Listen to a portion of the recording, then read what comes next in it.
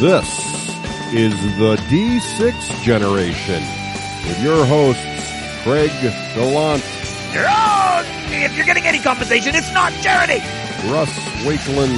You put me on a boat with frickin' dragons attacking me and whatnot? Now we're talking. And Dan Yarrington in the third chair. When I salute, I game salute. With contributions from Total Fangirl. Vampires do not sparkle. And our loyal listener. Are you crazy? That's like 400 hours of gamer nonsense. Welcome to another edition of Rapid Fire, the roundtable discussion of all things gaming. Coming out at the speed of a draconian ringer, sporting 3 speed training upgrades and a full sprint. Yeah. Today's edition is brought to you by Eclectic Gamer. They're looking for beta testers for a website that gives customized board game ratings. Check out eclectic-gamer.com/ratings. I'm Geekly McNerdigan, your host. Today our panelists are Russ, the Salem Warlocks Wakeland, and aspiring evil overlord of Gamerdom, Dan, the new Purgatory Demons Yarrington. Let's begin. Issue number 1. Sports, as a term, refers to all forms of usually competitive physical activity which, through casual or organized participation, aim to use, maintain, or improve physical ability and skills while providing entertainment to participants and, in some cases, spectators. Question. Zorkana is an ancient martial art often performed as a spectator sport in what region of the world? Rafael Rubelo Russ. I'm going to go with Brazil. Eduardo Dantas Dan. Waitonga, New Zealand. Oh, no. It was actually ancient Persian blood sport. I would have also accepted Iran, of course, in the interest of fairness, but that makes you both wrong. Issue number 2. In information science, a conceptualization is an abstract, simplified view of some selected part of the world containing the objects, concepts, and other entities that are presumed of interest for some particular purpose and the relationships between them. Question. Within information sciences, the problem of how to describe the conceptualization in terms that can encompass multiple ontologies. In other words, how can persons used in one ontology talk with other using a different ontology? What is that situation called? Realism Russ. In the room next door. Determinism Dan. I have no idea. No, that's a shame. That's racking them up. 2 wrongs. That's called the Tower of Babel problem. Come on, guys. Ontology? I mean, seriously, I thought that was a softball. Issue number 3. All gamers are familiar with the standard 6 polyhedral dice used most often in various role-playing game systems, including the D4, D6, D8, D10, D12, and D20. They are so familiar that their mere shapes conjure up fond memories of great victories and brutal, tragic total party wipes. Question. What is the year, rounded to the nearest century, of the first instance of one of these polyhedral dice, not including the D6, being used in a game? Rhombicosahedron Russ. I'm going to go with 10 BC. Dodecahedron Dan. 2000 BC. Oh, interesting. Interesting that you both were going in the same direction. Well, in fact, I would have accepted any century before 2600 BC, the date attributed to finding in Iraq a board game called The Royal Game of which was apparently a racing game using tetrahedral, that's D4 to you dilettantes, dice. So that makes you, unfortunately, both wrong. Wow. So close, really, when you think about the scale. Issue number 4. The term cheating is generally used to denote the breaking of rules to gain unfair advantage in a competitive situation. Oh, yeah. This broad definition includes acts of bribery, cronyism, sleaze, nepotism, conjuring lightning, illegal use of stim packs, feeding athletes booster brew, and even a celestial boot to the head. Question. In the 1986 FIFA Federation Internationale de Football Association quarterfinal game between Argentina and England, Argentine football legend Diego Maradona scored a goal by punching the ball past English goaltender Peter Shilton in a clear violation of the rules. When it became clear that the referees had not seen this violation, Maradona started yelling to his teammates that they needed to hug him or the officials would realize their mistake and call him for a foul. In the annals of football history, what is that goal known as to this day? Fernando Redondo Russ. The hug for a win goal. Edgar Davis Dan. Ninja punch attack. Oh, this one not even close. Sadly, that's a 4 for 4 for both of you. Wrong! wrong. The answer was the Hand of God goal. The Hand of God goal. That's it for now. Thanks for listening and good night.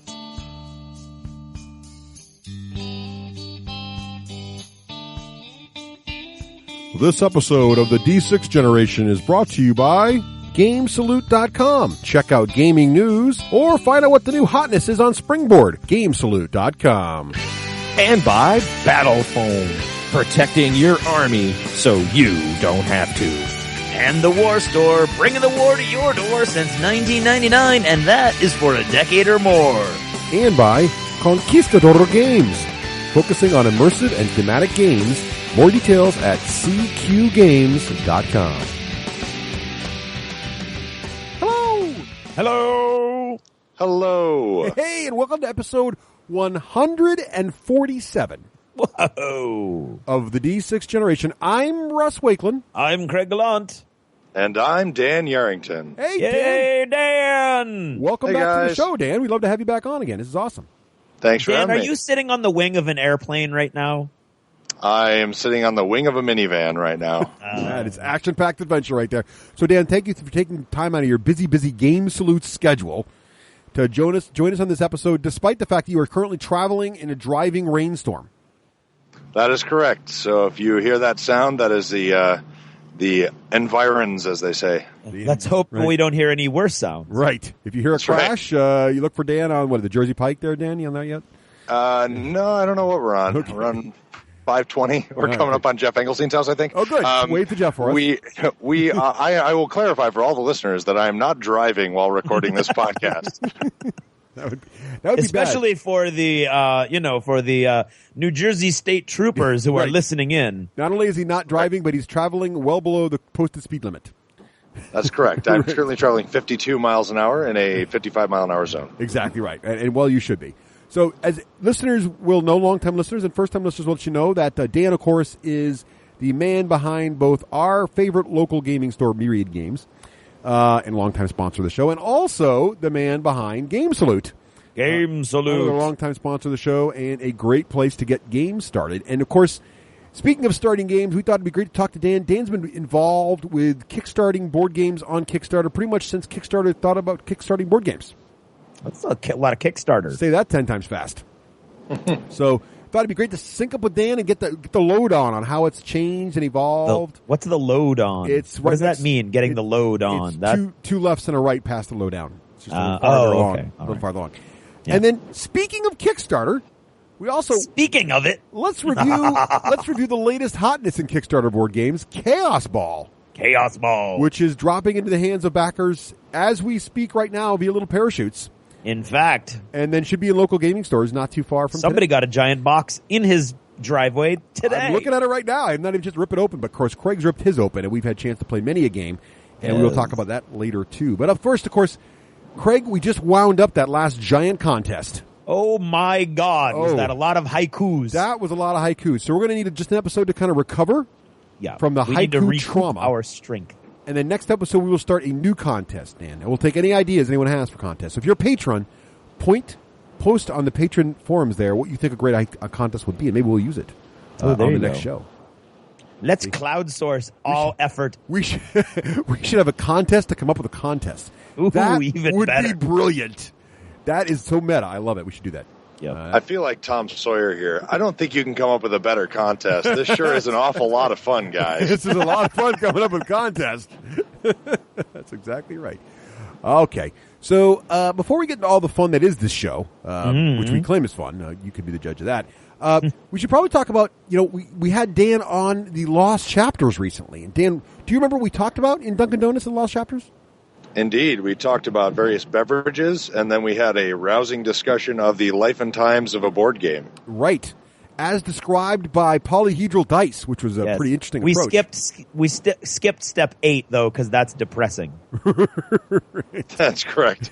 You'll have to tune in to find out what step What 8 is step 8? And you have to find out. So we talk about how board games go from concept to reality, all the various stages and the various pitfalls involved in right. all of them. So Any aspiring game designer should really pay the 99, what is it, 99, $2.99, $1.99, what is it? just join Patreon. $10, $15, whatever it is, $35. You really need to listen to that 45-minute segment. Exactly right. So, Craig, if they want to get involved in our Lost Chapters, the best way to do that is via Patreon. Now, how does someone become a Patreon contributor to the show? A patron, if you will, there's a bunch of different ways, really. A patron, if you will. You could go to our website, www.the d6generation.com, and you'll find a little icon that you can click, and it'll go right to our Patreon page. Or, of course, you can just go to patreon.com and search for the D6 Generation, and you'll see a giant Charlie the Cherub will poke right out at you. Uh-huh. And you can go there, you can click on that, you can listen or actually watch Russ and I talking on a video and learn why we don't vodcast. Right. and look at all your different options. And for giving us a little tip, a little extra, be part of the show. $2 a show, $4 a month. That roughly turns out to be 25 cents an hour, roughly. Cheap. Actually less than that, because you get the Lost Chapters. 2 more hours. You're free access to the Lost 10 Chapters. hours of entertainment a month. Well, I use the term entertainment loosely here. Yes. But 10 hours of gamer related content in some form. Not too horrible for only $4. So I don't even know how the math on that works, but it's pretty. And you know what? Actually, I want it. First of all, I mean, it's pretty crazy because we've been watching our totals go up a little bit every day, and we are currently at. We're almost at $300, guys, and that means that there's all kinds of stuff that we're able to do, and we're not, and we're not having to do. It's it's actually extremely humbling. So yes, thanks to you guys. Our last episode was chock full of those brand new bumpers from our friend the Cowboy Guy, and up next, if we can make it to $400, which we're getting closer to, that will allow us to go ahead and open the live interactive chat room when we record Achievements in Gaming, and we will then be able to. See you guys type text questions and text messages and interact with us while we actually record the show, which is very, very exciting. Yeah. So we're getting much closer. I kind of put that out there as like a really cool goal, but never really expected it to happen, at least not in the first 6 months to a year. But we are already dangerously close to this being a reality. So very exciting. Right. And we have our first $20 patron. Woohoo, we got to play a board game with that guy. So a super special shout out to Robert Oswald. Yes, thank you, who Robert. we will be playing a special game with him at Gen Con. Yeah, extended game, a long game. That's craziness. That's just crazy. Yeah, not one of those cheap fillers either. A real nice, long, meaty board game. Right. That's right. Right. So check it out. So all it takes, it's going to take 2 more of you guys jumping on to get us to $300, which of course has absolutely no significance whatsoever except in my OCD head, but still. So, all of that being said, now Craig, what is it time for now? Right about now, it's roughly time for Achievements in Gaming.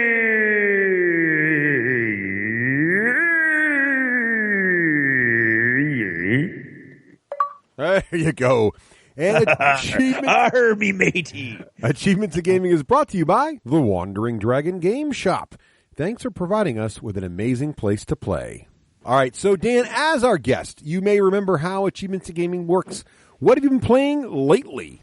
What have you been playing lately? Well, Dan. I've been playing not as many games as I'd like, but there were a few. Of course, we played Kaosball, getting ready for this, so I had a lot of fun playing with Craig's nicely painted figures, which is the only way that I play with figures, since I have no painting talent or time myself. I played Feed the Kitty with Logan. Oh, nice. Which is a good one from Game Right. Now, how old is Logan now, Dan? So listeners know how he is 4 years old, and Malcolm is 7 months old. So Malcolm is not playing any games yet. Right. Other than I like to eat and cry. He's actually much quieter than Logan was. That's but good. Logan is playing lots of games. We get new games every week. So. Oh, very nice. So that's awesome. So Feed the Kitty is a good one for the youngsters, if you will. Yep, that's from Game Right, and it's kind of like LCR. You're just rolling the dice, and then you have to either feed the kitty, give a mouse away, or you get to steal mice. There's all sorts of things. Like the best thing that can happen is that your kitty is sleeping, and basically nothing happens. So not the most intellectually engaging game, but he seems to like it. Also played Ruse, which is a new one from Game Salute that's set in the Gaslight Empire universe. It's sort of a deduction game where you're trying to pin things on the other players. So that one's a fun little card game. And I actually really like, there's a dice game that comes in that called Inspector Montgomery's Challenge, which is technically a solo game where you just try and score, but really you can play with any number of players because you just try and get the best score. Yeah. So that one I had a lot of fun with. Really nice dice in that. That turned out nice. Also played Alien Frontiers. 4th edition of that has come and gone. It's sold out. But I got to, seems like every edition I play that once or twice. So we played that a couple weeks ago. Now, I'm excited, Dan, for the rocket dice because these are the Kickstarter that gives you dice shaped like rockets for any use, but specifically for Alien Frontiers. Indeed, and actually, 4th edition has the board. It's double-sided, so you actually have spots on the board to hold the rocket-shaped dice. Yeah, which is awesome. So are those close? Because I know they ran into some cool challenges. Well, not cool challenges, but challenges around keeping them nice and strong, and you guys are really making sure that they're going to be really nice and usable. Right. And if you want more details on that making a custom-shaped die, go over to the Kickstarter page for Rocket Dice, and you will get your fill of the trials and tribulations of trying to get that done. We finally got the material took a lot. Like the first ones looked like bubble gum or gumdrops or something. Like it just didn't feel right. And they've been going back and forth on that for months and months and months and months. And we finally got the D6 mold done. So now they have to do the D8 and D10 and D12 and D20 and because it's all different shapes. Yeah. So that's where those are. But yeah, when those actually finally come out, those will be very cool. And there'll be a bunch of different colors for those too. So that'll be neat. And then the last game I played recently was A Duel Betwixt Us, which is old-timey, gentlemanly fighting. Mm-hmm. It's a game of modernly manners and fighting, and you actually build weapons out of cards. So, like, if you were to play a pickaxe, right, you would put one card horizontal, and then you would put two cards vertical underneath it to sort of form the pickaxe. Yeah. And then you attack other people. So... It's very old-timey, very cool. It's pretty light. It's not a super complex game, but that one we had a lot of fun with. And that, I think, is releasing in a couple months. I think it's due out to backers next month, maybe, and then it should be releasing in stores in the summertime. So I'm looking forward to that. Cool. Ooh. Sounds very nice.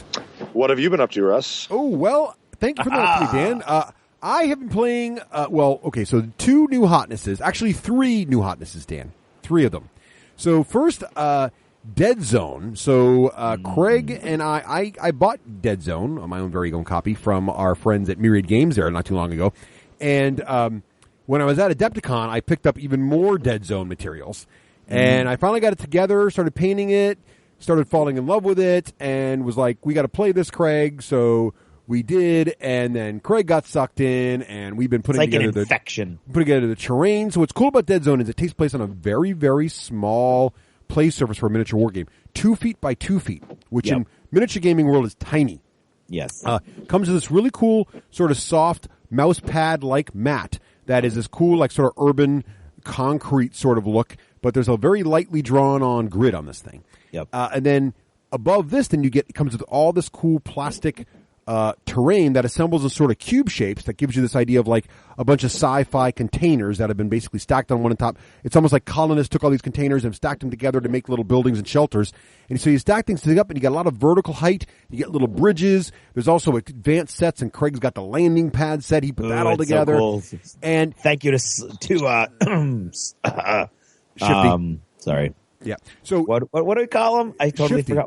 Shifty Willie. Shifty Will. So you get this whole vertical thing with these walkways, everything. Old school miniature war gamers remember the game Necromunda. It's got this sort of similar look, but with much better terrain because now it's all plastic. There's no cardboard. Then you have your little war bands, and currently there are like 4 factions. You got your orcs, you got your space orcs, you got your humans in power armor, you got your plague, which are basically your zombie plague-ridden mutant things, and you got your Craig's playing the Rebs, which are like a Rebel Alliance, a hybrid of many alien races coming together to fight the corporate overlords and everybody else. 2 more factions coming out. Anyway, we're going to do a big review of this game at some point. But we've been playing the heck out of this, having a blast with it. We played 3 games. I've lost twice, and in the third one, I will have what I would describe as a glorious victory. Oh my God, it was brutal. Over Craig. So really enjoying Dead Zone. So we'll talk more about it in the future. But this is my current favorite skirmish game at the moment. Yeah, of the month, if you will. Don't say that after I just spent all that money. It's awesome. Then at PAX East, our friends from Greater Than Games were there. The guys who make Sentinels of the Multiverse. And whilst they were there, they were selling their brand new game. which I knew they had a Kickstarter for, but I had not seen this brand new game. And this brand new game is called Galactic Strike Force. And the idea behind this game is that there is some form of giant evil alien fleet invading the space sector where you live. And this alien fleet is led, or actually is preluding, the arrival of a giant alien flagship who will wipe out the sector. And unfortunately, there is no, Space Force. There's no superhero ships. There's no good guys. There's no defense unit. All they've got is whoever's willing to volunteer to try to stop these people, which turns out to be smugglers, pirates, merchants, anybody who will basically stand up to these guys. So what ends up happening is players, it's a co-op game, and the alien invading fleet, and along with the alien flagship, is played by the game, just like Sentinels of the Multiverse, where the game plays the main villain. And everybody else the players all play these ragtag bunch of spaceships. And each player has a spaceship. And what's cool about it is there's kind of this deck building element where you're actually building the components of your ships. You're locking in new weaponry. You're locking in defense systems. You're locking in other gizmos. And then you do battle with various things that attack the sector. And what's kind of cool about it is that as things attack, other cards trigger other events, and you're trying to stop them, and all of a sudden there's a blockade on the planet, and you kick it away, and all these cool things, and you're trying to get the guys dead before the main flagship comes, and if you don't, then you got to fight the main flagship, which is really, really tough. Really neat game, and really enjoying it. I played with my brother, 3-player with my brother, my wife, and myself several times over the past weekend. We had a blast with it. Really, really enjoyed it. And, of course, I got some extra bling for it. They have a miniatures pack, which I picked up at PAX as well. Really liking it. A little tip, too, if you want to get extra ambiance in this game, play it on top of a Starfield mat. So I happen to have the X-Wing mat from Gale Force 9. I put that down first. And so we're playing on top of stars. It was kind of cool. So Galactic Strike Force, really impressed. If you like Sentinels of the Multiverse, you will like this game, but it's different enough to it doesn't feel like Sentinels. You can see the inspiration. You can see some of the shared mechanics, but it doesn't feel like Galactic Sentinels reskinned at all. And then finally, I've been playing lots of Kaosball. Craig got his Kaosball order first. I was very jealous. Yay! But I was not jealous because Craig painted pretty much all his dudes. How many teams are painted? Not all of them. How many teams are painted out, Craig? I'll talk about it when it's my turn to talk. Okay, fine. Lots of teams are painted, so Craig brought it in, and we were having a blast with Kaosball, and more about that later this episode because we'll be reviewing it. So that's my achievements. Craig, how about you? Let's see. Well, I played pretty much all of the games you just talked about. So, Kaosball times 3. There was two 2-player games and then one mad 3-player game. And I think this may be my favorite 3-player game ever as far as little miniature tactical games go for what it does to you. And all of a sudden, it just doesn't matter that you're the guy in the middle. It matters that you're the guy with the ball, and then everybody's getting crushed. Lots of dead zone, as Russ said. Absolutely loving that game. Really, really enjoying it a lot. I would say I have not been this excited about a miniatures game since Dust. And I would also like to say I'm still excited about Dust. Yes. And I have great hope for Dust in the not so distant future when they come out with another faction. Yeah. So we've made this claim before that the number of factions is key. And one of the things that got me wrapped around Dead Zone was when I talked to Mantic at Adepticon, I had only seen the box at Myriad, which had the 2 factions in it. So I had followed and you looked at it like a board game and hadn't even really opened it. And I picked it up and I was like looking at it, and I was but I was distracted by some other miniature work I was doing. I was trying to get it done. But then when I went to Adepticon, he's like, "Oh, we've got 2 more factions here," and he showed me orcs, which was all he had to show me. I was sold at orcs. But then he said, "Oh, and by the way, did you know in June there's basically I forgot what they're called, but they're basically space elves and the Forge Fathers, which are basically space dwarves, squats." Also, so all of a sudden in June there's going to be 6 factions. Yeah. Did you hear that, Battlefront? 6 factions. And that was what's so mixed. I'm like, look at the variety here, and they've also got a lot of depth inside each faction as well. Right. Well, it's the most depth I've ever seen faction-wise because it goes across the board. Your missions are all different. Yeah. Your models are all different. Their stats are all different. Their special abilities. And yet at the same time, it doesn't infinity itself by everybody having their own unique special abilities that nobody else has. And everybody's sort of gathering their special abilities from the same group of common abilities, but the different combinations make them play totally differently. They're different strengths and weaknesses, but their missions play to their abilities. So it's not like you're playing Space Marines and you've only got 5 guys, but you've got the same mission that the guy with 30 Imperial Guard has. all of a sudden your missions are very specific to what your strike force would literally be trying to do, and sort of tailored to the fact that you only have 5 guys, but they're super powerful guys. Right. I mean, it's really crazy. The depth is awesome. Kaosball, we just said Dead Zone. Like I said, I went out and I got the latest copy of Timeline, the cool little card game where you try to line everything up in chronological order. Cause, I think it's a great little filler game, and each game only takes like 10 or 15 minutes.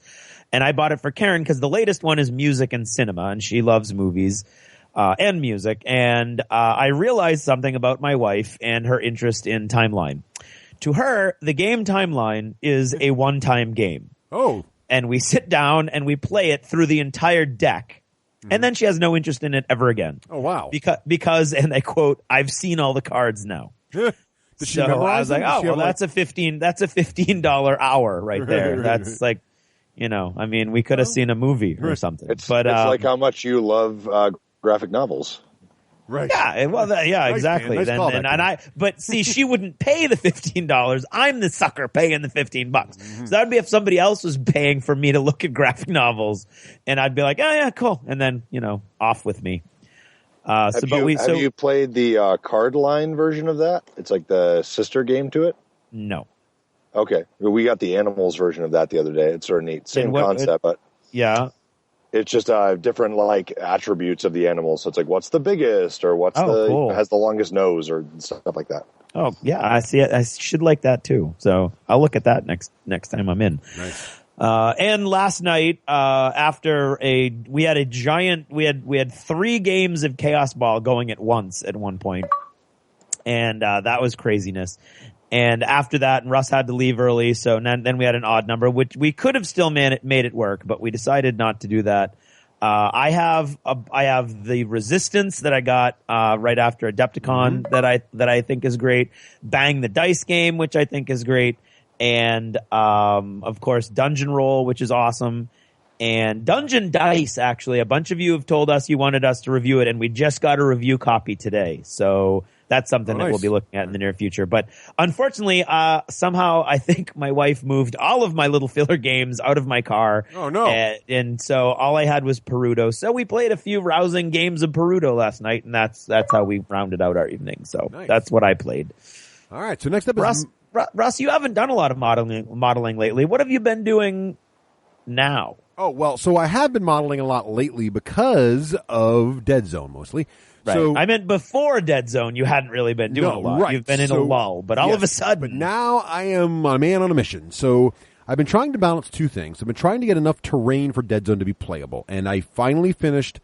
So 2 techniques I did. So Dead Zone, the game, comes with a huge number of sprues. 10 sprues, Craig, I feel like, of terrain. Feels like that many. It's a lot. Maybe it's 8. It's quite a few sprues of terrain. So, and each sprue's got these large, like 2x2 plastic squares that different shapes that snap together. These cool little connectors that make little buildings. So the first set I primed them all black, all on the sprue. Didn't clip them off. Primed all the sprues black, then dry brushed them all with sort of a light gray color, and gave them sort of that sort of metallic, sort of dark metal look, and did that, and then built out a bunch of terrain, and that was everything that came in the starter box pretty much. So that gives you a lightly terrained play surface, which is the minimum you can really have on the board to enjoy the game. But you still want more. You want it to go higher. You want it to feel fuller. The game really shines with more. So when I was at Adepticon, they were having a very good deal on these boxes of terrain they sold, which you buy 2, you get 1 free. And one of our listeners was kind enough to buy one, so I got my second one free. And these are basically a box full of the exact same terrain that comes in the game box. And now so I got 2 more. So I basically tripled the amount of terrain I own for Dead Zone. It's 11 sprues, Thank by you. the way. 11 sprues, right. So now I've got 33 sprues of terrain. So the first set is all painted black. The second set I primed. I went to the hardware store and got a spray can of blue spray paint and primed all that blue, and then dry brushed that with a light blue and gave it sort of this blue steel look, and put that all together in more of a bunker mode. And so I had that all set up on the table thinking that looked pretty good.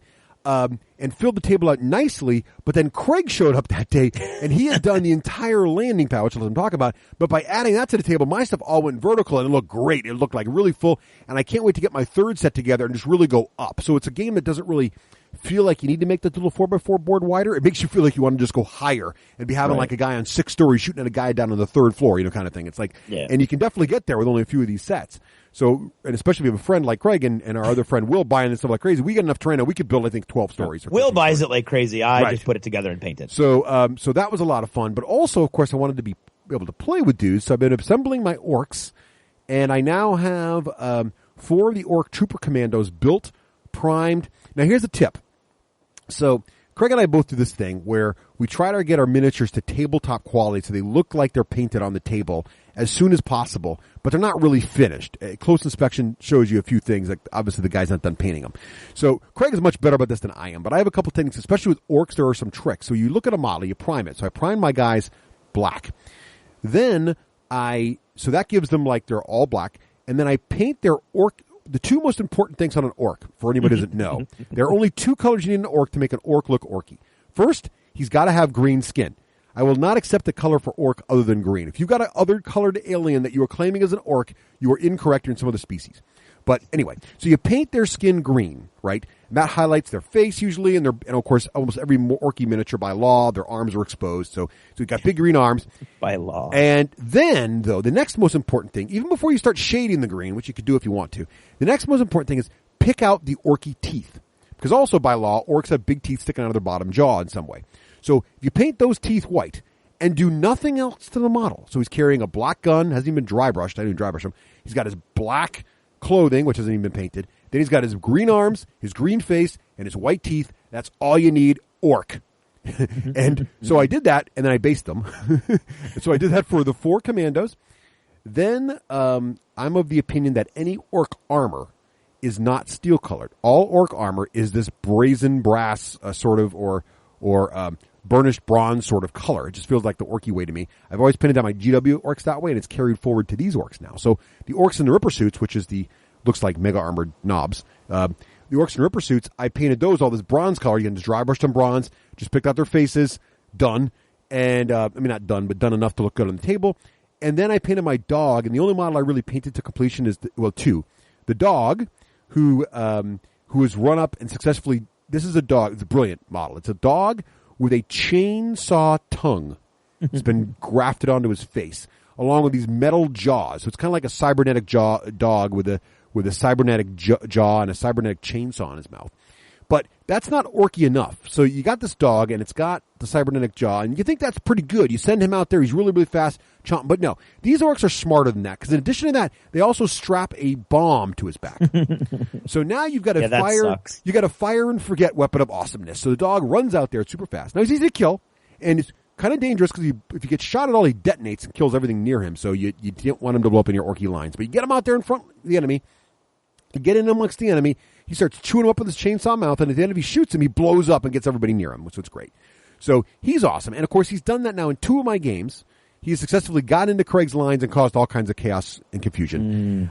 So I had to paint him up because he's been doing very, very well. So he's all painted up. And then the other orc I painted up is the Hulk, he called a Hulk, but he's actually giant. He's the biggest orc they make, and he's in this super armored suit, and he's carrying this giant laser weapon that is actually the gun from a tank that he's ripped off and is carrying around. And so I painted him up pretty far along as well, because he represents Tiny, who's a character from my old 40K army that's now transitioned into the Dead Zone universe. So got a lot of work done on those guys. I still have a lot more work to do, but I want to get them to a point where I'm going to kind of cheat and move on to Plague next and get the Plague done. So I have 2 factions that folks can jump in and play with me. But also Craig and I are going to try out the Nexus Psi campaign, which is a 2-player campaign where 1 player must play Plague. So I'm going to try to get my Plague done. I think Craig's thinking about doing the Enforcers for that one. I am thinking that, yeah. So, I'll take a couple of achievements. That was a lot. That was a lot of modeling for me. For me, that is. So, Dan, I'm sure you've been painting up as much stuff as I have been. Well, I saw modeling in this list here, and I said, well, I modeled a nice pair of Wrangler jeans, and that's about it. Is that a new line for you? Is that the new Kickstarter? Dan's modeling career? That's right. Yeah, I don't think so. Nice. Not breaking out of that. Okay. So, Craig, what have you been modeling? Oh, well, it's funny you should mention that. So I just got off my vacation, and for some reason this year, my school and approximately 10% of the other schools in New Hampshire had a different vacation than everybody else. So nobody was around, and I worked a lot on my writing during the day, and then at night, Karen was great about letting me get a lot of modeling done. So I finished an entire Rebel Strike Force. Let me just say right here that what you're about to hear is insane, and no mortal creature should be able to paint this many models in a week. Okay? Yeah, it was kind of crazy. Just understand that everything Craig's about to list here, everything was painted in a week. Okay? Roughly a week. I mean, the Rebs were started before this. But yeah, then what, a day before? So it was painted, what, in 8 days? Yeah, Seriously? Anyway. All right, here we go. So a full strike force for Dead Zone. I've got one Rebel Commander. She's a woman with a sniper rifle. She's really cool. One Rebel Territon, which is actually a giant turtle mutant. Well, he's not a mutant. Teleporting. But he's a giant teleporting turtle alien that Russ just calls the Turtle. Very annoying. Very, very annoying. 2 Reb Indige. And the Indige are alien. They look kind of like monkeys. They're really awesome. They're like a monkey puma crossbreed. 2 Rebel humans with rifles. 1 Rebel Sorak, which is that guy from the pod race in Phantom Menace? In Phantom Menace that walks on his hands. Right. That guy, yeah. He's and carries a gun around with his feet. Yes. Yep. So I haven't seen anywhere that. What is that guy called? I can't remember. But Cole, is it a Grogan or something? But anyway, it's not that because I just a Grogan is a real something else. I have a Rebel Grogan with a Desolator, which is basically a giant laser cannon. A Rebel Grogan with an Onslaught cannon, which is an awesome looking rotary cannon. 2 Rebel Survey drones, which are kick ass in the game. There's like just little drones that zip around the game. 2 Z Scavengers, which are tiny little Jawa looking guys. 1 Craw Warrior, which is a giant winged guy. A TK-0 firing team, which is a brutal missile launcher. A human woman firing the missile launcher, and a giant hammerhead shark alien guy as a loader. Nice. And so those are all of the Rebs that I painted. And I painted them all up completely. So they're all painted. Their clothing is painted. There's camo. Right. Because they're sort of like a ragtag force, they're not uniform. So some of them have different camo patterns on their pants. And all of their armor is, you can tell it was at one point all the same color, but it's mostly been scraped off now. And it's looking a little rough and edgy. Okay, so just for the record here, everyone, that is 17 models. Completed to completion with basing. Yeah. Yes. But that's not all. That's not all. Yeah. But I do have this just in, my wife, Total Fangirl, tells me that the pod racer in question you're referring to is Sebulba. Sebulba, that's right. Yes. What's his race, though? Does she know that? You know the race? She is the resident Star Wars expert. What's the race on that? She may be using Google for this, so she might be cheating. Really? You didn't need to. He's a Doug. A dog. See, yes. I knew it was something. She found it pretty quick though, so she's clearly no, that's very good. Yeah. Right. Okay. So the Rebel Sorak is a Doug, just like Sebulba. All right, there we go. The head doesn't look exactly the same, but you get the idea because he's walking around on his hands. Right. Okay, so I've had these 5 awesome futuristic cars that I got back when I still thought in some weird way I was going to play Infinity. From Antennasetti's workshop that I've talked about. I finally got around to painting them. I painted the cop car, and then I painted the 2 hover cars, and I painted the 2 other bubble future cars. So now we have 5 futuristic cars to put in the game. And you can use the buildings, you really need to have the cube buildings. But as far as scatter terrain and stuff like that, you can use anything, and there's all kinds of really cool stuff. We're still using all the Sedition Wars stuff from the upgrade pack that they sell. So that was awesome. And of course, I wanted to get some Kaosball teams painted. All right. So now we've got 17 models painted completion for Rebs and 5 cars, which by the way, there are pictures of the Dead Zone terrain, Craig's models, some of my models, as well as the cars. And the most asked question we get about these pictures on Facebook and Twitter is, where do you get those cars from? Where do those cars come from? So the links are both those places, and we'll put them in the show notes as well. Yeah. Okay, so here's the deal with Kaosball. Each team comes with 13 models. Right. And so people are like, oh my God, 13 models, I'll never be able to paint those. The thing is, you can only ever field 5 guys at a time, and they have to be the exact same makeup. You have to have 2 bruisers and 3 runners, and you can switch in a ringer, which of course we'll talk about later in the show. But you only need 5 painted guys. Only so 5, I'm not painting 13 guys per team. No, that'd be crazy talk. Okay, that'd be ridiculous. Right. So I painted first to completion, including basing them and everything. I painted the 8 ringers that come in the box, and that's a giant dragon, and he's cool. A zombie, he's a zombie football player. Basically, he's awesome. There's a bunch of them. They're awesome. They look really cool. There's a ghost. He's really cool too. Anyway, and the 5 teams out of the 18 teams that I got, 18 teams, people. I got the whole thing. Yeah. I first started with the demons, the paragons, who are the angels, Valkyries. Yep, they're awesome. Lycanthropes, those are the werewolves. Yep. And zombies. Okay, so you can't go wrong with any of that. That's awesome. Let me just pause you here. So, Yeah. in addition to the 17 models for Dead Zone, and the 5 cars, Right. you've now painted to completion 8 ringers. So Yes. now we're at 23. Then Okay. you painted the 5 more teams to completion.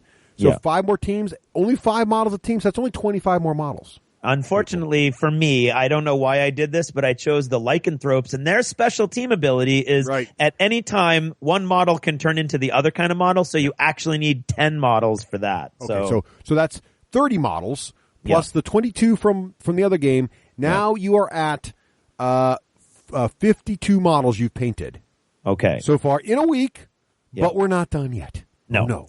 That'd be just anybody could do 52 models in a week. Come on. That's well, okay. So keep going. If you say so. So, having finished those teams, I wanted to get another 5 teams done. Right.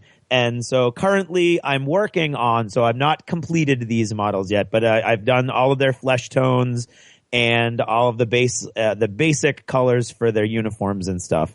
And that is the Amazons, the Pirates, the Warlocks, the Clockworks, those are the cool steampunk guys, and the Cowboys. So wait, that's another 5 teams. So that's 25 more models. Not completed, but still nice work. They look good on the table.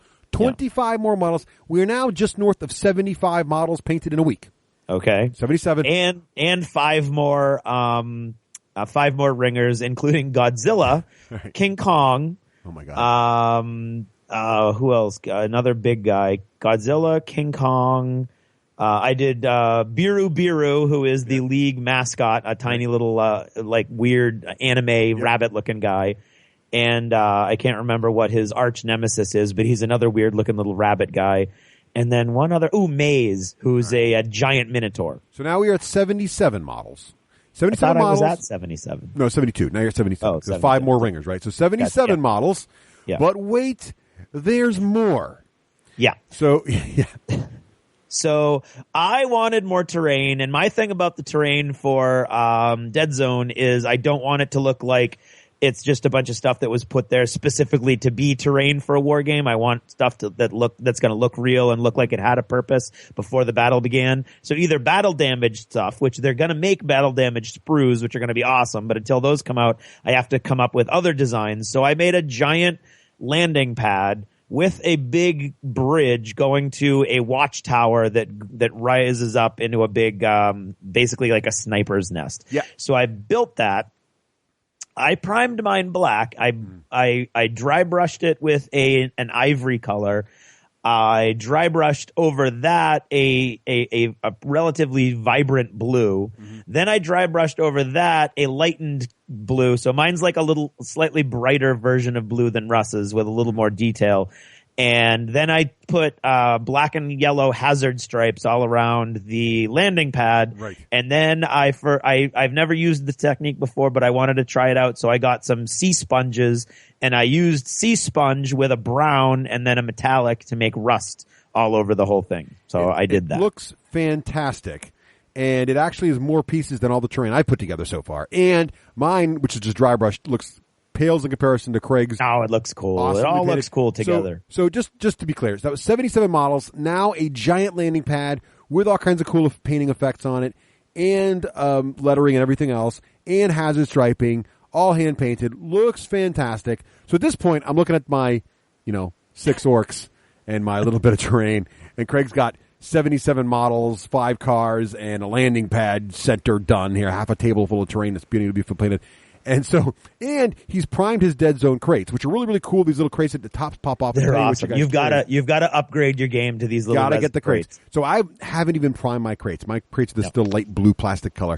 Yep. And so Craig's got them primed there. And I'm just feeling so guilty. I'm like, Craig, I'll help you paint your crates.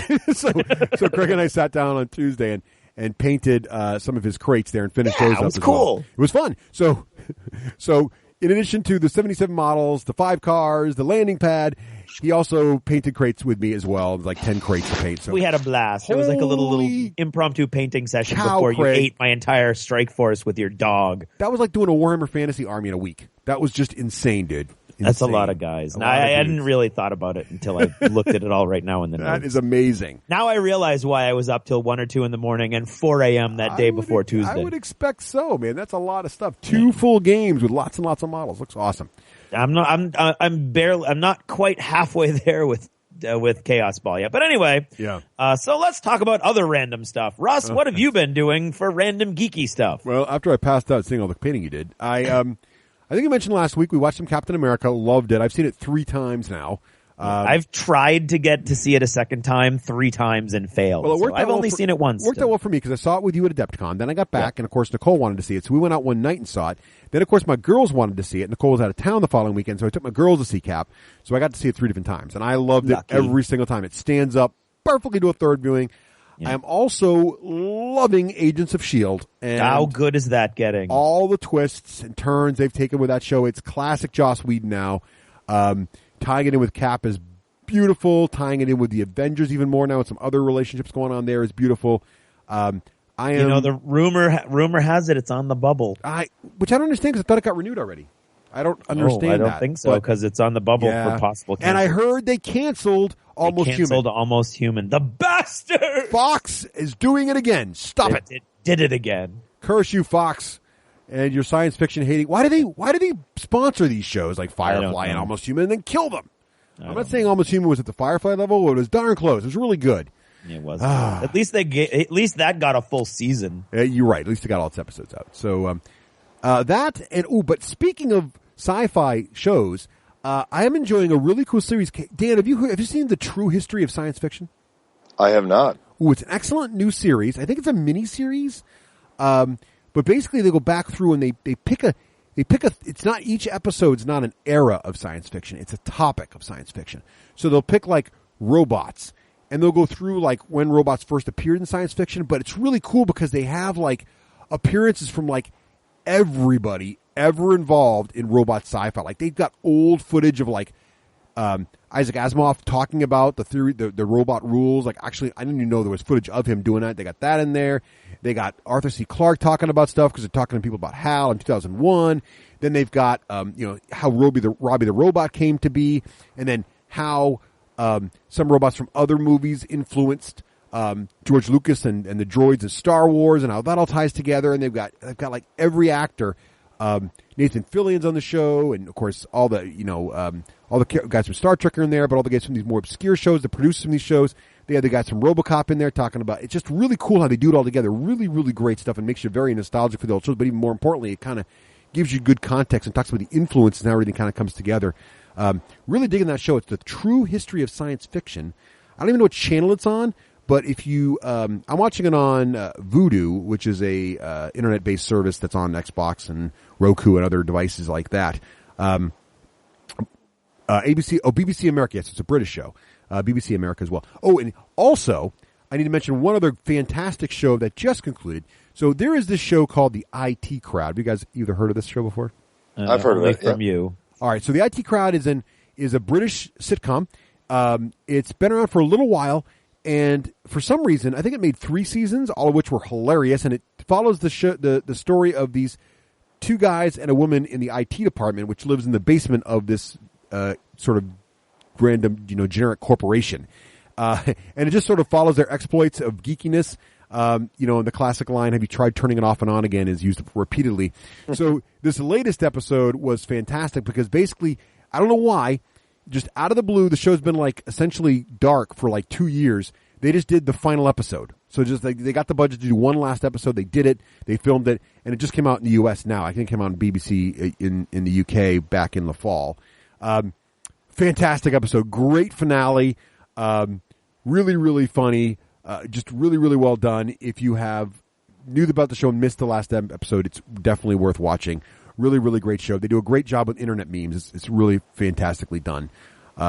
So check that out. Oh, and Nicole's telling me what I have to tell everybody I did. So there is a theme in the show about how effective, how empowering women's trousers are.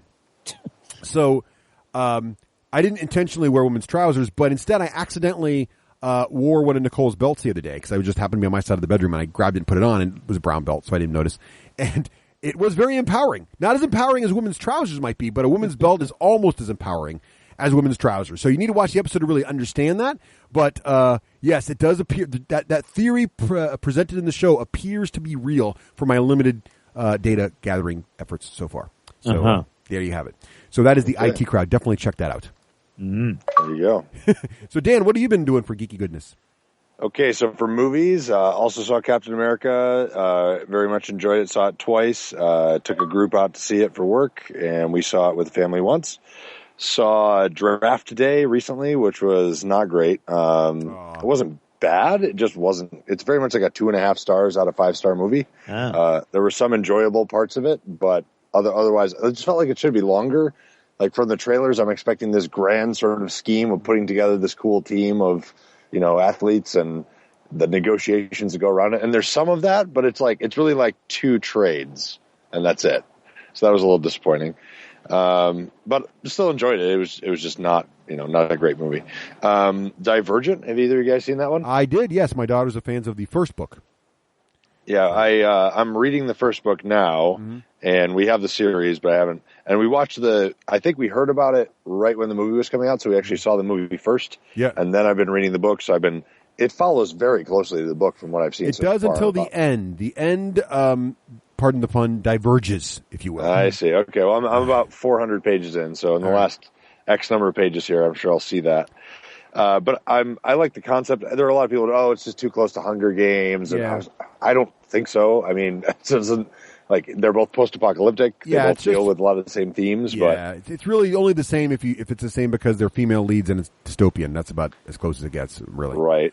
So I thought that one was underrated from the ratings I saw for it. It was like a 40%. I was like, this is at least like a 60%. It seemed like it wasn't great. It wasn't like Hunger Games, Catching Fire, 90%, that sort of thing. But it definitely seemed like it was an enjoyable movie. So yeah, we did not like neither my daughters nor myself liked the second book as much as the first book.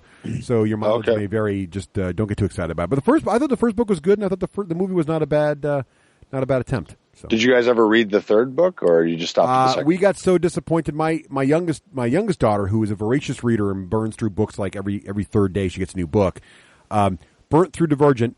Then she got Insurgent and she was literally only 25 pages from the end, and she just stopped, which she never does. Oh, wow. So I did make it to the end, but I was on Audible, so I kind of soldiered through it. But yeah, it wasn't great. I didn't love the second book, so. Well, I'm a completist, so I'll let you know how the third book is. I think I'm going to get the third one anyway just to do it, but I'm not. Yeah, I don't know how can you, unless it sucks, how can you not? It doesn't suck. I'll have to get it, but I'm just not looking for, it's like I want to take a break. It's not like kind of keeps you in it, Mm-hmm. So. And then speaking of stopping things, I watched Nonstop with Liam Neeson. Yeah, well done. Was it good?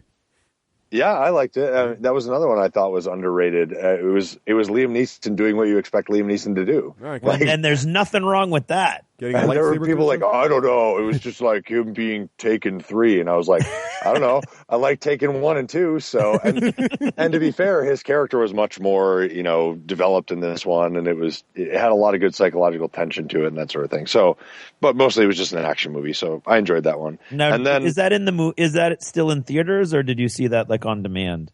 I saw it in theaters. It was maybe a month or so ago. Because I wanted to see it, but I didn't have. I never made it work, so I'll be looking for it when it comes out on demand. It's in that theater up in Hooksett, like the. Oh, that's right. Run. That's right. Yeah, that's a good place. I see a lot of movies up there. Yeah, like the $3 theater or whatever. Yep, exactly. Once you go to a business plan that cannot last more than 3 years, but I am going to watch a lot of movies till it fails. There you go. And then I also watched Grand Budapest Hotel, which I'm a big fan of Wes Anderson anyway, and I I really like that movie. So, well, you would if you were a big fan of his, because it was pretty much the blueprint of his movies. Right. Yeah. And it was, I was listening to a Slate spoiler special discussion of it, and they were divergent. It was 4 people, and they were split into 2 groups. The people were like, "Oh, this movie's so bad," and they're like, "Do you like Wes Anderson?" They're like, "No." They're like, "Well, of course you won't like it. Like, it's prototypical Wes Anderson." Right. And I've never seen anything by him before. My wife claims I have, but I don't believe that she is correct. I've seen previews and been interested, and so this was the first for me. And then I went afterwards. I was like, I need to look this guy up and see what's going on. I thought it was clever. It was funny. It was touching at moments. And then the end for me, which I guess is stereotypical of him, basically just undoes the whole thing, and it's just all silly and meaningless. So to me, that was like if this is your thing, then I think your thing is to ruin your own things. But that was just me. But my wife and I both had the exact same. I mean, there were some really, really funny moments. What should we do when we catch him? He's a psychotic killer. Stop. Yeah, there's a lot of great. That's what I love him for. I love ridiculousness in all things, and that his movies really do that. So very stylized, not realistic acting techniques, and like I said, I enjoyed it right up until the end, but then the end kind of like swept the rug out from under me in a way that was very underwhelming. So it wasn't even like, like I was like, oh my God, that's not the ending I expected. It was more like, oh, that was the ending. Yeah, that's pretty much Wes Anderson. So well, there you go. Like that, but I mean, he did Fantastic Mr. Fox. He did Moonrise Kingdom, Rushmore way back in the day. So I think that it was a really rollicking, fun, good time. So if you go in expecting that, then that's what you get. There's that stop motion animation sequence where they do the skiing. Yeah. That's all ridiculous. So, and lots of good actors in it too. Like lots of really good actors doing hilarious stuff. So, like you say, a rollicking good time right up to the last 5 minutes. Yeah, I don't really remember the last 5 minutes, but that's pretty much what I expect of Wes Anderson movies. Oh, yeah. But anyway, so I just ignore that. So, shows. We hadn't finished watching Walking Dead this last season, so I'm finishing watching that. Just got a couple episodes left for that. Game of Thrones we're all caught up to date. We've been watching on Netflix Jericho. Did you guys ever watch that show? I watched it briefly and couldn't get into it. You liking that? I like it a lot. It was very much a cult thing. It went in like 1.5 seasons. Yeah, right. And it's basically post-apocalyptic, post-nuclear blast. Back in, it must have been in the 2000s that it was on. Yeah, right. Yeah. So I've been enjoying that. Sarah and I have been watching through that. And then for lighter things, because it seems like we always sit down, we put the kids to bed, do dinner, et cetera, et cetera. We're always exhausted from the day. And then we're like, okay, so what do you want to watch tonight? You want to watch zombies ripping people apart? Do you want to watch Game of Thrones where they're ripping people apart? Do you want to, there's all these serious, hour-long shows that we watch? Where it gets to the point where we're like, hey, you want to watch Downton Abbey? Because that seems kind of light in comparison. Downton Abbey's light. That's awesome. We're still watching that, but then for I just need a light sort of popcorn show that I can watch in 20, 30 minutes. So I've been rewatching Frasier, which I never really loved watched. Frasier. Frasier was awesome. Yeah. So I was a rabid fan when Frasier was on.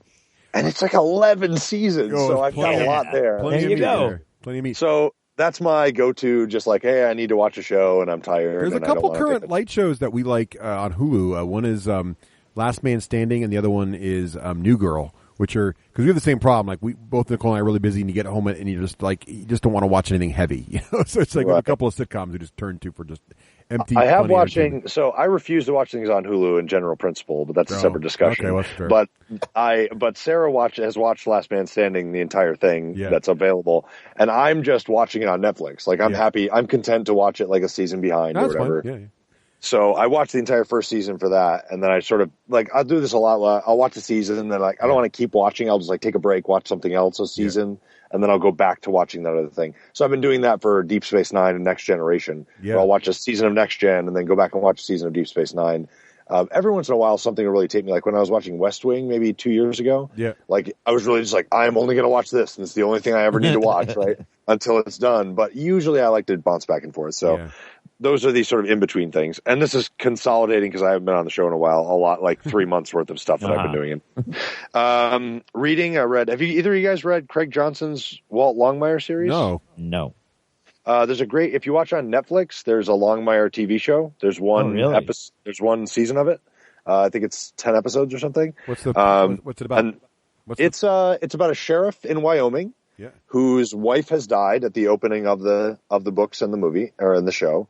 And he's basically just like a really gruff guy who like everybody kind of likes. Very different portrayal in the books and the show. Not like character, like nothing really changes, just like his tone is different. He's much more sardonic in the written work.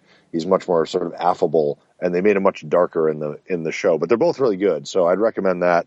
If you like, I watched the show first, and then I was like, this sounds really interesting. I'm going to go read the first book, and there's like 8 books or something, but they're basically Western crime, thrillers, that sort of thing. So it's cool. Add that to my mysteries. list. So that was a lot of fun. And I have the first like 3 in the series. I've read the first one, and I'm on to the next one. And then Elmore Leonard, you guys know him from Fire in the Hole, Justified, the TV show. Yep.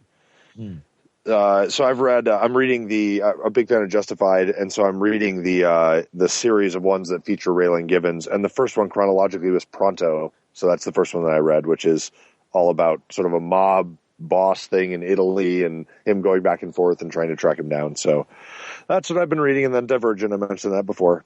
And for video games real quick, I finished Paper Mario Sticker Star finally on 3DS. I've been enjoying that one. I really love the Paper Mario series, all the way from back with Super Nintendo Super Mario RPG, and then up to the Super Paper Mario, and then Paper Mario Thousand Year Door. And so I finished that one. That's like a 40-hour game. So that, for me, that's a big time investment. That is a lot. Yeah, right. Back in the day, you do a 60-hour RPG, no problem, right? Final Fantasy or something. But now it's like 40 hours. It's like, when is this game going to be over? 2 months, right? So, and I want to finish it because I have so many games where I play it, and I just don't have time to play games for a long time anymore. So then I just never finish it. So it was good. Like, I finally finished a game. Yay. Like the first one in like 4 years that I've actually finished. And then I played Zelda: A Link Between Worlds. I actually got the Zelda custom gold 3DS XL, which is super limited, and it came with A Link Between Worlds, and that's basically why I bought a 3DS.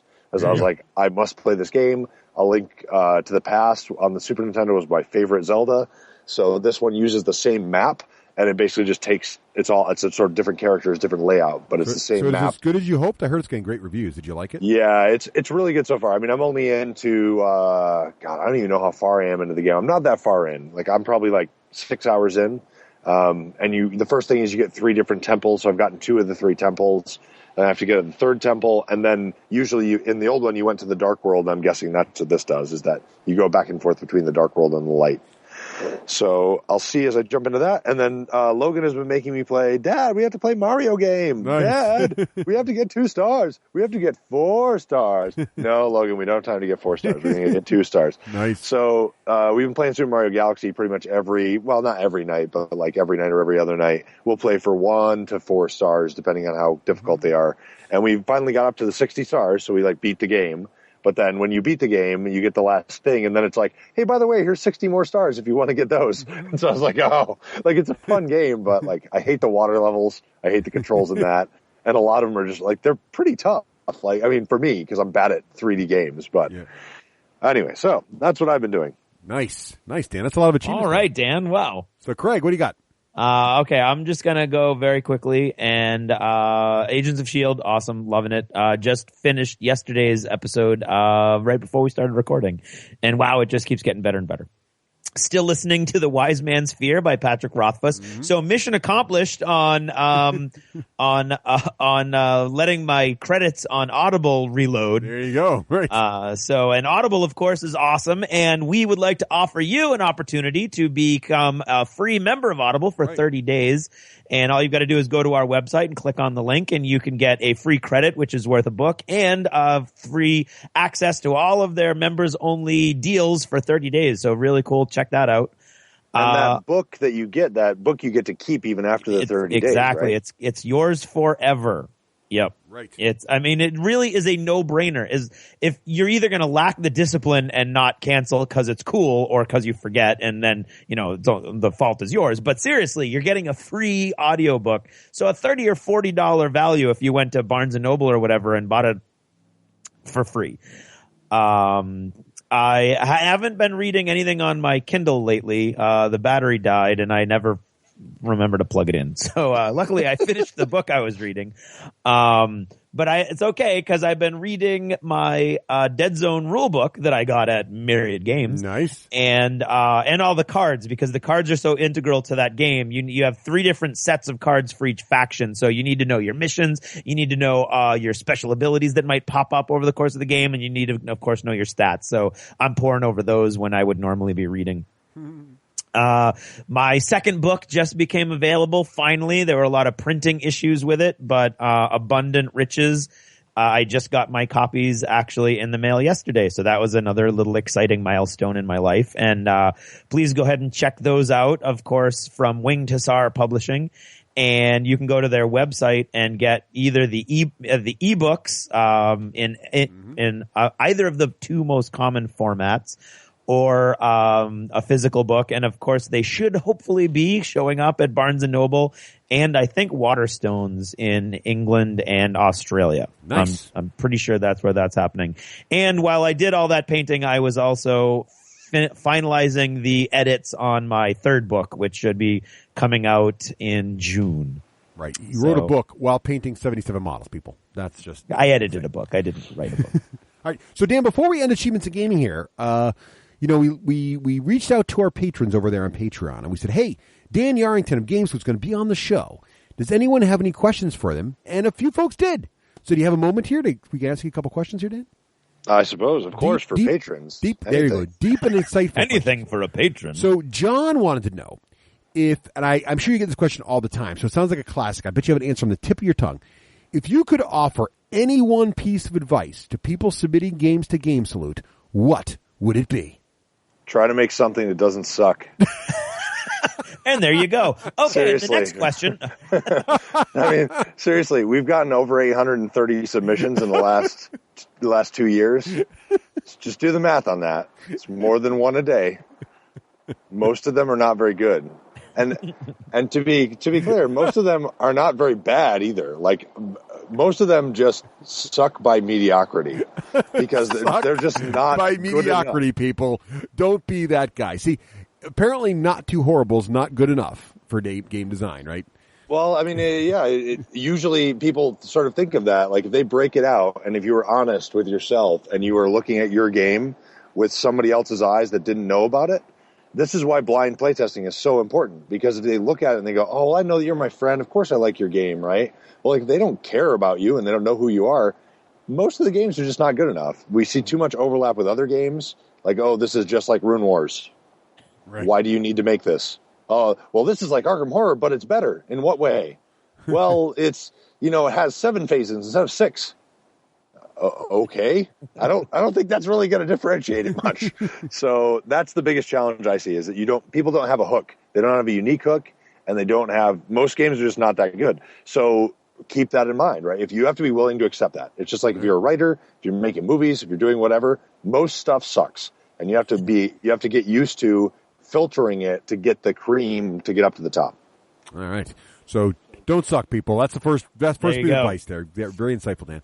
So then, Craig, Phil's got a question. You want to read Phil's question? Yes, and I will read it in Phil's accent, or as I imagine Phil's accent to be, which on Sunday we will actually know for real. But right. I get why no, just kidding.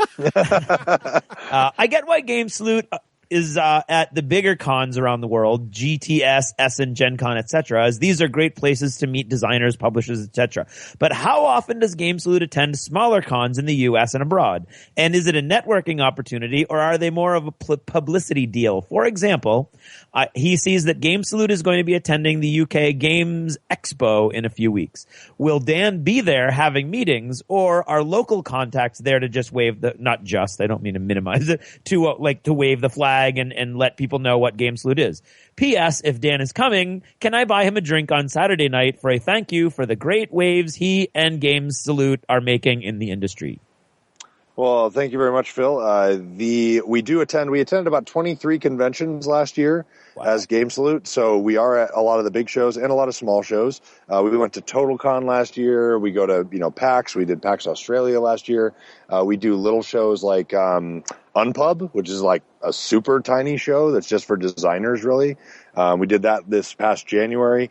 This year we're doing fewer than 23 because that's just honestly crazy. So I think we're doing like 16 this year. So it's still more than one a month. And as we have a new baby now and I've gotten more and more busy with things, I am not attending as many shows. I'm probably going to be at about 10 this year. So I will be at the big shows like Gamma Trade Show, Essen, Gen Con. I was at Nuremberg. I was at PAX East because that's local to us. So I will not be attending. We won't be at Origins this year. I will not personally be attending UK Games Expo, but Michael Fox, who works for us over there in the UK, he works for us. He will be there, so I will, with your permission, pass your offered drink off to him on Saturday night, because he does a great job handling all our customer service and talking to people on BGG, answering questions, just sort of wrangling folks and getting the answers, because we're a much bigger company than we were a couple years ago, and so he's sort of our ombudsman, if you will, who goes out and gets the answers from the people in our team and then relays them out to folks. So he will be there showing off games, just playing games, and then just visiting with them. As far as meetings at shows, I typically need to schedule those in advance because at Gen Con last year, and this is when we were still a smaller company, I had meetings every half hour throughout the entire show for 4 days. Wow, that was fun, I bet. You can email just salute@gamesalute.com. If you're going to be at a specific show and you want to meet with somebody, it is a good idea to do that. If you walk by, we're always happy to talk to everybody, but if you haven't made an appointment and we just don't have time, we just don't have time, so we'll always try and make time, but you may end up waiting a while if you haven't scheduled an appointment. UK Games Expo, from what I understand, I haven't been there. Michael's been there before, but it's relatively laid back, so that might be a good opportunity to chat with him. Michael's in on all the projects that we're doing and all that stuff, so he's happy to talk with you about that. But if you ever want to talk to me directly, just email salute@gamesalute.com. That goes to our main office, and then they'll get that message to me. Cool. So one last question, Dan, here, and then we'll wrap up achievements. So Adam wants to know, one thing he's been wondering about Kickstarter, he's noticed that some companies are using Kickstarter as essentially a pre-order system. The one he's thinking of particularly is Zombicide Season 2, for example. And he's divided Kickstarters now into two broad categories, ones that are just pre-orders and the others where he feels like he's actually supporting a new endeavor. When it's actually new, he has to understand that he's not going to get as much as he would from an established company. So he wants to know, Dan, what your thoughts are on that kind of a thing, and does he think it's hurting the industry, or is it giving new developers a higher standard to reach? I'm pretty sure we have an entire segment about this coming up. I think we do. So, Dan, Adam, hang on for that. And stay tuned. When you hear us talk about the Evolution of Kickstarter, we basically answer this exact question for you mere moments away from now. The D6 generation. Not as smart as Yoda, but not as dumb as Jar Jar Binks. Wise, the announcer is. Hello. Hey, welcome back. And now we want to talk a little bit about our friends over at Battle Foam. That was loud. It was. Our friends at Battle Foam always introducing new ways to keep your armies and miniatures and hard-won miniatures safe, whether they're miniatures that you personally paint up and collect or miniatures that you don't have to paint because they come pre-assembled, pre-painted, but they're so delicate. Doesn't matter. They'll protect anything. X-Wing, right? This is a game with, model quality, almost like movie studio quality, little X-Wings with those little thin lasers, and you're like, how am I going to transfer these and not break them? Well, Battle Foam's got fantastic foam, including brand new foam that is cut so you can actually put not only those X-Wings and those TIE Fighters and those Y-Wings in there, but you can also put in the new large mega transports and the Millennium Falcon, and other things can also fit right in the trays as well. So great way to keep your ships safe and all kinds of cool stuff can go in there now. Awesome stuff. They've also got fantastic bags, not just foam.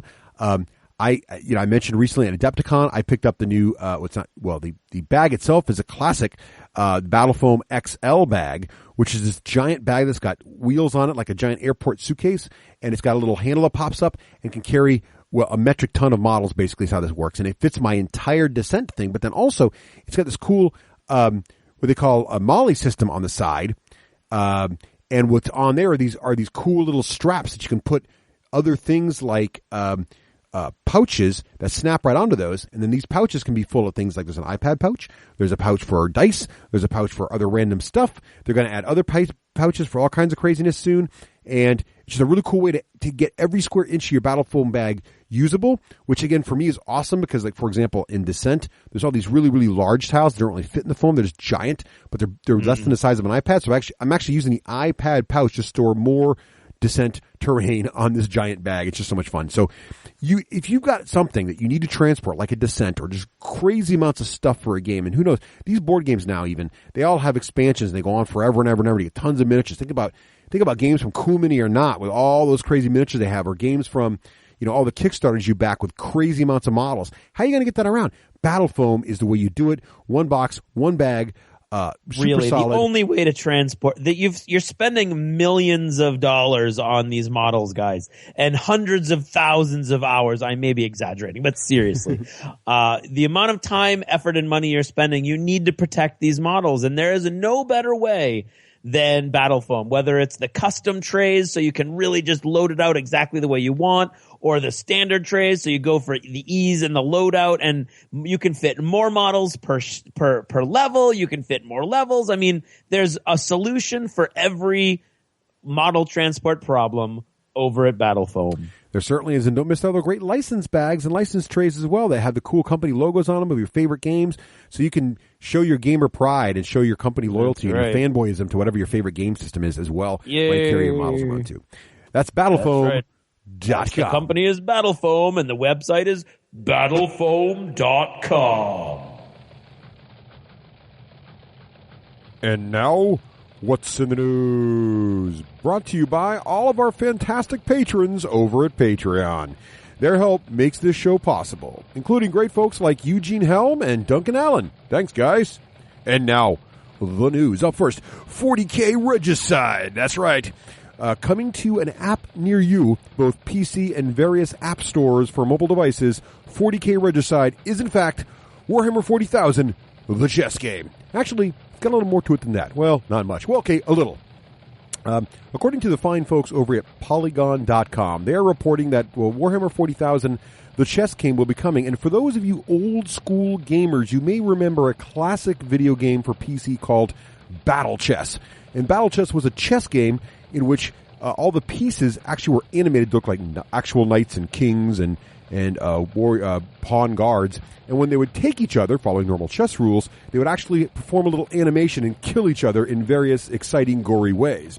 Well, it sounds like Warhammer 40,000 is going the same route, and now there will be a Warhammer 40,000 chess game that does something similar. Oh, I love Battle Chess! I'm sure you did, Wakeland. In any case, the Warhammer 40,000 game is going to be able to choose from several different factions, so I suppose something like Imperial Guard, they haven't announced which factions they're going to be, but I guess Imperial Guard on one side could be taking pieces from the Blood Angels on the other side. It will, of course, feature several different modes. One of them is, of course, normal chess mode, where I guess the chess animation just happen, and you take the pieces. But also, there is going to be Blood Angels campaign written by Ross Watson, our friend of the show. So that's exciting news. It sounds to me like the campaign will just be a bunch of linked chess games together with a nice story written to go around it. But we'll have to wait and see. For more information, along with a really cool promo video, go over to Polygon.com for all that goodness. In other news, Adepticon will be having a new venue in 2015. Yes, friends over at Adepticon.org just announced a brand new venue for next year. Over the past 12 years, Adepticon's grown from its humble beginnings of 110 people back in 2002 to now there are over 2,000 people this year in 2014 this year. And now because it's getting a little bit big for the current venue, they're going to move to an even larger space. And this new space is going to allow for a lot more things going on beyond just tournament gaming. So they're also talking about having a space with a lot of short format events as well. So one-off fun events that aren't going to take you an all day to play. So you want to just drop by, get a couple quick fun, crazy games in. Also going to be a dedicated hobby area. And that board game night, the one that Craig and Russ run. Oh, it's so much fun. Yeah, the thing on Sunday night. Now they're going to extend it to board game events all weekend long. Sounds like a lot of work. I'm sure more than just you and Craig will be involved in that. Oh, thank goodness. Anyway, so check all that out. Go over to Adepticon.org. Sounds like they're growing, and that's always a good thing. In other news, this little darker news, Wizards of the Coast is suing Cryptozoic. Turns out Cryptozoic just had a really, really, really successful Kickstarter for what they're calling a virtual collectible card game MMO. And unfortunately, Wizards of the Coast believes this virtual collectible card game MMO is a pretty much clone of Magic the Gathering. Actually, to use their words from the Wizards announcement, Cryptozoic develops and publishes a digital trading card game, Hex Shards of Fate, a clone of the world's famous collectible card game. They're not even alleging it. They're just stating it outright. It is a clone. So, is this really a clone? Well, I don't know. You don't have to judge for yourself. But when a Kickstarter raises over $2 million and looks a lot like an existing game, you know the big boys are going to take notice. To see for yourself if it is in fact a clone or not, why don't you head over to Kickstarter and search for Hex MMO, and then just watch the video. You can be the judge. In a little funner, lighter news, and this is actually kind of old news, Wakeland somehow missed it and didn't put it in the copy. My bad. Yeah, you know it. Sci-Fi has announced they will be starting a TV series. They've agreed to order 10 episodes of a series based on The Expanse novels. Woohoo! This, of course, is a set of books that Wakeland and Craig raved about for many, many episodes. By S.A. Corey. This is the series of books including Leviathan Wakes and the other great books around a giant space organism starts to wakes up in the galaxy and starts taking over space stations and other things, and a really cool crew of space captain and his crew try to solve this problem, and it's really interesting. Great set of books, great set of sci-fi. If you haven't read those, go read the Expanse series now. But in any case, very exciting to hear Sci-Fi will be doing at least 10 episodes of this series. Looks really, really good. Could be a great story arc TV series if they can pull this off. And finally, it's time for Wakeland's new segment, the app of the episode. Wakeland? All right, Dick, let me get closer to the microphone again. All right, guys, here we go. This is going to be a retro app. I was just talking about this with some friends the other day when the 40K Regicide game was announced. It got me thinking about the old Battle Chess game. And then a bunch of our local guys on our email group, started talking about how it would be better if it wasn't just Battle Chess, but if they actually did it like the classic video game Archon. Now, if you remember Archon was a game that lets you, it was like chess, it was a board, and you had different pieces, but they didn't correlate to chess pieces. There was like a phoenix and a unicorn, all these crazy pieces, but when the pieces went to take each other, you went into sort of a 2D fighting game, and each player would use their piece and actually fight by running around the board as fast as they could using dexterity, and then shooting each other using very different kinds of attacks, and each creature had different kinds of attack forms. Some had breath weapons, some had small but fast projectiles, some had close-range swords. It was really, really cool. Of course, this is back in the 80s with really, really simple graphics, and it's still available, I think, on good old games and other emulators. In fact, I believe there's an iOS version of Archon if you want to try it out. But the game I wanted to talk about is not Archon. It's actually a remake of the game that came out on the original Xbox, not Xbox 360, not Xbox One, the original Xbox called Wrath Unleashed by LucasArts, of all people. This game is in the backward compatibility list for the Xbox 360, so if you go find it in the discount bin, and it's kind of hard to find, if you do find it, pick it up. You can also get it on Amazon and other places for under $10 right now, I believe. Wrath Unleashed is a great game. As I said, it still plays on the 360. What's great about it is it's kind of like a chess game. It takes place in these sort of floating islands, but what's cool about it is instead of just being 2 players like Archon, it's actually up to 4 players with 4 different sides. There's all kinds of cool terrain, and you move each piece, and when you go to take each other, you fight. But now instead of being a 2D top-down view like Archon was back in the 80s, it's more of a 3D fighter. And there's all kinds of great different pieces. There's all kinds of there's 4 different factions. They're based on different elemental powers. Really, really great. One of the most underrated games for the Xbox, original Xbox, in my opinion. So Wrath Unleashed. If you find this game, pick it up. It's a steal. It's a great game. What's also great about it is you can play multiple players on the same couch. So you and your kids or you and a buddy who like to play strategy games, throw it in the Xbox 360, grab a couple controllers, and have a nice afternoon of just beating each other up with cool dragons and other genies and other cool creatures. So check it out. That's Wrath Unleashed. And that's what's in the news.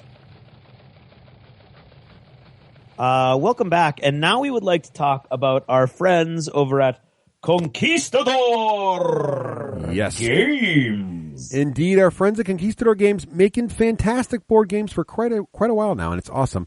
And my personal favorite, Craig, as you well know, is the new science, because it's all about science and making scientific discoveries. I just love this game. You play different famous scientists from the Enlightened Age. You go through and get all the get various discoveries. You got to decide when to publish, when do you keep it hidden so your opponents don't know. Because as soon as you publish, you get renown. But the problem is your opponents now can leverage build on your that, research yeah. and build on it, which I just love that mechanic. Easy to teach, hard to master. Really like that one a lot. Also, you got Tomorrow. Craig, how does Tomorrow work? Tomorrow, well, clearly it's one of those happy, light, fun games, and there's just too many people in the world, and the leaders of the world have to decide how best to watch after their own population, and that means, of course, the majority of the population, which means you might have to cull the herd a little bit. Right. So you're trying to salvage as much of your population as possible while wiping out enough of the other people on the world so that the resources that we have left can be well used by those left behind. That's right. So it's fantastic. Go to their website, click on at cqgames.com, or you can spell it Conquistador Games as well, and check out their different great games. Also, they've got some great Blink Gaming extras you can check out as well, which give you great components to make your games that much cooler, like bonus scientists for my personal favorite, A New Science, but you can also get great, cool wooden pieces for Tomorrow. So again, head on over to CQ And don't Games. forget the best damn metal coins ever that they just did a Kickstarter for. That's right. So And, head on over to those are getting awesome reviews everywhere, including our friends over the Dice Tower. That's right. Who love them. So CQGames.com. That's Conquistador Games. So here's the final score. Ripley has 147 victory points. Hicks has 132. I have 117. And Hudson has 87. That's it, man. Game over, man. Game over. What the frick are we going to do now? Put the game away.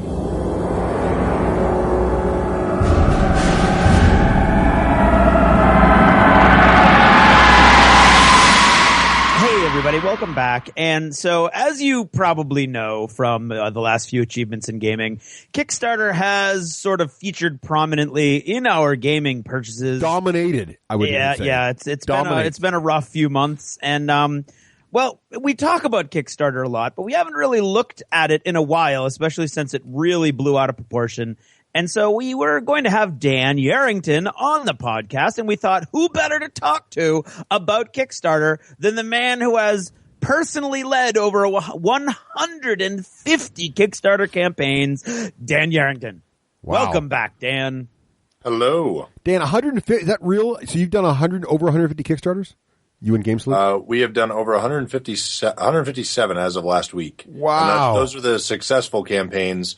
And to be clear, those are ones that we help other people run in addition to the ones that we've run ourselves. We've done about 56 or so ourselves. Wow. And then others we've done fulfillment for, or help them run the campaign, help them market the campaign, all sorts of different. And those are all successfully funded and all shipped out. Now, well, except for the most recent ones, obviously. So Dan, when did you guys first start using Kickstarter? When was the first year you guys jumped in on this? 2010 was the Alien Frontiers, was the first Kickstarter, one of the first big Kickstarters, and that was one of 18 Kickstarter projects that were launched in tabletop in 2010. 18 successful Kickstarters. So let's back this up. So you're saying that, so I think we've established already that Dan and Game Salute are bona fide Kickstarter experts, if you will. Extraordinaire. Yes. So let's talk about a little bit of the evolution. We thought this would be a fun concept of this segment. Look at, since Dan's been involved since 2010, and Dan, do you remember the year that Kickstarter actually started as a service? I think it was 2008 or 2007. They've been around longer than people think. But just to give you people a clear idea of when it really started taking off from the board game and hobby point of view, because for a while it was almost pure artists, right? It was like very creative, not the board game's not creative, but, very much an artist's medium, if you will. Come fund my photo project or fund my, I'm going to make music, I'm going to make an album. What do you have the numbers from the earliest years? Like what were the average number of board games being produced on Kickstarter back in 2009, for example, or 2008? Sure. So I actually found it. Kickstarter launched April 28th, 2009. The site itself. Wow. And it was a lot of just, artists and music and all that sort of stuff. And the artist is still the biggest category on there. Yep. But games, including video games and tabletop games, are the largest dollar raiser Really? on Kickstarter now. So back then, if you go back 2009, there were 4 successful tabletop projects on Kickstarter. Wait, only 4? Only 4 in all 4. 2009. Wow. Then in 2010, it jumped up a lot. There were 18 successful Kickstarter projects. Wow, that's still a small number. It feels like, but that's, of course, that's huge growth in 1 year, but that still seems very small.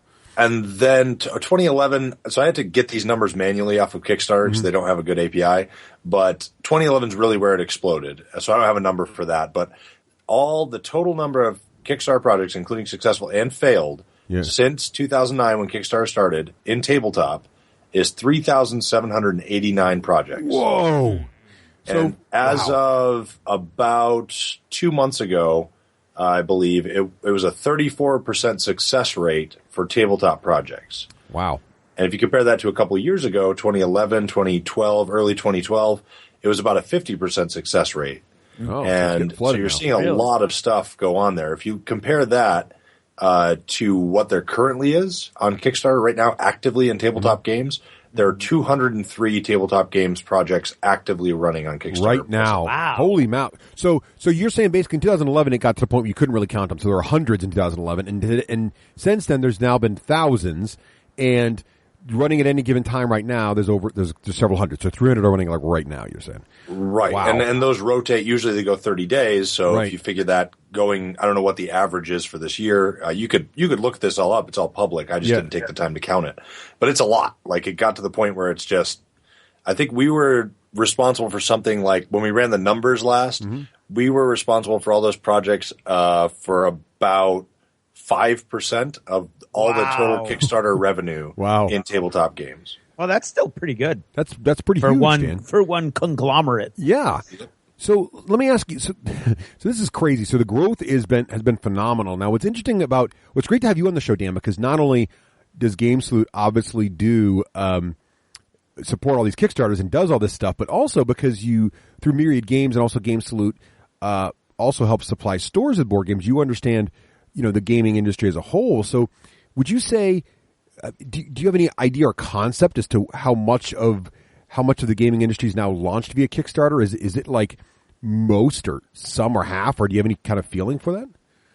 If you were talking about raw number of units, number of games, then that is rapidly approaching probably a third of all units.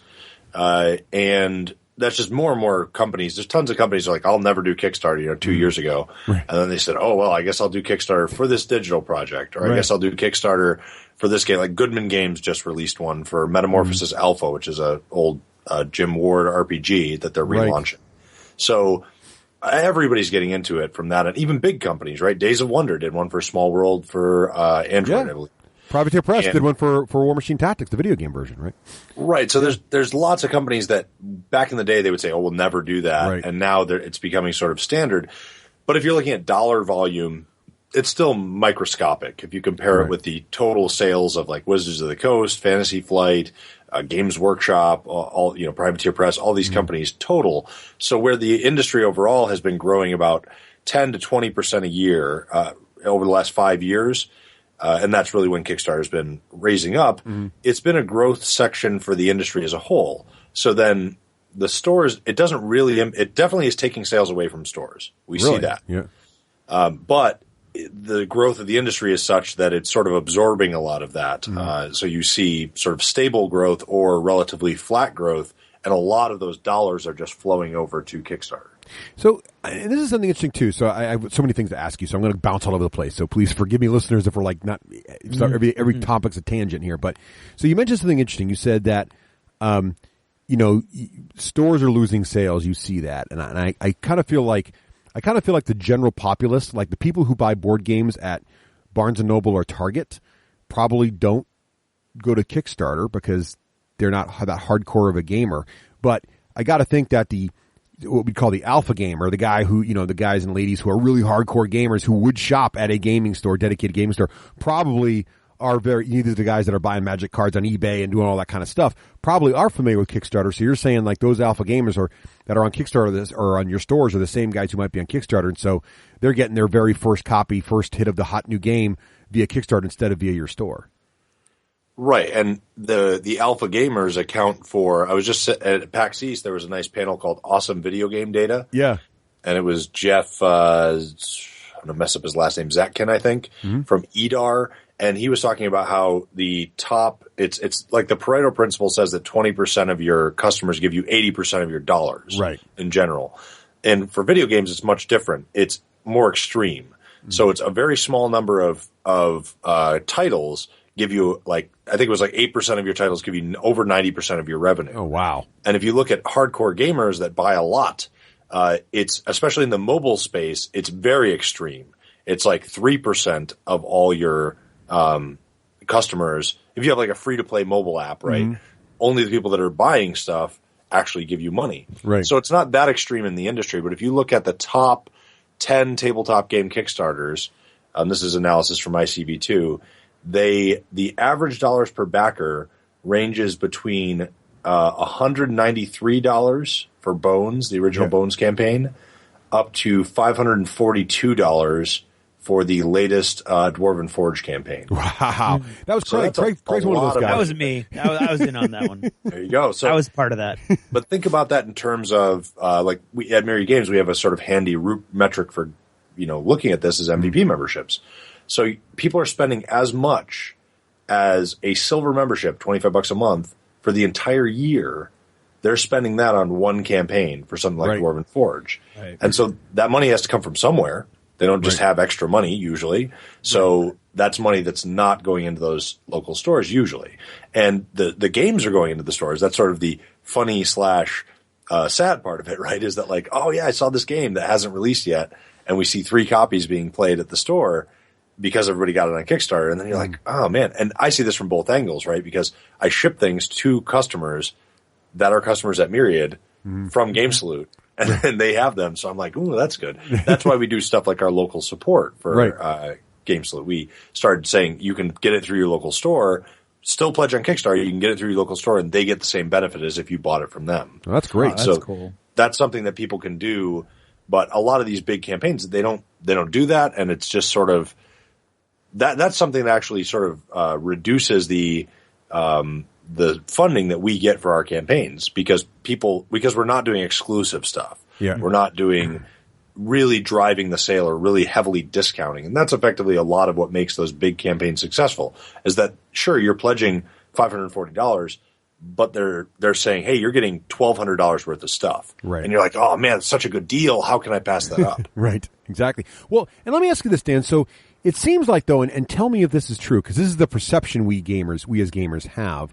And I think one of the reasons that gets us so excited about Kickstarter is the idea that, well, you're helping produce something that couldn't or wouldn't normally be made. Like, think of Steve Jackson's Ogre, for example, right? That is you think about that. If someone came to you and it's like, okay, here's what we're going to do. We're going to make a giant 50-pound game.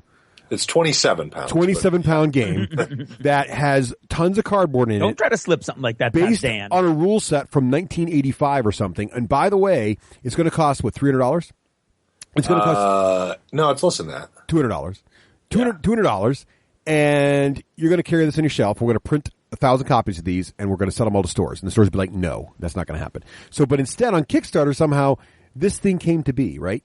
And is there less extreme examples of that where really cool games, you look at a game like with lots of plastic that is then still saleable at a retail price that normally wouldn't be doable, like a game like, I'm trying to think of a game like Zombicide or Super Dungeon Explorer, where I don't know if Super Dungeon may not be a Kickstarter, but like a Zombicide where there was so much plastic in the box they couldn't have made out that many molds unless they had the kind of volume they did with Kickstarter, so they kicked it out. Now that game has become really, really well known. You know, people who watch Walking Dead hunt it out, and when to find it nowadays, you go to the store. And so, are there some games being generated that are adding the additional buzz and helping stores out because 2 or 3 years later, post Kickstarter, they still exist and there's still some buzz about them? Well, you could argue that if you're arguing about a finite number of products. Right. The other side of that argument is that, well, they would have bought something in the store because they wouldn't have spent that $200 on Zombicide. So they would have spent maybe $150 on some other stuff that was at a better margin for the store.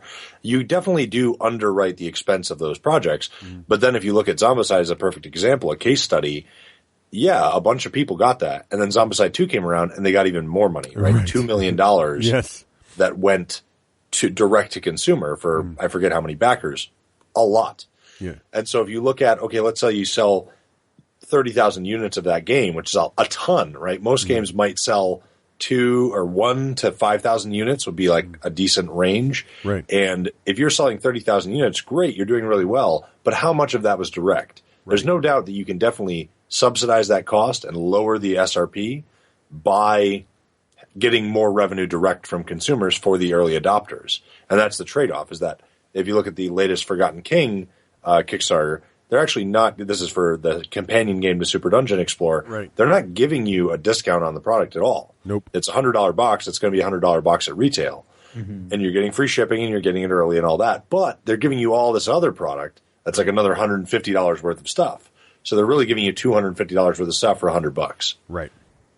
So I think that and certainly you could say, yeah, these products exist like Bones, but think about Bones, right? I mean, that's got to be, I haven't studied Reaper's financials recently, but the amount that they raised from their 2 campaigns, it's $6.5 million. You have to take off probably something like $800,000 to $1 million in shipping, something like that roughly. But that's probably more money than they got through all their wholesale sales for years. Right. So the real question is, like, do you need to? So, like, it becomes an afterthought, right? Oh, and we'll also sell this wholesale. Well, that's the thing. So how is this affecting the industry? So, like, that's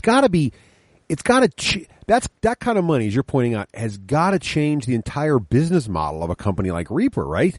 Or if you look at Cool Mini or not, or any of those companies, it's just like don't you just make a crazy awesome Kickstarter, assuming you can do it profitably? Now, that's a big assumption, right? And we've all got stories of the guy who lost his house or whatever because he did not do it profitably, even though he had technically the Kickstarter was successful. I mean, lots and lots of money, but assuming you can do this successfully, wouldn't your primary motivator as a business who's trying to make money and do what you love, which is build really, really cool games with the absolute coolest components possible, and all you do is you come up with a really great idea, and not much easier said than done. Show all these great artists up there on the internet, and then just pump out these games, right? What's the incentive? Do they still care about the channel, do you think? Or do they even care about the post-Kickstarter market? Well, I mean, you definitely want that extra money. There's no doubt about that from a business perspective. And I think that a lot of people really consider a game to really be published when you hear this phrase all the time, on shelves. Right. I want to walk into a local game store, which are becoming a scarcer and scarcer commodity. Right. And I want to walk in and see it there. Or maybe I just want to walk in and see the copies played that people all bought on Kickstarter, but I still want to see it in person, right? Or I go into my local Starbucks, or I go to Barnes & Noble and there's a game night or something and people are playing that there. I don't think you'd really be playing Zombicide at a Starbucks, but you get the idea. So I think there's that attraction to that traditional model, but everybody wants that. They want the additional sales. But there is definitely a tension there that they're not optimizing it for post-market, so to speak.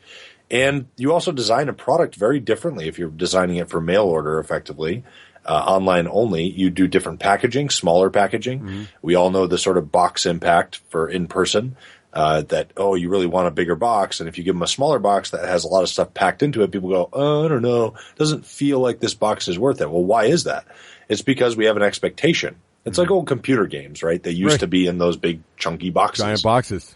And so eventually computer industry, in a concerted effort all together, shifted packaging. And that took place over many years, but they sort of shifted together. You've seen no such shift in this industry. So you're comparing, Android Netrunner, big square ticket to ride size box, so to speak, with some cards in it that has space to store additional cards in the future. You're comparing that at $40 with a tiny little, box. Like, I don't know if you've seen the small box games. Yeah. They're just like deck box sort of things. And you just go, oh man, that doesn't feel like it's worth as much. You don't notice that if you buy it online until you get it. Right. So, and the other side, if you look at something like Ogre, this is the other part of that equation, is that Ogre raised $923,680 with over 5,500 backers. Right. And they lost, I'm going to guess from my sources, around $100,000. Wow. And the guys at Steve Jackson have come out right out front and said, we lost money on this project. Right. I don't know if they've said exactly how much, so I won't go there, but it's a lot of money. Like, even assume that you lost 10% on that, right? That's $92,000. Right. So in their case, they didn't actually lose it. I'm talking about the project, right? Did they raise enough to pay for everything and ship it out? No, they did not, because the cost to ship a 27-pound game, especially internationally, is absurd, right? So that's an extreme example of that. But that, to a lesser extent, that happens all the time, right? And we see this because we're helping people fulfill their Kickstarters, or we're helping them run their Kickstarters, and we give them budgets, and we say, do this, do that. And we've done this ourselves. We've made those mistakes. We said, oh, yeah, this will totally happen. Ruse that we just did, that's a card game, and it has and there's just a 54-card game. That was it when we started. It's $25 pledge, free shipping internationally, because, hey, we can pop it in a bubble mailer and just ship it to you that way, no problem. And as we had stretch goals, we ended up with over 900 backers on that. We had all these stretch goals. Oh, we'll just add these dice. It's a dice game with 5 custom dice. No problem. Dice are small, right? 5 little dice. Oh, we'll add this novella. Okay, no problem. We'll add a novella, with extra flavor. All stretch goals that sort of build out of the campaign. Right. And then we said, oh, well, if it's going to be in that, well, for retail, we need a box, right? So we need a box to put it in. So we put it in the box.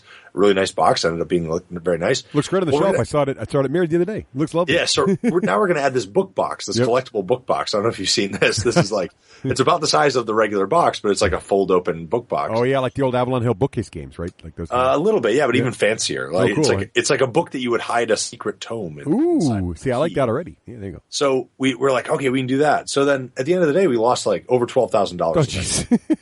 So we raised like we got 900 something backers. We raised, I don't know, $28,000 or something, but we lost money. We lost a lot of money, right? Yeah. And even if we sell all the units that we made there at wholesale, we still lose money on that. So most campaigns, I would argue, if you judged it by did you cover the expense of producing the stuff you needed for the campaign, including any overs that you make, because if you sell 385 units on Kickstarter, you can't produce 385 units. Right. You're going to make at least 1,000.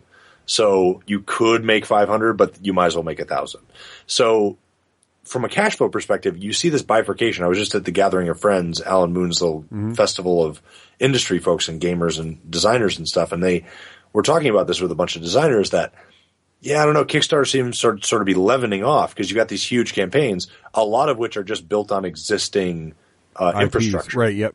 And so it's Bones 2, it's the next Cool Mini or Not campaign, it's Robotech, it's the next Dwarven Forge campaign. You have things in there like Cthulhu Wars and even like Shadows of Brimstone by Flying Frog, which I backed.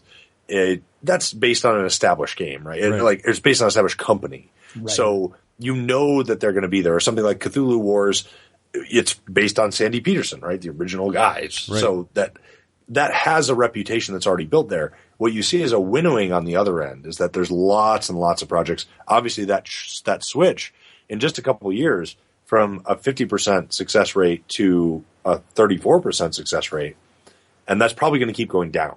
I would guess that the success rate would probably get around 25%. And now, why is that? A year from now, because more people are putting up projects, and most of them are bad. Okay. That's that would be the key right there. So out of the 203 currently active Kickstarter projects on tabletop games right now, every once in a while I scroll through them. Like it used to be, you would know like when a new project went on Kickstarter. You would just know, like because we followed Kickstarter. Like, oh yeah. Right. Now there'll be things I'm like, oh, there's a campaign that raised $500,000. Oh, I hadn't heard about that yet. Right. Because there's too many. Right. I can't keep up with them, and if I can't keep up with them, then certainly you can't keep up. Imagine if every week there were 203 new games on the store shelf at your store. Right. Just look at them. Here, just look at these. Right. You don't have to buy them all. Just buy 34% of them. Right. That's in aggregate what we're talking about. Right. So that has to go down. Like either the number of projects has to go down. And what I see, because we work with a lot of designers and project runners, is that we'll have campaigns that fail for whatever reason. It's not well presented. The game's just not that interesting, etc. And they'll go, oh, no, I think I can make it work. And you have guys that relaunch their projects 3, 4, 5 times. Wow. So at some point, you just got to be like, listen, you have tested the market. There's not enough interest here. You have been judged and found wanting. Move on. Several times. You do have those instances, and that's why they do this, because you relaunch a campaign, and it does well because you redid whatever. But usually all they're doing, if you look at it, is just dropping the amount that they ask for. Right. And by doing some weird math, and then like 9 months later, they figure out that they lost money. Right. So let me ask you this, Dan. Has the expectation of what Kickstarter is changed? Is that part of the problem? Like, I think when it first started, right, it was just a game that would never have been made is about to be made. And I don't need to get a crazy, stupid value out of it. I just want it to exist and get my own copy. Was that the beginning? And is now it's more, it's a Kickstarter from a company I know. I want to get on it because they always throw in a stupid amount of extra stuff that I can score big on here and get a crazy value on. And I can really have lots of goodies for the price of the game anyway. So has it shifted from helping someone make something that would not otherwise be to really great bargain shopping for the guy who wants lots of plastic? Absolutely. I mean, I think it's partly just shopping, right? Mm-hmm. Like, I want to see what's out there. And then you hear people all the time. You can see it in how they discuss it in person or via email or on forums. I don't want to miss out on that. And now you see this effect where games, if you missed out on the Kickstarter, because it was such a good deal, you don't buy it in the store. You guys have seen this with gamers where they're like, you got all the, or like, Craig gets all the Kaosball stuff. So then like, well, I guess we don't really need to buy it, right? Like maybe in a sort of normal environment, Russ and Craig would both have bought the base game, or maybe just one of them, and then Russ would have bought a couple of other ones, but like Craig just got everything. So now there's no need to buy that additional stuff. Russ got everything too. Maybe I did. Well, that's a good point though, Dan, and I think that's and that is part of the interest of the whole thing. The impact for sure is how that evolves, and but I'm also one thing I'm curious about though, and this happened with Rampage. I don't think Rampage is a Kickstarter, but it had a pre-order deal where you got stickers for your meeples, right? And I was like, I can't get the stickers for the meeples, so now I'm less interested in it, even though it wasn't a Kickstarter at all. I think it was just that was the pre-order deal. So I think some of that's always kind of been in the mix a little bit, but Kickstarter makes it crazy. Like there were things on even the Duke Kickstarter, which by the way, Duke's a fantastic game, and I think it still sells really well because it is such a great game, and the word of mouth from the Kickstarter came along. But like there was a really cool leather board for the Duke that I still haven't been able to find, and I would love to get that. It was only available on the Kickstarter. I'm like, I wish I backed this. So there's definitely these things where like you're afraid that game you were going to love or you knew you're going to love is coming on Kickstarter, and if I don't do the Kickstarter option, I'm really going to not have the ultimate version of that game. And I think we as geeky gamers love the ultimate version of something. And it's moving a lot of that stuff that you used to get. I mean, think about, 3 years ago, people would go, it's Gen Con. I have to get this exclusive weird miniatures promo. Right. I gotta get it. Because if I don't get it, I might as well not even play the game. Right. And that's the mindset, right? And that's a certain subset of gamers. Obviously, it's alpha gamers. Most people, if you just go, hey, you want to play this game? They're like, okay, that game sounds interesting. I'll play it. They don't even know or care about any of the promos. But for the early adopters, for the people that are spending the largest amount of money per capita, that makes a big difference. And so I think you're seeing a lot of what you would see previously at conventions or at in-store events. That's translating over to Kickstarter or being duplicated on Kickstarter. Well, we have these Kickstarter promos, and then we also have these other convention promos.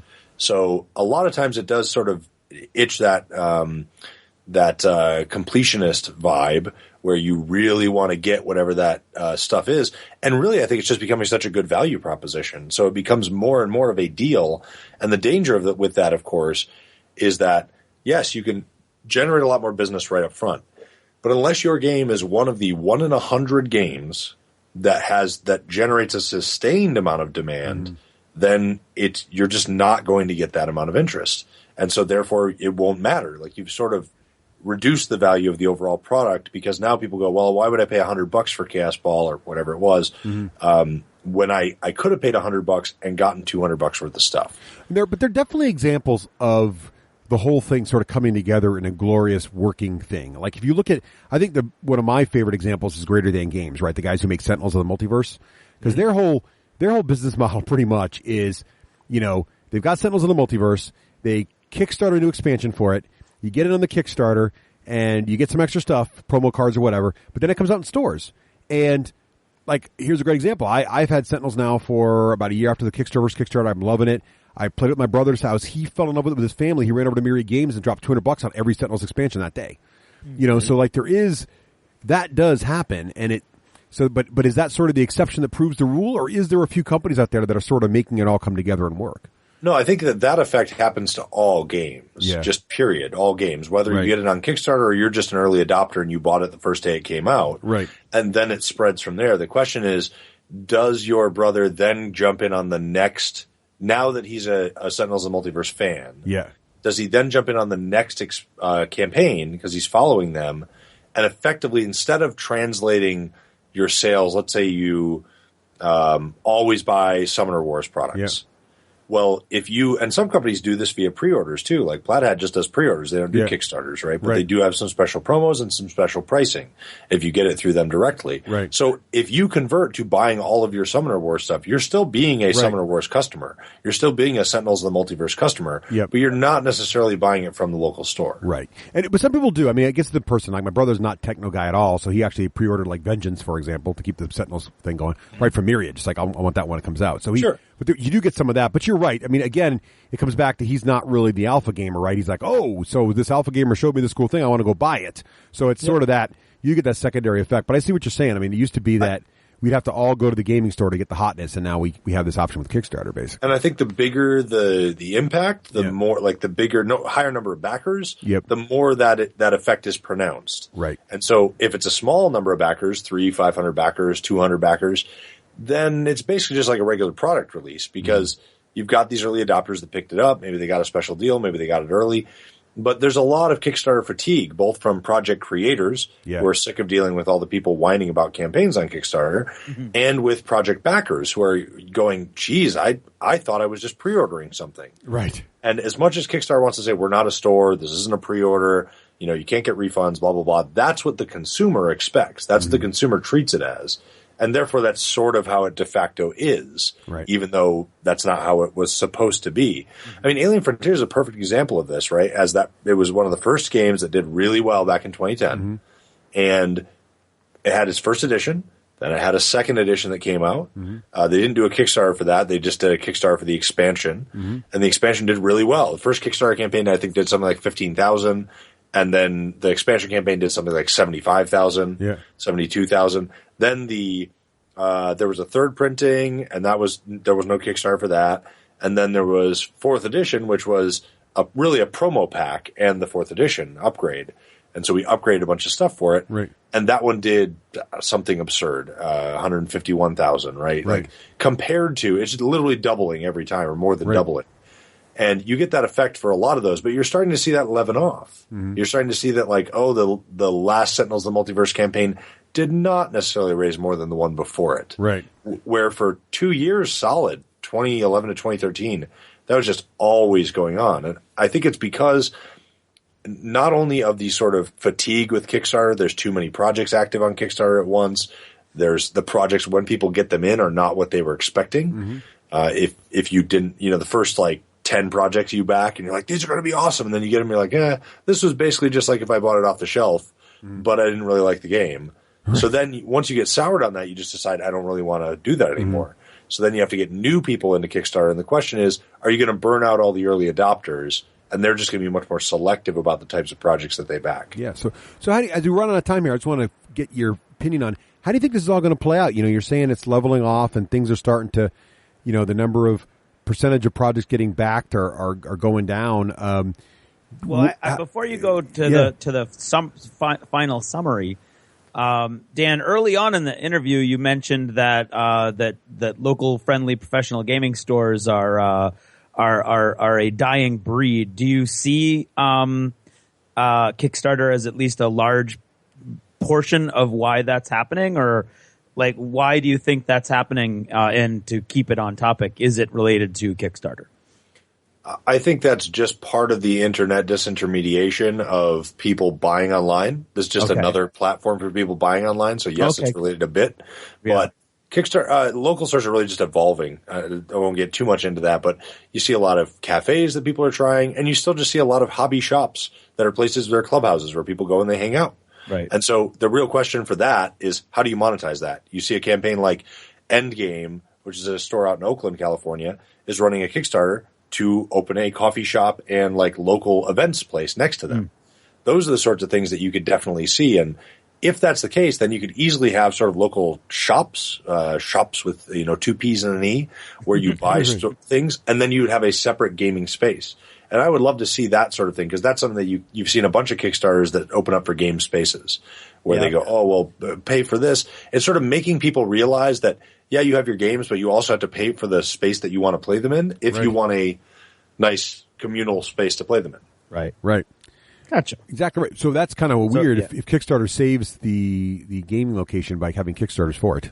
It's kind of Theoretically, I mean, there's only been like 4 or 5 of those, and none of them have really done that well. So I think we have to see how that shakes out. Where I think it's going to go, I think you'll still have Kickstarters for doing very well, and you're going to have the people that are savvy at running Kickstarters getting much better at running them. You're going to see Kickstarter itself as a platform improve. I mean, it reminds me of like 1998 with HTML, right? It was horrible. Right.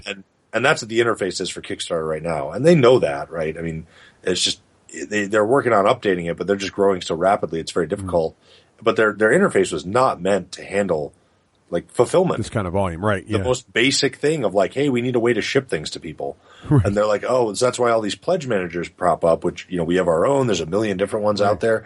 And that gets annoying for people. Like, I backed it on Kickstarter. Why do I have to check out again? Right. And we literally have people like, I'm not going to give you my address. We're like, well, I can't ship you the game then. They're like, I backed on Kickstarter. Why can't you just send me my damn game?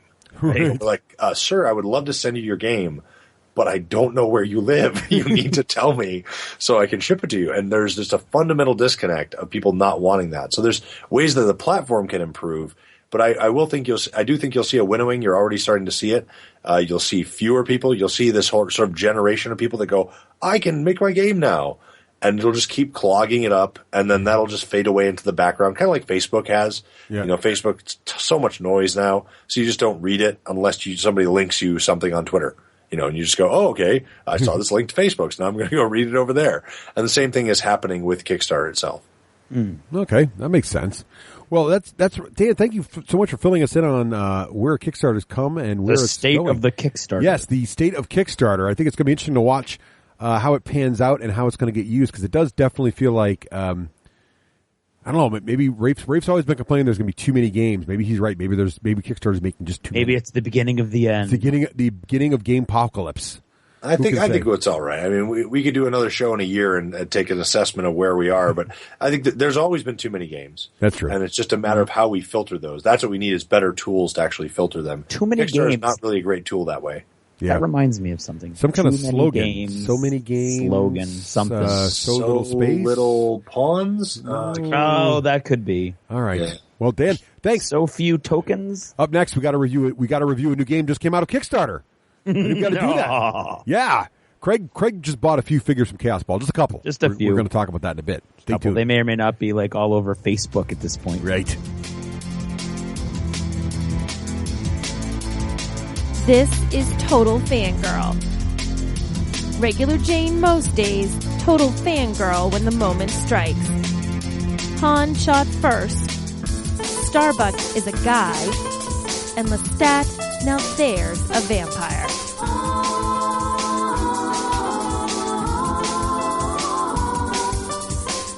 Hey everyone, this is Nicole, your Total Fangirl. You can follow me on Twitter at Nicole Wakelin and check out my blog, TotalFangirl.com. And our shout out this week is to all of our wonderful supporters over at Patreon. You too can support the show. Head to patreon.com/the D6 Generation. So we just had a holiday weekend here in the U.S. and big movies opened at X-Men Days of Future Past, which I have not had a chance to see because we went away for the weekend. Godzilla just opened before that. So all the summer blockbuster movies are starting to happen, which is a wonderful time to be a nerd because so many of them are so very nerdy. But the one that I'm most looking forward to actually is an opening this summer. I'm jumping the gun just a little bit, and that would be Star Wars Episode 7. Which has the potential to completely redeem a series that many think sort of stumbled a bit when they did episodes 1, 2, and 3. You love parts of it, you hated parts of it, but most people agree it wasn't what everyone had hoped for, and some people utterly hated those movies. I loved pieces of them, so I didn't hate them, but they weren't as good for me as the original trilogy. So how I'm kind of looking at this next movie coming out is a little bit like, okay, Indiana Jones. Remember the first Indiana Jones came out? Oh my God, Indiana Jones, he's awesome. Then they had the Temple of Doom come out and it's like, oh my gosh, Indiana Jones, what the heck happened, and no one liked it. And then they had The Last Crusade, and it was just fantastic. And it sort of redeemed things. Let's forget about that whole Crystal Skull experience. But The Last Crusade did something really cool for that franchise. It brought it back to what it originally was. It captured something of that fun, that original magic, that original whatever it was, that something that made that such a good franchise. Well, I'm kind of hoping that the next Star Wars does the same thing.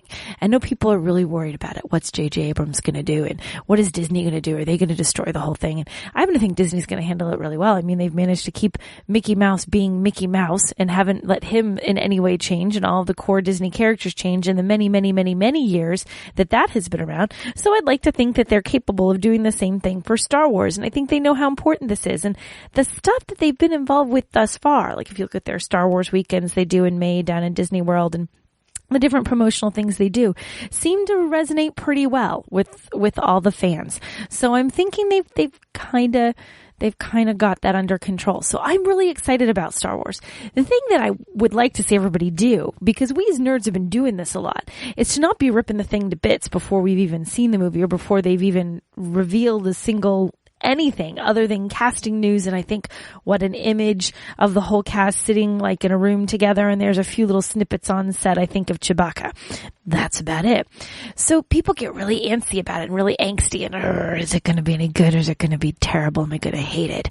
They can't do it justice. And I kind of felt a little bit of that same mentality when we went to see Godzilla, where we had this audience that didn't seem to have fun with it. It's a monster movie. There's not a lot of great cinematography and epic filmmaking and Oscar-worthy moments. It's monsters stopping through the city. So you got to just sometimes have fun. And I kind of felt like when we left that, everyone had a bit of a hipster thing. Like, well, you know, they could have done this better. I think this was better. That version's better. That guy would have been better. If I had been filming the movie, I would have done that. I wish we'd all ease up just a wee bit on that and not become a bunch of geek hipsters and just be really happy with the fact that we get all this cool, nerdy stuff.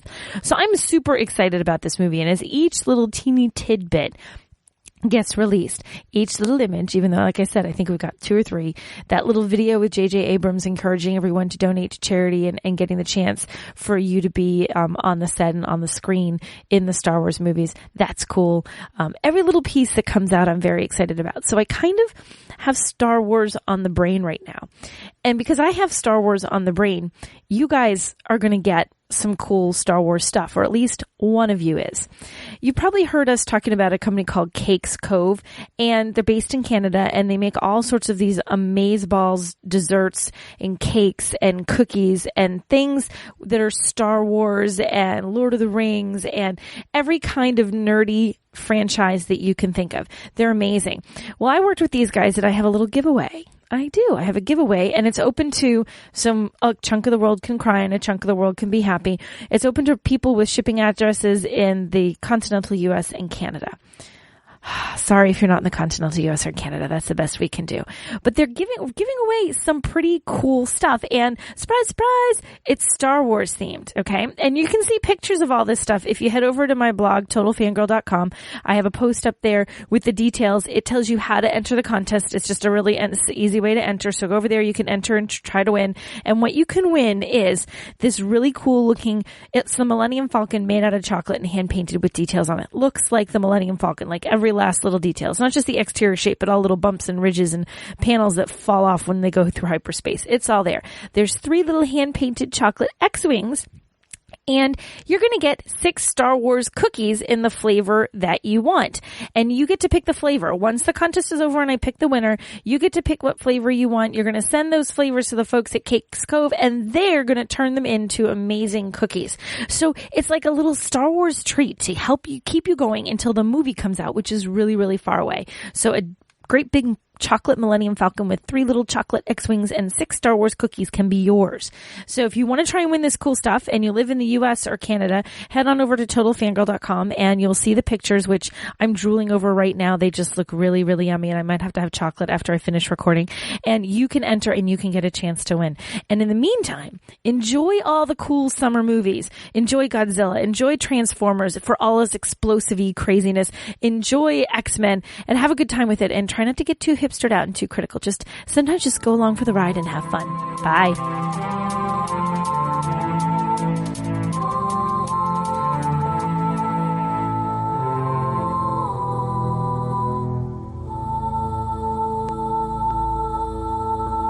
Hey, our friend Vic the Viking's in the hizzy. He's back, and he has got some great stuff. You know, thewarstore.com, reliable, ironclad service, the kind of service that you actually tell your friends about. Can you believe that these guys went this far to make sure I was satisfied with my order? Can you believe they have all this stuff? Can you believe I follow The War Store on Twitter? It tells me when new stuff's coming out, when I can expect it to release, what's going to come when. If I go to their website, what's coming out. I can actually, a website I can navigate without being a rocket scientist. These are the kind of things The War Store does for you. That's right. Let me tell you a solicited testimonial. Okay, another online retailer, discount retailer that shall remain nameless.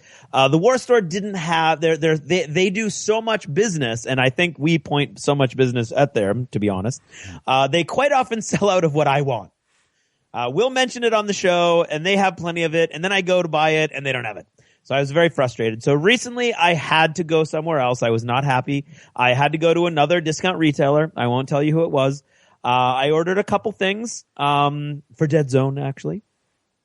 And they sent me one wrong item. A $15 item was incorrect. And I responded, hey, guys, you sent me the wrong thing. And they responded back very quickly with a very pleasant email that had 6 different links about how I was supposed to go about sending back this $15 item to them who made the mistake, and they would be sending me the item that I was supposed to get. And I'm still in awe. This all happened today. I'm still in awe. And as this was happening, and I was thinking, I work 3 jobs. I have a 4-year-old. I'm trying desperately to have enough time that I can at least sit down and have a chat with my wife every now and then. When exactly am I going to go find a UPS? I was really, really angry. And then I remembered that just a couple of years ago, the War Store had made an error on one of my orders. It was a $30 or $40 item, and they sent me the wrong one. And I emailed them, and I was like, hey, guys, this isn't what I ordered. They got back to me immediately. And they were so like, oh my God, we can't believe we did that. We're so sorry. Keep the one we sent you, and we're overnighting you what we were supposed to send you. Now, I'm not saying that that's how they deal with everybody. They didn't know who I was, actually. I exaggerated. This happened before the podcast even started. So they've been doing this, and they've been treating people this way for over a decade now. That's right. And that's what makes over them fantastic. 15 years now, actually. They have been. They're just reliable. The reason gamers go there time and time again is their fantastic selection, service, and the quality, great and the prices, deals, everything's yes, great. It's all fantastic. And again, the latest stock, Dystopian Wars 2.0 rulebook in stock, the Commodore edition. You want that? Craig, I think I'm clicking to order right now. Actually, yeah, I'm telling you, that really cool leatherette version. That leather. With the, see now, with the bookmark ribbon. There's a collector's edition I can get behind right there. There you go. I got. In fact, it's still in stock right now. I'm going to snap that up before it goes out of stock, before this airs and they sell out. So I'm just going to snap one right now, and that'll be into that. So get yourself over to the War Store. Check out all the hotness. You can see the new Dust Tactics dice and cards. You can see the new, the latest hotness from Super Dungeon Explorer and expansions. If it's a miniature thing, they've got it. It's just that simple. Hobby supplies, terrain, you name it, it's there. Thewarstore.com. Yep. Well, they got all kinds of other stuff too, Russ. It's just great.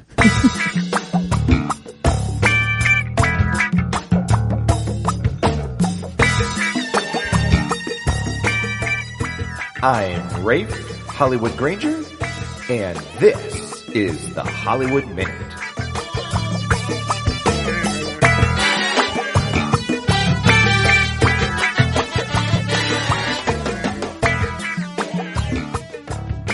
I am Rafe Hollywood Granger, and this is the Hollywood Minute. All right, welcome back, folks.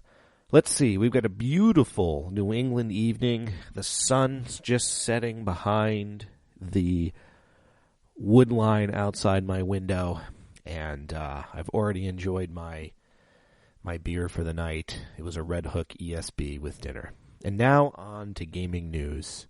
So tonight's Tuesday night game night, and occasionally you guys and us, as listeners of the D6G, we talk about how to game and have a family. Well, here's an example of that.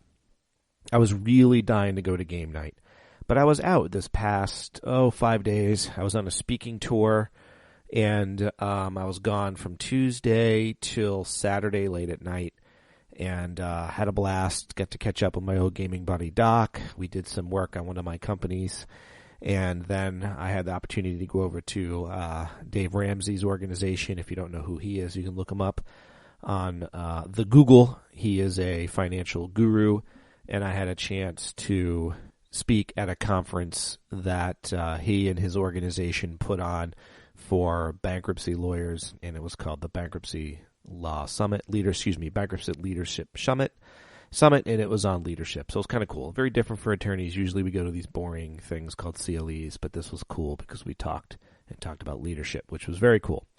So, anywho, what that brings me to is, Tuesday night, my wife asks, hey, are you going to game night? And I was like, I was planning to. Andy and I have a lot of plans. We've got a lot of D-Day fortifications we've got to build up for our D-Day battle. And she was like, well, I'm doing this challenge. She's doing this yoga challenge, and it was really getting towards the end of the month. And because I was gone, you have to do so many practices within a short period of time. And because I was gone the other week, it was difficult for her to get out to do them. So she was a little bit behind. So if I would be so kind as to not go on Tuesday, and then she'd be able to go and catch up. So again, I really wanted to go, but I'm like, yeah, you know what, honey, go out, have fun, go out to the yoga, get caught up on your yoga challenge, and that's what you have to do sometimes. I know you all know that, but I'm just saying that because sometimes, occasionally in the past, we've talked about, how do you game, and you guys often ask us, how do you game and have a life? And that's an example. We just put my own needs and wants beside, and I wanted to catch old Andy up on where I was and drink some beers and catch up and do terrain, and it would have been an awesome night. And instead, I'm recording this Hollywood Minute for you all. But no, all is good. I could use the rest anyway. I'm exhausted. Okay, so here's what's been going on. Gaming-wise, like I said, haven't played any more games recently. Just getting prepped for D-Day. I did have a chance to play War Machine out with Doc. I played as Menoth Army. I got to tell you, that's the one army I do the worst about. I still don't know what the choir does. I still forget about half of what the jacks do. I still forget about being caught on fire. Doc is a very good player. We played a light and loose game. Come to find out, I was 10 points underpointed. I had said 25. He had heard 35. So no wonder he kicked my butt. I was facing 2 battle engines. But anyway, I mean, even that being the case, I don't think I would have done that well. I've got to study up on Menoth. But I've got to say, man, love that game. I got to play War Machine just more often. It's so fun. I was tired. I didn't want to play. But I said, yeah, what the heck? I'm here. Doc and I don't get to play. Let's play. So we did. Oh, and he's got these really cool gamer mats, too. They're 4x4, perfect size for War Machine. We just rolled that on the table, and off we went. So if you can't find those, check your local gaming store, check the War store. But if for some reason you have trouble finding those, and I don't know the brand name, I apologize. I have one, but I don't know the brand name. You can reach out to Doc's Discount Game Store and check it out there, and he can lead you in the right direction. What else did I want to say? So computer games. So I was talking to a friend of mine who plays League of Legends. Now, I normally don't like PvP, but describing it, it just sounded awesome. It sounded like they were having a blast, and it really kind of sounds War Machine-y in the sense that there's a metagame and there's tactics behind just clicking. When I watch it, it just looks like a bunch of clicking. I don't know if I'm going to download it. I don't have the time, really. Speaking of that, after listening to Hacksaw on the third chair for the D6G, I downloaded Hearthstone, and I've been having a lot of fun with that on the iPad app. Hearthstone's a great game. It's a Magic the Gathering style game. It's free. I have to say I haven't paid one dime, and I don't feel gypped. I don't feel like I'm getting beat by people that have just spent more than me. I just feel like they're better than me, or their deck is better than me. So that's been fun. Hearthstone on the iPad. I also think they have a PC app.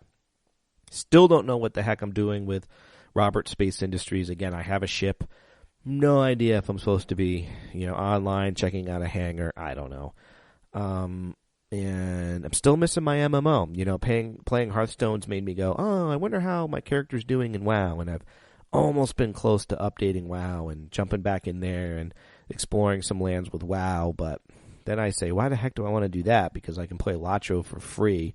But it's like a ghost town there, at least on my server. So And then I also have Guild Wars 2, which is free to play. So, like, why do I want to pay money to play WoW when I've got those other games to play, which are free to play for me? So it's kind of funny how that is. I think it's just because I'm now seeing the art, and it's bringing me back into the WoW universe on Hearthstone, and it's making me, oh yeah, and then I won this thing in the card game, which gave me a free mount in the MMO, and I'm like, you sneaky devils. I see what you're doing, Blizzard. Of course, I remember Blizzard back when it made Lost Vikings. That's how way back I go. I should make a t-shirt about that. I should be like, Blizzard, the Lost Vikings, that's Jimmy Django, or something like that. If I ever get around to doing that, I'll let you know. What else is going on? I do want to let you guys know that I do check my emails over there at Hollywood at the D6generation.com. I've got to set my filters a little better because we get a lot of Patreon information that comes through as well. So my inbox is mainly filled with tons of Patreon emails and then a couple of your guys' emails sprinkled through. So if I didn't respond to you, that was not done on purpose. It just got lost in the slew of Patreon emails. So I'm going to try to build the filter in there and filter that out and put that into a separate envelope. So I wanted to tell you guys that. Pretty active Twitter feed. I still Twitter out every now and again. That's my most active way to stay in communication with me and see what you guys are doing out there and respond to the crazy stuff that I talk about there. And, yeah, that's pretty much my story. Got a light week again because I was out for a week for work. So if anything's on your mind, let me know. You can follow me on the D6G on Twitter. Excuse me. You can find me on the D6G Hollywood on Twitter. Or at Hollywood at the D6generation.com. I'm trying to think if my Twitter handle is I think it's just D6G Hollywood. Yeah, that's what it is. Anyway, that's all for now. Ciao for now. Until next time.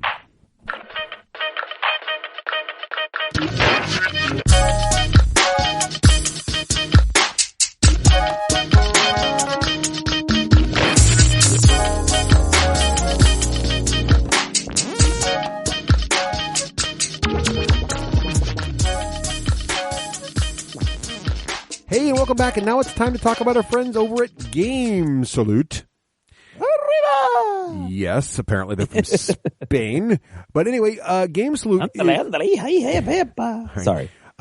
So Game Salute, of course, as you know, our friend Dan Yarrington has been on the show quite a bit, and he has been able to tell us all about things like the life and times of board games and how board games work in Kickstarter. And to do all that, that happens because Dan works for Game Salute and has helped build out this great company that founded Game Salute. He did. And these are the guys that work with game design studios, which could be just a guy of one or a gal of one who wants to publish something, or it could be a little small studio that doesn't really know how to publish things, but they've got their game idea, they're working it through. And these are the guys that help make it happen via Kickstarter, get them into stores, get it going on. And for example, they're working on the new reprint of Nothing Personal with the expansion. And don't forget, this is the game by Tom Vassell over the Dice Tower. They got the brand new edition coming out of this thing. The Kickstarter's live right now. Head on over to Gamesalute.com and click the links to check all that information out. You got the new, what's that other one, Craig, with the swords? Samurai Seven Swords sounds like a really cool game where you can either be the samurai trying to save the village from the thieves, or you could be the thieves trying to beat the samurai and rob the village. Nice. I like samurais. And then, of course, there's I love this theme. I can't wait to try this game. Cowboys and Indians and Aliens in 1851. Area 1851. I love this game. Basically, everything about that game looks fun and funny. It does. There's like a little alien who's got a pickaxe, shaking hands with a cowboy farmer wearing a jetpack. I mean, it's just like, how does this even work? So I just want to try this game out. It looks like a blast. So great wacky And games. don't forget, there's other things at the Game Salute website also, including a store finder. Yep. Where you can find local game stores to buy all these games and more from. So Game Salute is all about supporting those local stores too. That's right. And if you cannot go find a local store, you can buy them online through our friends at Game Salute. If you go there to Game Salute, click on the shop buy games there, and you can actually put in your code D6G147 for this episode number and get cool deals. That's right. Check them all out at Gamesalute.com. This is the Dice Tower Network at Dicetowernetwork.com. Hey, welcome back, sports fans. Now it's time to talk about Kaosball. Right, Craig? Kaosball. Cue the announcer voice. So Kaosball is now we've all played Kaosball. Craig got his Kickstarter first, which was embarrassingly it was mammoth. Of course, amount of stuff. In the interest of full disclosure, roughly 1/3 of that stuff, not even 1/3, a small portion of that stuff was Dave's from the Nerd Herders. So only 22 boxes were yours. Yeah, it was crazy. Right, yeah. The other 10 boxes were Dave's, but you had everything. I was all in, baby. You were all in. I was all in. I also have a large crate outside my door that I need to unpack. Yeah. I just came in today. It's raining. You might want to bring my it in. stuff. So very excited about this game. And so what sucked us in? What's the theme? What is this all about? Dan's had a chance to play it. So we've all played. Craig and I have played like 3 or 4 games now each. Dan's played a game. You played 2 games, Dan, or one? One game? I played just one game, but I was wise enough not to purchase this because I know that I can just go to Marriott Manchester and play with you guys with your awesome boards. Right. Craig has a custom board as well. But anyway, so here's the thing. It's a sports ball game, Kaosball. And so here's the theme, high-level overview theme, right, Craig? The theme is it is a 2 to 4 player. Give it to us, Russ. It's a 2 to 4 player fantasy sports game, okay? And it's, of course, it's cool mini or not. So it's a hybrid miniature game, meaning that there's Craig and I have been calling the hybrid miniature board game. So it's a hobby board game. You don't have to be a hobbyist. All the miniatures come pre-assembled in cool little containers and plastic control thingies. So no one's falling around in their box. You can put them back in the box. You don't need foam or anything to keep everybody safe.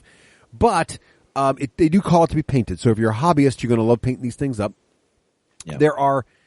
Because it's a cool mini on Kickstarter, it is crazily overproduced because it did very well. There's 16 teams, Craig, or 18? 18 teams. 18 different teams in this game, which is just crazy talk. So we'll just blow your 4 factions minimum out of the water. Out of the water. I'm going to be using this a lot tonight. Right. 18 teams. And what attracted me to it was a couple things. One, it's a sports game, and I do like sports games. I've always loved Blood Bowl. I got really close on getting into Dreadball. The challenges those 2 games, though, have is they're very involved with their rules, and they are very long playing, and they're 2-player. And for 2-player games, if I'm going to play a really, really long, involved game, I'm going to probably lean on a more involved miniature war game like a War Machine or a Malifaux or a Dead Zone or something, whereas a sports game seems to outstay its welcome at the 2 to 3 to 4 hour mark for only 2 players. Oh my God, yes. Kaosball is designed to be much, much faster, much simpler rules, much more board gamey rules, less miniature wargaming rule style rules, and it's designed, which really appealed to me. 2, 3, or 4 players can play with it, and there's also campaign rules as well, so you can get a lot of that great sports game feel that people like in Blood Bowl, but it's a very fast playing game as well. So we'll get into how that works soon. What's interesting about this game too, though, is it doesn't try to simulate any kind of real sport. So while it is sports themed, it's not like some kind of flavor of football or some kind of flavor of highlight or soccer or hockey. It's its own wacky thing, and the scoring system is so bizarre. It's nothing like any real sports game that I know of. I don't know. Did it remind you of a specific sports game, Dan or Craig? Rugby, maybe? Well, except not really. For me. No, I mean, because of the many different ways you can score. Right. There's it didn't. Well, the intriguing thing for me is that I don't like sports games because my introduction to sports games was Blood Bowl, which is to me a crawlingly slow, complicated game that I'm sure does what it set out to do very well, and all of my friends love it. But for me, it was just so slow and arduous to slog through that I could not suffer through getting into that game. And then Dreadball, which to me was just more of the same, only worse. I've really had no fun. I've never had any fun with either of them. And then all of a sudden, for some reason, this game comes along, and I had already considered myself like out of this particular target market because I didn't like anything that was similar that had come out. And for some reason, it snagged me. They put up a gameplay video relatively early, and I was like, oh my God, this is going to be fast. There's not a lot of dice involved. The dice are only used to break ties. And And so it really kind of it intrigued me, and then the wacky different teams brought me in, and the theme. And I've always wanted to get in on one of those big giant all-in Kickstarters, and I've never managed to pull the trigger on any of them. So this is the one I did. Now you have. So, yeah, and it does play pretty quick. I'd say once you know what you're doing, you can play it in an hour. Yeah, or less. Or less. It's all going to be about analysis paralysis at this point, because the game itself is relatively quickly playing. Yeah, if everybody plays quick, you can play a 4-player game just as fast as a 2-player game. What slows it down is players will not think until it's their turn, and then they'll really, really think. Use a clock, just like regular sports. Like a chess use clock. a shot clock. A chess clock would be great for this, actually. Yeah. And that would be brutal. That would be awesome, because it's really a very short turn. You're really not doing very much, as you'll see when we get to the rules. You don't do much. So aside from thinking, it's not like you're trying to move a lot of models inside of a quick amount of time. It's really just, it's almost like chess. Move your piece, click the clock. Move your piece, click the clock. The MSRP on this thing is $99.99, so $100 is what their retail should be for this.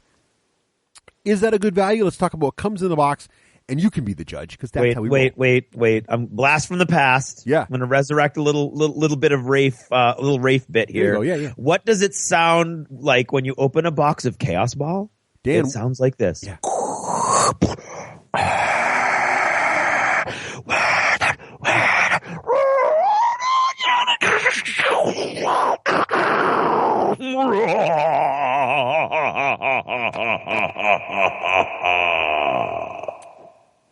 Dan, did that make sense? Every time you open it. Yeah, I guess it's so. chaos, man. It's all right. Well, it's Kaosball. We're going to sell you the whole seat, but you're only going to need the edge. We're going to see how many of those sports things we can fit into the show. Oh, I'm sure there's a few more, Dan. All right, so so what's in the box? Well, you get the rule book, which is really more of a booklet, 28 pages. It is full color. Craig, how'd you like the referenceability of the book? I think it's great. It does not have an index. I mean, it's not very long. It's 28 pages long. Right. What it does have, it has a really cool cheat sheet on the back, which is good. And it has an awesome table of contents. Mm-hmm. And every time I've had to find something in game, I've been able to find it in the table of contents without any difficulty at all. So I think it works great as a reference as an in-game reference. Yep. You also get the game board field. The game board and the scoreboard are, if there are disappointing components, it's here. The game board is nice looking, but there's no like great artwork or anything on it, or center field art or any art really at all. There's just some very, very basic coloring going on. It's very fine graphic design, and there's some nice quick references on the side of the board, but the board itself is unimpressive. Now, Craig has made his own really super cool board. And if you're a miniature wargamer, you might do the same, because the board doesn't really stand out as a great component. As a board gamer, a lot of board gamers really expect the board itself to draw you in and have something really cool on. This game doesn't really deliver there. The scoreboard board also, which is a full-on game board, goes to the side, and it also is very bland. There was a real opportunity there for some really cool artwork in the background. It's a white field with basically a calendar-styled number grid that you just use to move your counters, keeping track of score. So again, there could have been some artwork there. There isn't anything there. So if there's a place I would ding this game, those are the two places I would say could have been nicer. But you won't be disappointed once you get into the rest of the stuff. So what's interesting is there are 4 teams in the core game set, and each team comes with their own magnetic team board with dials. So think about games like some of the Fantasy Flight board games where they have those dials built into the player mats, like Rune Wars, those kind of things. This game also has 3 different dials on each player board. And the boards also have the right-hand side where you can attach upgrades for your team. That's all magnetic, so you can put these little thin magnetic cards that have upgrades onto your board so they won't fall off your board when you're referencing it, which is kind of a neat idea. Yep. You then have 24 of those magnetic upgrade tokens that stick to your board. You then have 68 cards, which is the main deck of cards that drives the game. And this deck, again, they're beautiful illustrations on the cards that have them. A lot of them are just bright numbers, but they work fine. You don't feel like you're looking at boring cards. The cards actually are very vibrant, full of life, and full of art. And it really highlights when you look at the board how it could have been more kicked up a notch, because the cards are, I think, really nice. Then you get some cards for your ringers as well, which are the players that are sort of like all-stars in this game that are free agents that kind of move from team to team. Then, in the core game, you're going to get 64 really high-quality, I believe, high-detailed models. That's how I would describe them. There are 4 different teams with 13 models each Each team also has a plastic 3-dimensional bust of the coach. Those are awesome. And those are awesome, crazy, overproduced awesome, which are basically used to track your score on the scoreboard, not a token. Yep. In fact, what's interesting about this game is they call things tokens on the back of the box and in the rulebook, but there are no actual token. Everything in this game that would have been a cardboard token got produced to full 3D plastic. Yeah. Because the Kickstarter did so well. So everything's really heavily overproduced in a fun, cool way. So you got your 64 models. Your 4 teams of 13 members each. Each team has 2 different sculpts, by the way. A bruiser, who's your fighter guy, and then your runner, who's the ball handler. Then you've also got the 8 individual ringer models, who are these individual free agents, all their own sculpts, and they range from a guy who's a dragon to a female who's dressed like a panther to all kinds of everybody in the between there of their free agents. It's craziness. It's all wacky. It is. Then you've got tons of these plastic bits that would have been tokens, but the game's so crazy overproduced with stretch goals that they're all 3D plastic. So, for example, there are cards that allow you to put fire on the field and catch parts of the field on fire, but instead of these being fire cardboard tokens, they're actually 3-dimensional little plastic fire flames. You've got these 3D plastic walls that can pop up in the middle of the field and block people's ways. And then for wound tokens, because players all get wounded, you have 30 skulls, 3-dimensional plastic skulls that you put on the models to mark them wounded instead of just a boring old blood splotch token, which is really nice as well. So, again, just great components. Craig, how did you feel about the value? Now, you got a crazy value because you got the Kickstarter deal, but but we can't look at it that way. On the shelf for $99 for $100. Yeah, what do you think? Well, I mean, it's the models are awesome. There's a lot of flashing. If you're a model painter and you're gonna paint, it's gonna take a little extra effort. They're not the rubber bendy, really, really soft game piece plastic, so there's not that to worry about, and they take primer really well. You don't have to worry about the bones issue with sticky models, although you do have to worry about that with the ball and scoring mound tokens, because those must be made from something different, and they didn't take the primer. But the models are a good solid hard plastic, but they do have a lot of flashing and stuff. So that is something to keep in mind. But seriously, for $100, you're getting 64 models, 4 full teams. So right out of the box, you've got some. You've got a full 4-player game if you want to play it, or you've got some variety if you're planning on playing it as a 2-player game.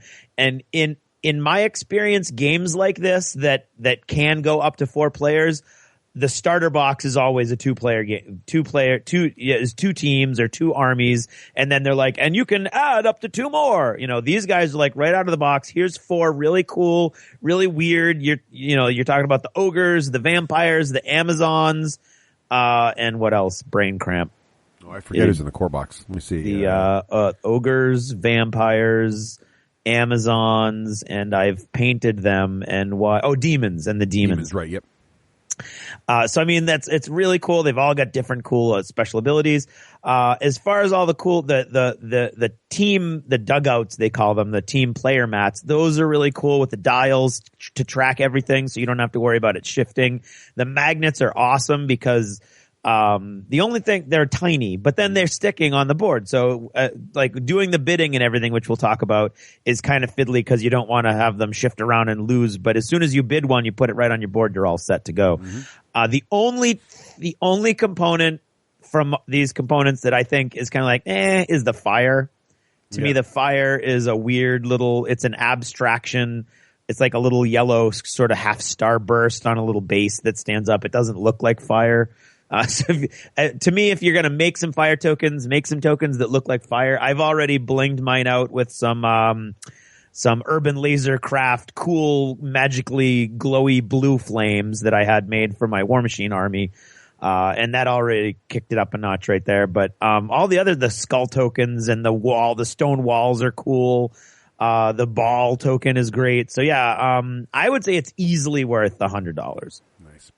So yeah, I think it's a good value too. The only thing, Dan, I don't know, what did you think about the components? I agree on the fire. I thought the magnetic pieces sort of warped a little bit. I don't know if that was just our set, but it sort of peeled up a little bit. It wasn't a big deal, right? But it was just like, oh, that's kind of, chintzy. And the board itself, I never have a problem with the board illustration or anything because I wasn't really looking at the board. I was just looking at the stuff on the board and the painted miniatures and stuff. But if you were getting it without it being painted, because that's what I always look like, is, am I going to paint this?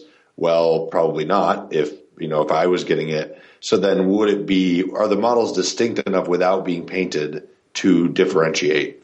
And I think they are. They've got a good amount of detail to them. So I would say it's definitely worth it for what you get in there. I mean, you can't make an argument that, this should be like $150 SRP for all the stuff that they put in it. So a few little foibles of, well, I really wish that this was upgraded here or there, but it's definitely worth it from a sheer sort of pound ratio. Well, one thing, I'd like to actually step in and say I agree with you. The dugout, the player mat, they do bend, and I don't know if it's because of the magnetic backing or what. They're not a huge bend. They're not like Sedition Wars boards warping and unusable, but there is a distinctive little curve to each of those. They've kind of flattened out as you're playing with them, but there's still there's a little bit of a concave look there. But I'd have to take exception to Russ's comment about the actual game board itself. I think the game board is really cool. There's a grass detailing on the playing field and stuff. I mean, there are some wide open white areas where you could have put a little more art, I think, but I think it does what it needs to do. And I would not defend the scoring sideboard. I think Russ is right about that being just really bland and blank. But the game board itself, I think, is cool. And if you got the league expansion pack, it's a different color grass. It's like a bluish grass. Yeah, that was kind of cool that it differentiated. One thing too, Dan, you couldn't see because of Craig had primed all his models. But one thing they did, so people don't paint their models. Each team, their base is a different color. Yeah. So the Amazons are on purple bases. The demons are on red bases. The ogres are on orange bases, etc. And all 18 teams have different colored bases. And then the ringers are on green bases, and then the base shapes are different depending on the model's role. So the bruisers are on squares, the runners are round. So without even understanding what the sculpts are supposed to be, with a quick look based on the graphic design of the bases, I can tell whose model's a ringer, whose model's a bruiser, and which team they're on easily by color coding if I don't paint them. So... Yep. They did do a good job with that, so I really liked how that worked out as well. And it's relatively easy to repaint the edges. So I've got grass on all the tops of all my bases, but the edges are painted back to the original color of the plastic. So that part of the graphic design is still viable even if you paint your models. Right. All right, so we've got what's in the box. We think it's a good value. We open it up. Wow, look at all those plastic models. Let's play this game. So first thing we got to do is we got to set it up. So you're going to unflop your board, whether you like it or not. Flop that thing out in the middle of the table. Also put your scoreboard tracker on the side, which is like half the side of the main game board. You're also going to pick your team out of one of the four there, or if you're like Craig and have all 18 teams, you have to figure out which team you want to play. You're going to put the team's tile down in front of you there, the team dugout board in front of you there to keep track of all your stuff. Now, your team also has a bunch of dials, 3 different dials. What's nice about the dials is one number on each dial is has a different font than the rest of the numbers. It's like bolded out. Right. So find that number and turn to that, because that's a starting value for each dial. So you don't need to look it up in the rule book. You just got to find that number and turn it to that. You're also going to need to shuffle that giant deck of cards. There's one big deck of cards that all players in the game share. So shuffle that deck of cards, put it out in the middle of the table there. Put all your coach busts there on the 0 on the scorekeeper track. And then what you're going to need to do is get ready to bid. Now, before you start bidding, the very first thing you want to do is explain to all the new players what the money is going to be used for, so they have context on how much money they should save after the bidding round. So there's basically a pre-mini game that is a interactive game for all the players to play that's going to set you up for the primary game. So all your dials are set up. One of your dials is your starting money, and I believe everybody starts with 12. Although the way it's done with the icons, I guess some teams could have different starting money values. But in any case, all the teams I've played so far start with $12. Now there's going to be 3 uses for money. They all start at 12. Okay, so there's going to be 3 uses for money. First, you're going to bid on abilities. So we described earlier, right, that there are these little ability tokens that are going to go get magnetized to your main team's dugout. So this is going to add a little bit of variety, because although each team has a core center ability that's printed around in the dugout that never changes, and they have some core stat lines that never change, there is this cool little special abilities that you're going to buy right now for your team. And each of these abilities is a number in the corner that indicates the minimum bid. And you're going to go around and basically have a bidding war. So one player is going to start the bid, and he's going to start with the minimum of the number on one of the abilities. And we're going to go around the table, and everybody's going to see if they want to outbid for that ability. And if no one does, or someone gets up to the top and no one outbids him, he or she will then get that ability, and then the winner will then pick the loser, the person who didn't win to his left, will then pick the next ability to have an auction for. But while you're doing this, you got to save some money because there's then another bidding round after you buy your abilities. Don't lose sight of it. So don't lose sight of this. The other thing you got to don't lose sight of with abilities is that when you buy abilities, just because you can buy 5 abilities because you have that much money or whatever, you can't use them all at once because there's a limit on the bottom of your tracker. One of your dials is the number of ability points you can have active at a time. So these abilities, that number of the minimum bid cost is also how many ability points it takes to have the ability active. So in the base game, if you're not playing league mode, your maximum abilities is 3. So when you're buying these things, if you buy a level 3 ability, you can only have that one ability in play. Now, at halftime, you can switch abilities out. So you could buy more than you could actively use if you're trying to deny your opponent an ability or save it for the second half or something. But just keep in mind that you can only have 3 points of abilities live at one moment. So if you buy 6 points of abilities thinking you're going to be super powerful, you can't do it that way. So just keep an eye on that. Yeah. So you bought your abilities, but before you spend all your money on abilities, the next round is just as important, if not more, than ability bidding because now you're bidding on ringers. So remember, we mentioned that there's these free agents called the ringers, so these cool diamond bases. And what's neat about ringers is, first of all, their basic ability is that they can serve the role of either a runner or a blocker. More on that later, but runners do one thing very, very well. Blockers do another thing very, very well. Ringers do both those things very, very well. So that's huge right there. But then also each ringer has their own special ability that only they have. And also don't forget, your ringers share the team special ability that they join up for now. So each team has their own special ability. The ringer's going to pick that up as well. So in certain combos, the ringers get more powerful and more valuable to certain teams depending on their abilities. So you're going to randomly deal out some number. Craig, how many ringers get dealt for the players? Is it 4? No, it is, ringers are 5, 6, and 7. So it's number of players plus, 3. Okay, right. And kind of like the abilities, there's going to be some number dealt out, and then it's going to be different every time because not all the abilities are going to be available for auction. Same with the ringers. Some number of ringers are going to be available for auction. And again, starting with a player, they're going to bid on a ringer. Ringers, like abilities, have a minimum value you've got to bid. But the thing to remember about ringers is, normally, you can only ever have one active ringer at a time on the pitch. So you can buy more than one ringer, and there are ways to switch your ringer out normally at halftime. And there are some abilities that let you have more than one ringer on the table. But for the most part, you're going to have one ringer. So the only reason you'd buy more than one ringer is if you're afraid your ringer will die, and you want to have a backup, which does happen.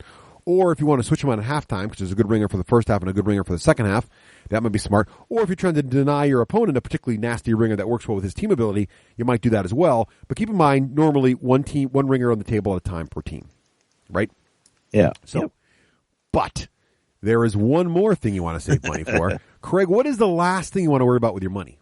Well, when you're playing the game, we're going to talk later about the cards, but one particular type of card is called a cheat card, which does exactly what it sounds. It breaks a rule of the game. It does some horrible thing to the enemy. It's never a wasted card. It's always something good for you, but it's a cheat.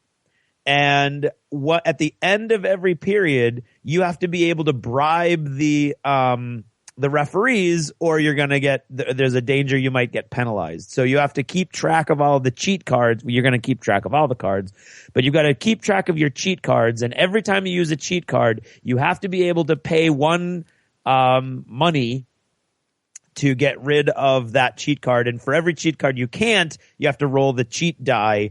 And there's like a 4 in 6 chance that you're going to get penalized with fouls, which will later on deduct points from they're going to cost you points later in the game. So you need that money if you're going to be wanting to play cheat cards with impunity. Right.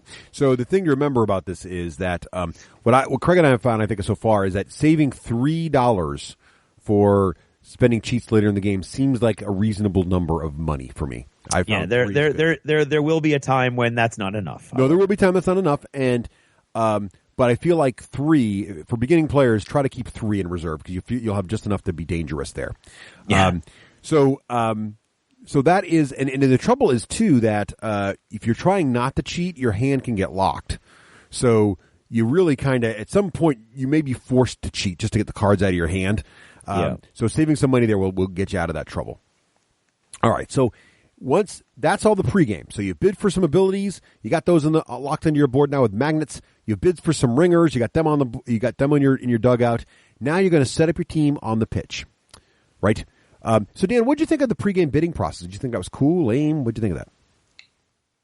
I just spent all my money right away, so that was my strategy. Whenever I play the first time going into these games, I don't really try and think about whether or not, what the best strategy is. I'm just trying to do something and then figure out what happened, because inevitably I'm just going to find out later, like, oh, I should have saved that. I really did like that, even though I didn't save money to buy off the cheats, you didn't necessarily, it wasn't like you automatically got those cheats. And I happened to actually roll really well, so I got out of most of my cheats without taking any sort of damage from it. So that was a neat process. I think it really makes more sense once you know how the game plays. But that first play, I didn't really get anything out of it.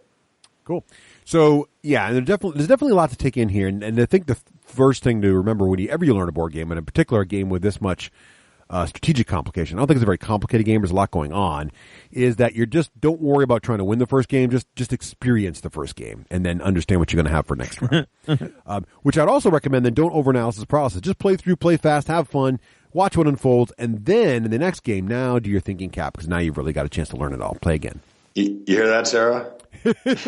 Oh, wow, okay. Anyway. Somebody's a couple states away. So then you're going to set up your 5 players. So we should probably take a moment and describe the board for a minute here. So the board is interesting. It's a grid. They call it the cross field. Right, because it looks like a cross. There's a center square grid, but then on the edge of each part of the square, there is a colored row, which is the indicated starting area for each team. Remember, up to 4 teams could play at a time.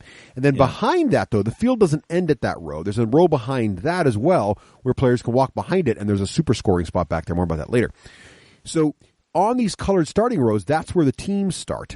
And there are 5 slots there for the 5 starting players, because you can only ever have 5 guys on the pitch at a time, under normal rules.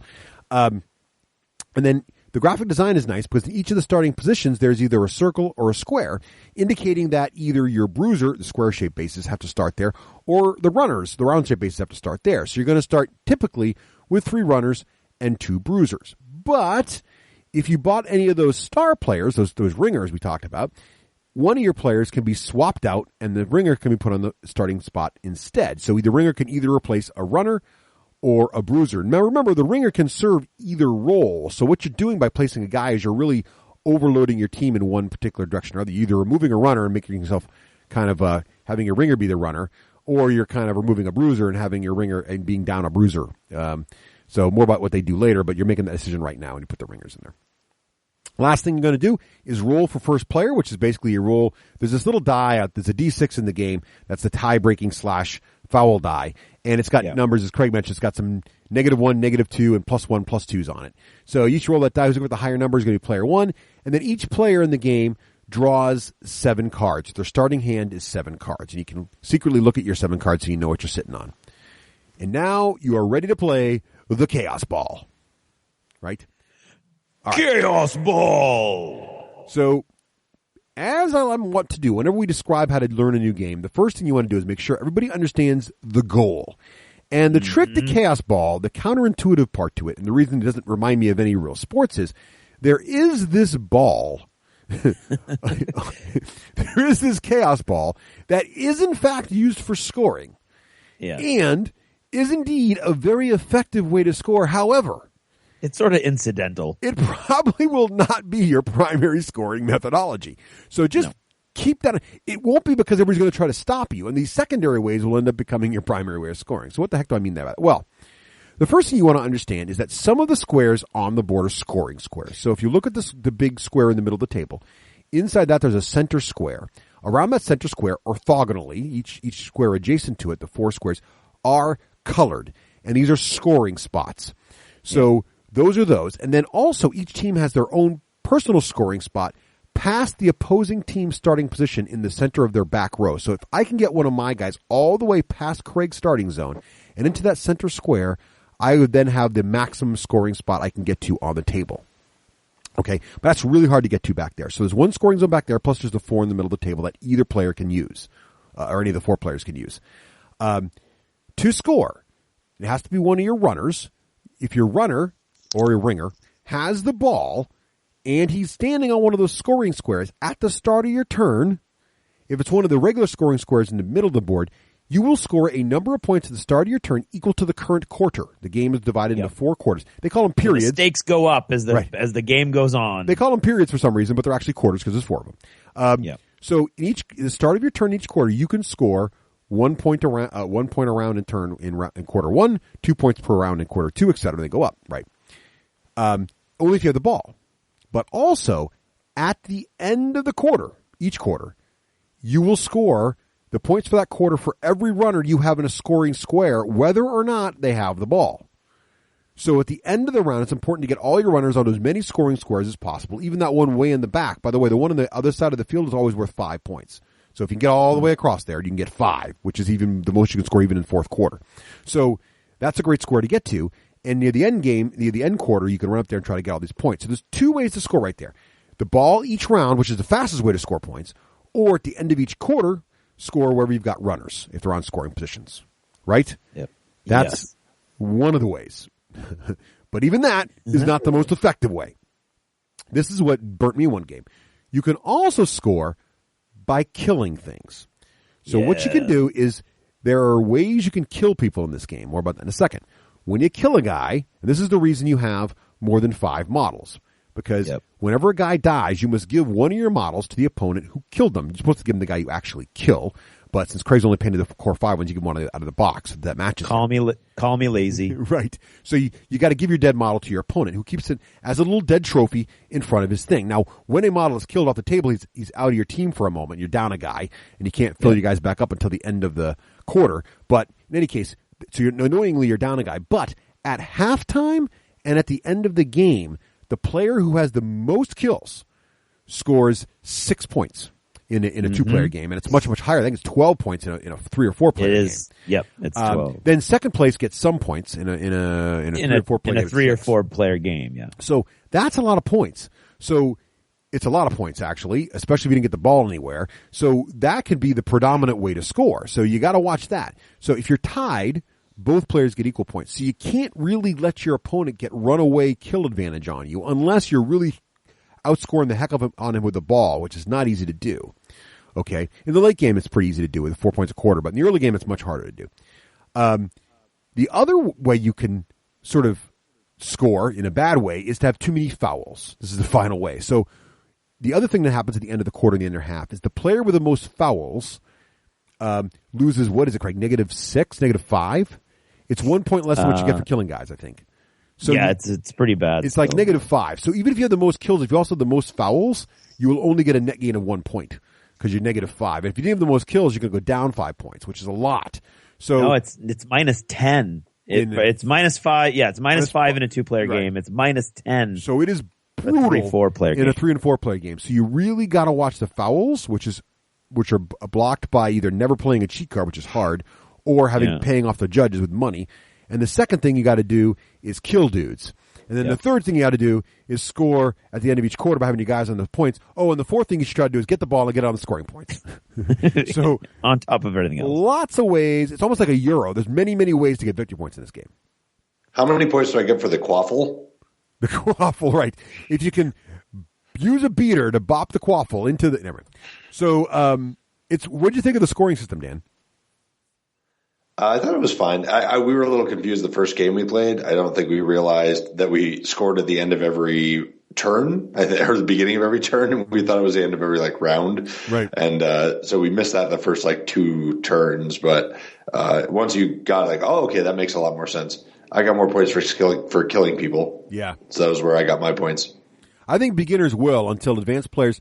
But then later, as we play more games, Craig, I saw a lot of things like I got one where I got my ball runner on the objective and then walled her in and then had blockers blocking the ways around it. So basically I was scoring every turn and there was nothing my opponent, well, there were things he could do, but he really had to not score and come after me or just concede the fact that he was going to not score and do other things. So there's ways you can there's neat tricks you can do, but then you can see those tricks being set up and you got to counter them. So I think with repeated plays, you're going to find patterns and counter strategies to all these different moves. Yeah, I did the same thing last night when we were playing. I was playing the werewolf. Having this many teams is actually not a good thing for me because I can't find. I don't think I've played 2 games back to back with the same team, right? Because I just keep playing. I've played the zombies. I've played the demons. I've played the werewolves. I think I've got at least one other game, and I can't remember what I might have done demons twice, but I don't know. And yeah, so I was playing the werewolves, and I was not getting how I could use their ability, or I wasn't in a position. I was hand locked with a really crappy hand of cards, and Dave was playing the samurai, who are, if you really love the bluffing mechanics in this game, then the samurai are for you because they can declare the card they're playing, the power card they're playing in a contest, and if they're telling the truth, they gain a point. They earn a point. Right. And so you, as their opponent, you've got to be like, is he serious when he says he's playing a 5, or is he trying to play me? And I was just not doing well. And the game ends automatically if at any time if any player is in the lead by 20 points. Right. Or more. And Dave was always like pushing 15 to 18 points ahead of me. I was doing really badly. So in the last quarter of the game, I had a bruiser right next to the ball on a scoring zone. So I turned him into a runner, ran into I used a wall of stone card, put up 2 walls to protect him from Dave's side of the field, turned the guy into a runner, ran him in, picked up the ball on the scoring mound. I just happened to have another wall of stone card, and I believe there's only 2 in the whole deck. It's pretty amazing that I had 2 in one hand, and I just dropped the other 2 walls down. It was like, and there was nothing he could do to get that guy. He could like knock him down a couple times with a couple other cards that he had, but I started scoring. By the end, because I needed to use all these cheat cards to even make that happen, I lost everything that I had gained, and he ended up beating me by 18 points, I think. But it was fun because in the last quarter, I almost caught up to him. In fact, I think I was 1 point ahead of him at one point, and then everything fell apart again. But yeah, there's all kinds of cool things that you can do. You're never fully out till you're 20 points in, and then you're automatically out. Yeah, I like the built-in skunk mechanic. So if the game's going badly, if an opponent gets ahead of you by 20, the game just ends. Which is a nice little thing, but it's also something you can drive for and cheat like crazy to try to get, because if the game ends at 20, you don't have to pay for your penalties. So Ed Russ did that to me once. I have. Yeah. So that's the objective. And the next thing you're going to want to know before you start is, when do the quarters end? So how do you plan your timing? Well, this is an interesting part of the game. So as you play cards, and we'll get into how you play cards in a minute, but as you play cards, when you what they call burn the card, when you basically use the card for anything, you're going to put it face up and leave it face up next to your play area. Yeah. Each player is going to do this, leave their own face up area. It's very important that you can see all the cards you've played and see all the cards your opponent has played. So you can leave these face up. As soon as one opponent has played 9 cards, so it's 9 cards faced up, then the buzzer sounds, basically. The next player gets one last turn, and then that is the end of a quarter.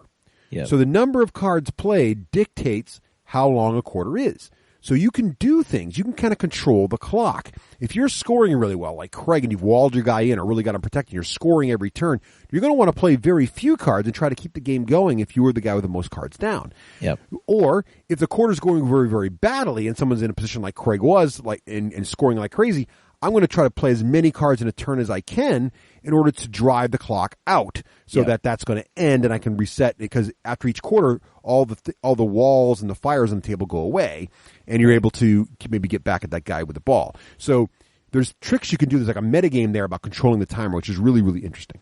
A lot of innovative mechanics in this game, actually. Yep. Very cool. So that's how the quarter ends. So basically we know how to score now. We know how timing's going to end. So what happens during your turn? So it's pretty straightforward. There's actually not a lot that happens. But no, you've only got 5 models. Yes, so let's talk about the models for a minute. So you have 5 guys. We've been talking a lot about this. Let's talk about the 2 basic dudes. You got your runners, you got your bruisers. So like any good sports game, there are threat zones that each model projects into. All the major sports games do this, right? So it's like, where can you be tackled or have your ball stripped from? They call them kill zones in this game. The one thing to remember with this game is, forget diagonals. Diagonals essentially do not exist except for one team. So just get it out of your head. There's no diagonals. So to be adjacent next to somebody, they must be orthogonally adjacent. That means right in front of you, right behind you, right to your left, or right to your right? Yeah. When you enter a square that's adjacent to another model like that, you have entered their kill zone. and they can now attempt to do something to you if you're not attempting to do something to them. So typically, I will advance into your square, and I will try to do one of a couple things. If I'm a bruiser, I can either attack you or I can tackle you. Yep. If I'm a runner, my only choice is to strip the ball.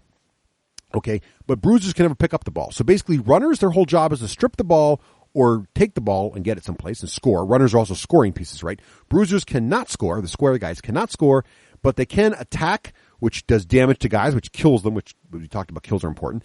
And you also, or they can tackle you, and tackling's of value because you knock the guy to a square of your choice. You get to move up into their square, and it also will knock the ball out of their hands. Since these guys can't strip the ball, you might want to tackle them if you don't think you can kill them because they'll get the ball out of their hands, right? Right. So, plus maybe you can throw them into a fire, which is always win. So those are the two main pieces. Then you got your ringers who can do either of those things because they count as both models. So the they ringers always can count the ball, as both types. They can pick the ball and they can tackle or attack. Any card that says it affects a ringer affects that affects a runner affects a ringer. Any card or ability that affects a bruiser affects a ringer. Right. So anytime that you could do something, you can always do it with a ringer. Now, so the threat zones, the kill zones are important to remember because if you ever try to run the ball down the field and run by a square that is adjacent to an opponent, but you're not trying to act against him, you just want to keep going by him, he can attempt to do something to you. So if you've got the ball and you run by a runner, he can try to strip it even though it's not his turn. Yep. Or if he's a bruiser, he can try to knock you down or kill you. Right. So watch out for that. So that's how that all works. That's the basics of movement in the game. Now, when it's your turn, you can do a couple things. First of all, you have the option to play a tactics card. So in your hand, you're going to see different kinds of cards. You're going to see power cards, which are basically cards with big yellow numbers on them. We're about those in later. You're going to see tactic cards, which are sort of blue, and they are special event cards you can play. And then you're going to see cheat cards, which clearly say when you use them. And these cards are all super powerful things that, as Craig mentioned earlier, we played face up in your little pile, and at the end of the quarter, you're going to look at all those 9 cards you played, and if some of them are cheats, you got to pay for them or get penalized, which is we described as bad. So during your turn, though, the first thing you can do is you can either activate a model or you can play a tactics card. Now, this is very important to understand it's an or, because some tactics cards, when you play them, also say on the very bottom, now activate a model. So as many of the tactics cards let you play a tactics card and activate a model. But if the tactics card doesn't say you get to activate a model, you don't. So your turn is play a card or activate a model, right? You play a card, no big deal. You put the card down face up, you do what the card says, and you may activate a model after that. If you activate a model, here's how this works. You pick one and only one of your models. So you pick your ringer or your runner or your bruiser, and you can either sprint with that model, which is move 5 squares, and again, no diagonals, or you can do a attack or tackle, which is move 3 squares and then attack or tackle the guy you're next to, or you can strip the ball, which is move 3 squares and do a ball strip, right? Right. That's pretty much the whole thing. The only thing we haven't covered is what happens when you try to tackle somebody, attack them, or strip the ball. Right. So the cool part about this is the mechanics are the same in this game, no matter what you're doing. Basically, it's an opposed check. And initially, it's no dice. It's kind of like Malifaux here. It's a card challenge, okay? Yeah. So Craig's guy has got the ball. I've got a bruiser. I want to go beat this guy up. So I'm going to move I'm going to say, Craig, I'm doing an attack. I'm going to activate this model. I'm going to do attack. I move him a couple squares up. He gets adjacent to Craig's guy. And I'm like, now I'm going to attack you. Yep. At this point, Craig's going to look at his hand, and he's going to pick a card that is a power card, probably, a card with those big numbers on it, and he's going to put it face down in front of him. And he is hoping that that number, plus his team's ability in that activity, which we'll get in a second, is greater than the number I'm about to do. So each team has a rating on their dugout for the 3 different action types. A rating for fight, which is attack, a rating for ball handling, which is when you try to strip the ball, and a rating for tackling. Yep. So if I declared I was attacking, I would look at my attack bonus for my team. Let's say it's +1. And if Craig's attack bonus is +1 as well, we're even, but Craig's attack bonus might be +2. So Craig's going into the card duel now with a +1 advantage on me. Okay. Yeah. Then we're going to flip over our cards we played. And if my total is bigger than Craig's, then I win. And I do damage to him since I attacked him equal to the difference in totals. So if my total was a 6 and Craig's total was a 5, I would do 1 point of damage to him. If his total was only a 4, I'd have done 2 points of damage to him. Each model has a certain number of wounds. On different teams, those wound counts are different, and they're different for bruisers and for runners on some teams as well. Some teams have very, very tough bruisers, very, very weedy runners. And if it's his last wound, the guy is killed, and I get the model, right? Right. Yep. Very simple system. But there's one more little wrinkle in this system we should discuss, which is after we play our cards, those cards are now played face up in our little played card area, right? Because we're tracking the timer for 9 cards. But we're tracking another thing as well. After a card has been played, it is called burnt. Yep. When you play a card later, so let's say I played a 3 against Craig. Let's say I beat him. Great. I beat Craig with a 3. We put my 3 down. Craig played a 2. He puts his 2 down face up. So Craig's got a burnt 2. I've got a burnt 3. Later, Craig decides he's going to tackle me. We lock in cards again. Here's the thing, though. If I lock in a card that has already been played on, that I've already burnt, so if I lock in a 3 and I've already burnt a 3, when I reveal my 3, it's called a dead card. It's worth 0. Yep. So essentially, each quarter, you can only play each numeric value in the game once, and the range and values of these power cards is 1 to 5. So you only have 5 different numbers you can use. So there's a big element of the game is trying to draw your opponent out early in the quarter to use those high value cards when you think it doesn't, when he thinks, or you think it doesn't matter to him well. So in other words, get Craig to play his 5 early. Now, I haven't played my 5 yet. I'm sitting on a 5. I know now I've got one card that can beat anything Craig does, probably. Probably, because there's some wrinkles here. Does that all make sense, Craig, Dan? Did I cover that right? No, it makes sense to me. Yep. Dan, what do you think of the card combat system or the card conflict system? It takes a little bit of getting used to, but it makes sense once you do it. The dead cards, there's a lot of cheat cards that reference or tactics cards that say this happens unless it's a dead card. Mm-hmm. And there were a couple instances like in the game you guys were playing where you're like, oh wait, that means if it's a dead card, it doesn't count too. Right. So you have to remember that like the total that you're playing, if it's dead, just doesn't matter at all. Right. It's that sort of raw amount that matters. But I liked it in general. You don't necessarily know when people are going to have things. And you've got, cheat cards that can do like 6s. There's one that functions as a 6. Mm-hmm. And so you've still got that chance of like, oh, but I have a 5. I can beat anything, right? Because I have superior fighting and I have a 5. So that's the best. And I'm going to win because he's played his 5. And they're like, oh, but he cheated. He used a 6. So now my guy, that spoils all my plans. Right. So it does have a nice little interplay. And I kind of like that you didn't just have to roll the dice over and over again to see what happened. Oh, it's totally a bluffing mechanic, and there's even a card that's not a cheat card that's called the upset card, and the upset card automatically wins and counts as a win by 4 if your opponent played a 4 or 5 card. So it's kind of like you think your card's coming in, and this reminds me very much actually of a game that my girls and I love called Fish Eat Fish, where you have a hand of cards and you have one of each type of card. You're trying to draw out their power cards early, but there's the shark card that beats anything, and like the upset card. Really very simple mechanic. I love this mechanic. I love this bluffing element of it, and it puts a mini game within the game that I absolutely love. And I think the two most innovative mechanics I really like about this game are how the quarter timer works and how the burned cards work also as part of the quarter. And it's really a whole mind game going on here that really can make you just decimate your opponent unless you can play that really well, which I really like a lot. So that's the conflict. And the best part about the game is that conflict mechanic is identical for all the 3 major actions: tackling, attacking. And one thing to remember, too, though, is the results are slightly different if you're the attacker or the attackee. So the attacker does damage equal to the distance. If the defender of an attack wins, he only ever does 1 point back to the attacker. Yeah. Likewise, tackling, if you're tackling somebody and succeed, you knock them down and can step in and take their place. And if you're a ringer, pick the ball up if they had the ball. However, if you initiate the tackle and you lose, you just get pushed back 1 space. Right. And one thing to remember, too, about this game is when you're knocked down, there's no standing up on your own. You stand up at the end of the quarter. So basically knocked down means like you've had your clock rung, your bell rung, and you're just like totally dazed, and the quarters are so fast that by the time you stand up and look around, the quarter ended. Right? So it's almost like you're injured, really, lightly injured. So unless you're an angel, in which case you can get sucked up into heaven and help all your buddies. The Paragons are my favorite. They're so awesome. They're ridiculous. So that's really the whole game. And so you're moving your model, you're making your tactical moves, you're trying to cover the field. But you've got these tactics cards that do crazy things like, put two fire zones on the table so now the squares are blocked out, or put walls down the table that block other people out, or bring back a guy from the bench, or recycle some of the cards in your hand, or because at the end of your turn, one thing we should mention, you draw back up to your 7 hand card size, but there's no mechanic built into the game to discard. The only way to get cards out of your hand, really, primarily, except for this one card you can get, is to play them. But when you play them, you're burning the clock out. You're essentially speeding through the clock. So you really got to balance that. Do you want to speed through the clock, or are you having a really good scoring round? So are you going to kind of sit back and not do much, but then be at the mercy of giving your opponent the initiative, if you will, of setting you up for an attack? So really, there's elements of chess because you got overlapping movement. It's a grid move. There's elements of bluffing from other games.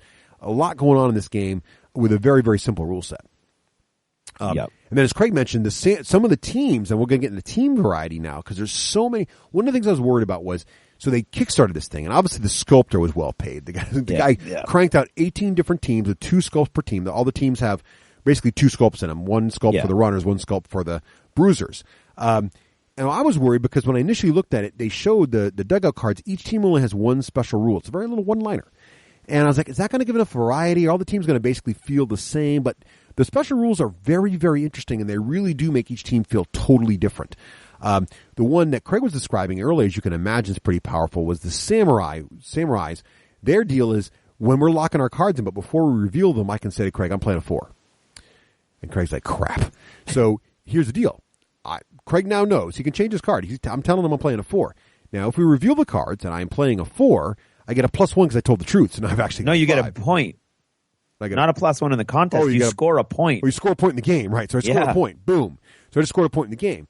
And there's no penalty for lying. And they all have cool little names. Like the Samurai one is honorable conduct. Right. So here's the thing. So if I keep scoring a point doing that, it's like poker. Craig's going to start to believe that because I'm behaving the same way over and over again, every time I'm telling him I'm playing a 4, it must be true. But then there's going to be that time when I'm just going to lie because I want to sneak it in there. Or I'm going to lie all the time and then never score any victory points. Now, you know what a really interesting matchup is the Samurai, who have that ability, versus the Ninjas. Because the Ninja's special ability is called Surprise. During any contest, if you play the same energy card as an opponent, you automatically win even if your energy card is dead. Oh, that's interesting. So now the Samurai's like, am I telling him? Am I telling, or am I just going to lie every time? And so that's like a really interesting matchup. Oh, we should mention, we didn't mention what happens in a case of a tie. So if the cards are in fact a tie, that's where the tiebreaker die comes in. And this is the only part of the game that's completely random. So I'm going to roll the die. Craig or Dan's going to roll the die, and I make a -2. Craig gets a +1, so Craig wins. And now the total is that, and he wins by whatever the total is. So the -2 could be bad because now he might win by 3 now. In which case I'd take 3 wounds if he was attacking me, so that would stink. Yeah. So that's how the tiebreaker die works, and that's how you deal with the ties. So, but there's so much team variety. Dan, what did you think of your team? What did your team's special rule do? Oh, what was the name of my team? They were the Valkyries, I believe. Yeah. What was They're like the big bruisers, and they've got lots of. They've got good stats across the board, and they're all tough. So even the runners are pretty tough. So I thought that was a good one for me because it was just very straightforward. I don't remember what their ability is. Craig, do you remember what their ability was? The Valkyries can, instead of moving, they can call down a bolt of lightning that causes 1 damage to them, but then bolts out and causes 1 damage to every enemy model that is adjacent to them. Nice. Yeah, I didn't really pay enough attention to that because I also had the ability that ignores the first damage that I take in a turn. That combo is awesome. So I could have just been running around being like, lightning, lightning, lightning. Because I love how they're like, you have to mark this. They give you 3 lightning tokens. And they're like, you can only do this 3 times every round. And it's like, holy crap. That's a huge amount of lightning that you could just call down. Yeah. That would use most of your guys. So I thought they were pretty cool. I forget what Sarah played. She played I think she played the werewolves. Yeah, the lycanthropes. Yeah. So we kept running into like, there was some card that was like, oh, this is really good. In this instance, it was like, no, it's horrible for both of us. We were just like, why did they put this card in the deck? But yeah, hers was she got to switch between runners and bruisers anytime she wants, basically. Yeah.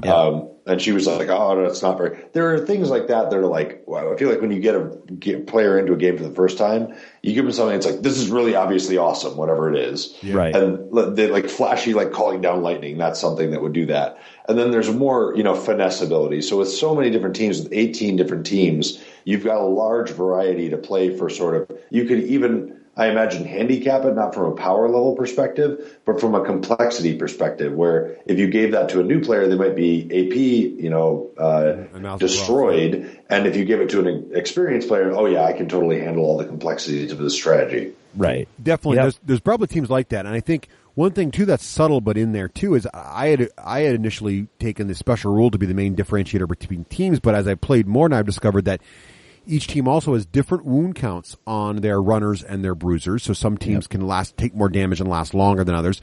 Also, they have different bonuses to each of the activities. So what I found was I was playing the Paragons initially, who are +1 across the board. In my first game, I played against was it the Zombie Craig, who also are +1 across the board. So I had no advantage in any maneuver against you. So I quickly forgot that those stats really mattered because I just ignored them. But in my next game, I totally discovered that the Amazons are +2 in attacking, but are 0 at tackling.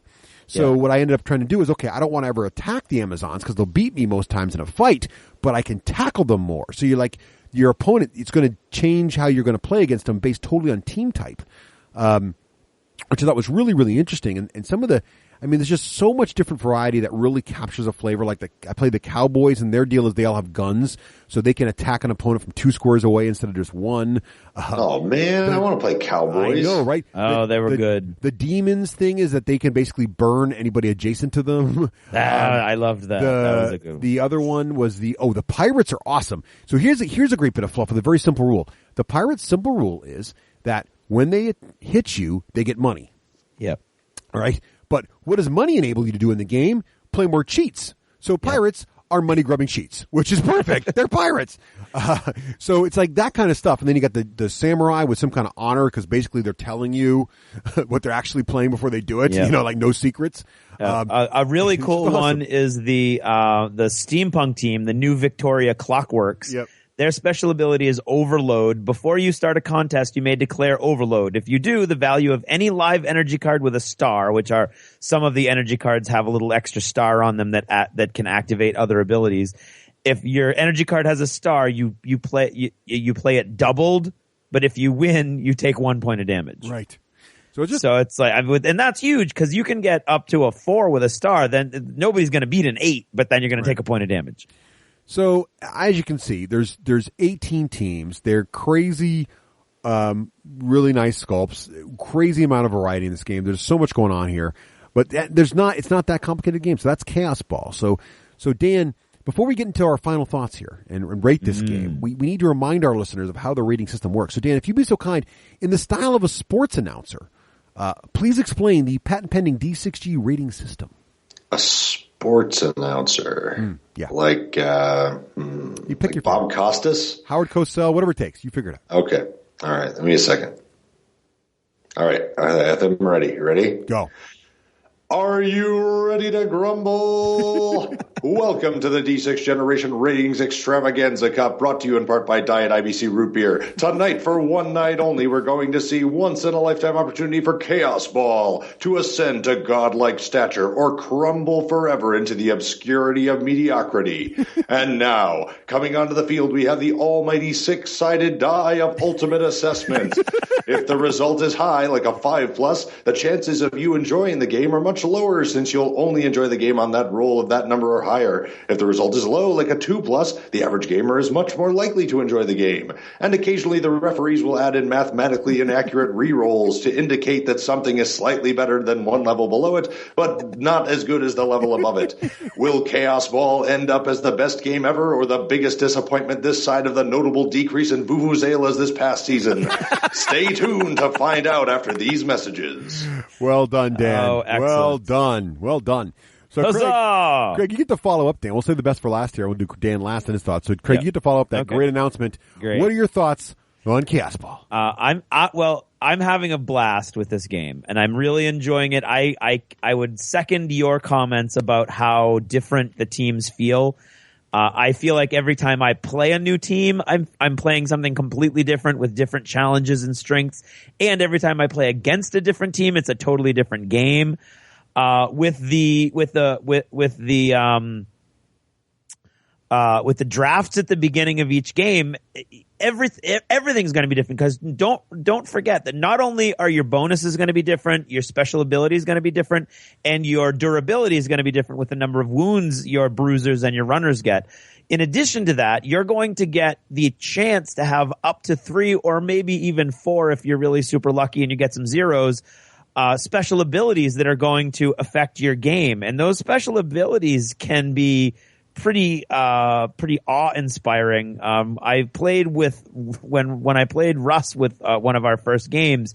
He got a special ability that I let him have called Hate, and Hate you score 1 point whenever you injure or kill an opponent's figure. And he was just killing me and knocking me out left and right, gaining point after point after point after point. It was crazy. There's a similar one that keys off of tackling, which is called Pile Driver. There's Endorsement, where you get to field an additional ringer. Normally you can only field one at a time, but if you get the Endorsement ability, you can field two, which is huge. So your team's going to be different every time, because there's got to be a total of, there's 4, do the math for me, Russ. Ready? 4 times 6. Okay. Was that 24? Yes, 24. Yeah. There's 24 different little magnetic tokens. Many of them double up. But there's still probably about 12 or 14 different special abilities. You're only going to have 6 of them to choose from at a time. So they're going to be different every time. The bidding's going to be different every time. And then after that, you're going to be bidding on your ringers. So, and when I have all the ringers available because of the Kickstarter, so we're looking at a pool of 22 ringers. Right. And you're only going to have 5 in a 2-player game that you can choose from. So the ringers that are available every game are going to be different. So the replayability is huge, I think. And of course gets bigger the more teams and more ringers that you get. But even right out of the box with 8 different ringers and all 24 of these, of these special abilities, it's really, really differentiated to a far greater degree than I ever thought it was going to be, which is awesome. I love all of the components. I love putting just dropping walls down all over the field. I love being able to drop little minor scoring mounds. You have cards that are called, I can't remember what the card's called, but it drops a little scoring mound anywhere in the center of the cross field. So you can do that, then activate a figure, just step on it and score at the end of a round if you've got the card in play and no other moves for yourself to make. The only thing, I don't like the fire, but other than the quality of the fire pieces, I don't like that you can get hand locked. And I've seen it happen to other people before last night, and then last night it happened to me really, really bad in my game against Dave. There's no discarding mechanic. The only thing is there's a card called a huddle where you get to use the huddle card and discard 3 other cards and pull back up to a full hand of 7 cards, which is huge. It's basically like a reset. But there aren't that many. I think there's only 4 of them. And it just so happened that last night, Dave literally had 1 per hand for 4 turns in a row, and then that was the end of pretty much the game as far as those resets go. So I did find that extremely frustrating, and I saw one person in his very first game last night, Dan had that happen to him, and I think it pretty much right off the bat ruined the game for him. He kind of soured on it because there was nothing he could do. I had run out of money, and I was literally looking at a hand of nothing but cheat cards. So every time Dave attacked me, I had no power to respond to it. You have to cheat. Cheat to win, Craig. Cheat to win. And that's what I did. I just embraced it, and oh man, did I get handed that foul penalty at the end. But Craig, you're just supposed to have the reroll ability, and then you can just reroll the die every time. Right. And Dave did take that ability and used that against me as well. I really couldn't win, but kind of how I felt with the Dead Zone games. It was a great night overall. And I had a blast in both those games. But so how would I rate this game? I think I probably before last night would have rated it even higher, but last night made me a little nervous because we saw a couple of people sour on mainly the hand lock thing. And Russ as longtime listeners will know, Russ, as an educator, is a proponent of the burned hand teaches best school of education. Oh yeah, baby. And so Russ was playing with. There's a ringer called the Butcher. Yes. And his fluff is everybody's got just a tiny little bit of fluff, but it's just enough to make them cool. The Butcher's fluff is that he actually works for organized crime, and they sort of insert him into games where they've got a lot of money riding on it. And so he's an expert at killing people. So if he does even so much as a single wound, he kills you automatically. Right. This is a bad combination when you're using a team like the Cowboys who can shoot at you 2 squares away. So we gave the Butcher a gun, basically, is what happened here, folks. You did. Boy, a hat. And a hat. He got a hat because he's the Butcher. And a hat, right. because he's a cowboy. Right. So the ringers get the special ability of the team they're playing for in that game. So the Butcher was just walking around, pow, pow, pow, blowing the sad thing was that Chris was playing the barbarians, and the barbarians get stronger the more they get wounded, which is awesome unless you're getting killed. You're getting one-shotted by the butcher through the whole game. So that was a bad matchup right there. But that's the kind of stuff that once you know the game. Exactly. You're going to be taking skills and ringers to make sure that what's going counter on. That exactly. And that's Dave had a blast playing it, and he loved it. He wanted to play it again right after we finished. But didn't work out time wise. But he said, and I agree with him, that this is one of those games that's really going to favor the person who's farther along on the learning curve. So the more experience you have, the more you're going to be able to say, oh, he's got that team, I can't let him have that ability. And again, in the bidding at the beginning, you're going to have the ability to take that away from him probably. Or at least jack it up to the point where he then isn't going to be able to cheat, or he's not going to be able to get the ringer that he wants, because you don't get to see the ringers you'll be bidding on until you're done with the abilities. So it's not like you can but I really want that ringer, so I'm gonna go low on these abilities. You've really got to approach the whole thing with kind of a reasonable, like a calm mentality. So I'm gonna say a 4+. But I'm going to say if you like sports games, I really do think this does it for you, because it's a fast-paced game. It's always interesting. It's not like, oh, now I'm going to let you go. Okay, I'm going to walk away for a little while. It's because it's activating one figure at a time or just doing a single card. Things can go very quickly. You're constantly trying to figure out what's going on. So I'm going to say if you're a sports player, you get a +1. And I'm going to say that if you really like just like wacky, fun, over the top games where you've got pirates who can really fight ninjas, and you've got steampunk and werewolves and zombies and weird feline cat women with M16s. I mean, there's all kinds of stuff in this game. I'd say that's a +1, and those are cumulative. So if you like sort of wacky stuff in sports games, this is a 2+ for you. Nice. That's where I would put it. Well, it is pretty impressive, Craig. I'm not going to lie. I just like just about everything about this game. I think from a component's point of view, the only problem with overproducing a game like this is you could argue that even though you're getting an incredible amount of plastic for $100, you don't need all the plastic you get. That's true. So it could have been a more affordable game if I had 5 players per team instead of 13 with tokens to mark the dead guys, and if I didn't have a bust but a token for scoring. But that's just not the right way to look at this. That's it's Kaosball. It's crazy over the top miniatures. It's crazy over the top. It's just, it's all the silliness that we as miniature wargamers like to have wrapped up into a board game that actually plays fast and fun.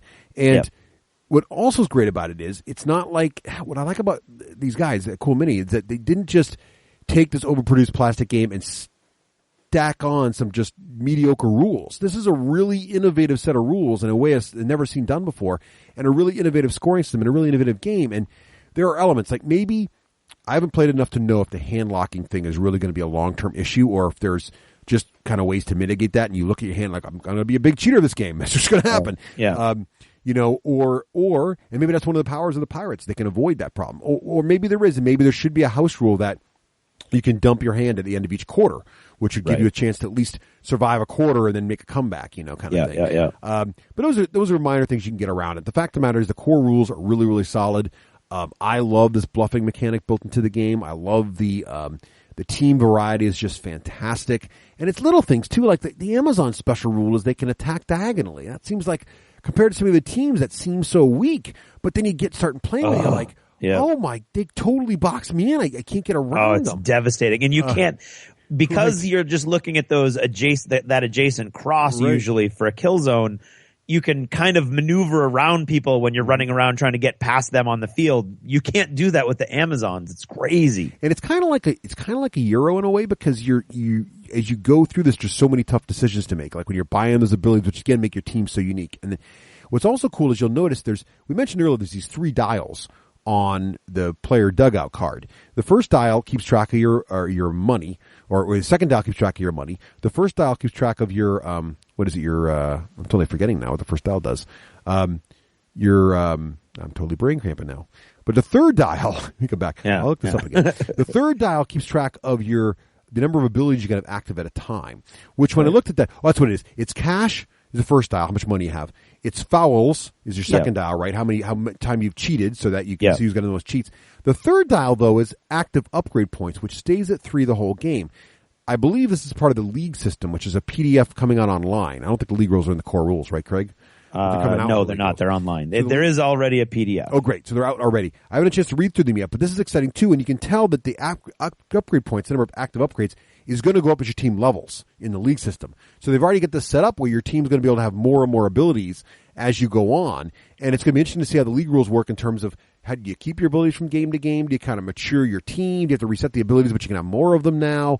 We haven't even got to the league element of this yet, which should be really interesting and fascinating to watch, too. So great looking game on the table. You know, my concerns about the board notwithstanding, the models are fantastic. Looks great. So many overproduced, really cool components. The mechanics are great. I was going to give this game like a 2+ rating. The only reason I can't is because of some of the folks who didn't like it. And I was really shocked that it wasn't an instant hit with everybody. So I guess there's a thinkiness to this game that some people would rather have more randomness to it, or maybe they'd rather have it be less card driven. But, you know, like some of the guys who didn't like it are Malifaux players, which I was surprised because Malifaux's all about that. So I don't know what's different about it. I love this mechanic. I love the burnt element of it. But again, I play Fish Eat Fish in games like that all the time. Or another game like this would be Game of Thrones. We have a limited number of cards of these certain power levels, and I love those mechanics. And to have this in a sports game, I really, really like. So I'm going to give this game a 3+. With a -1 for anybody who doesn't like sports games. Okay. Yeah. But then a +1 for anybody who does like sports games. Because if you're coming from a Dead Zone or a Dread Ball. Coming from a Dread Ball, you're coming from Blood Bowl. You're already used to seeing tackle zones. You're already used to seeing that stuff. And you're just going to like how fast and fun and silly this is, I think. And I don't think it's going to replace those two games for you because it's very different than those games, but it's going to give you another really nice, fast sports game you're going to like. But if you're someone who really doesn't like that kind of stuff, if you don't like having to try to visualize where the control squares are, which I think is part of it. It's got a little chess element where you got to be able to see the threat zones on the grid. You might find that a little overwhelming, a little too thinky, and not like it too much. So -1 for those folks. So I guess I'm kind of in your same wheelhouse as you there, Craig. Yeah, I think we're roughly in the same place. So Dan, what do you think after your initial play with this thing?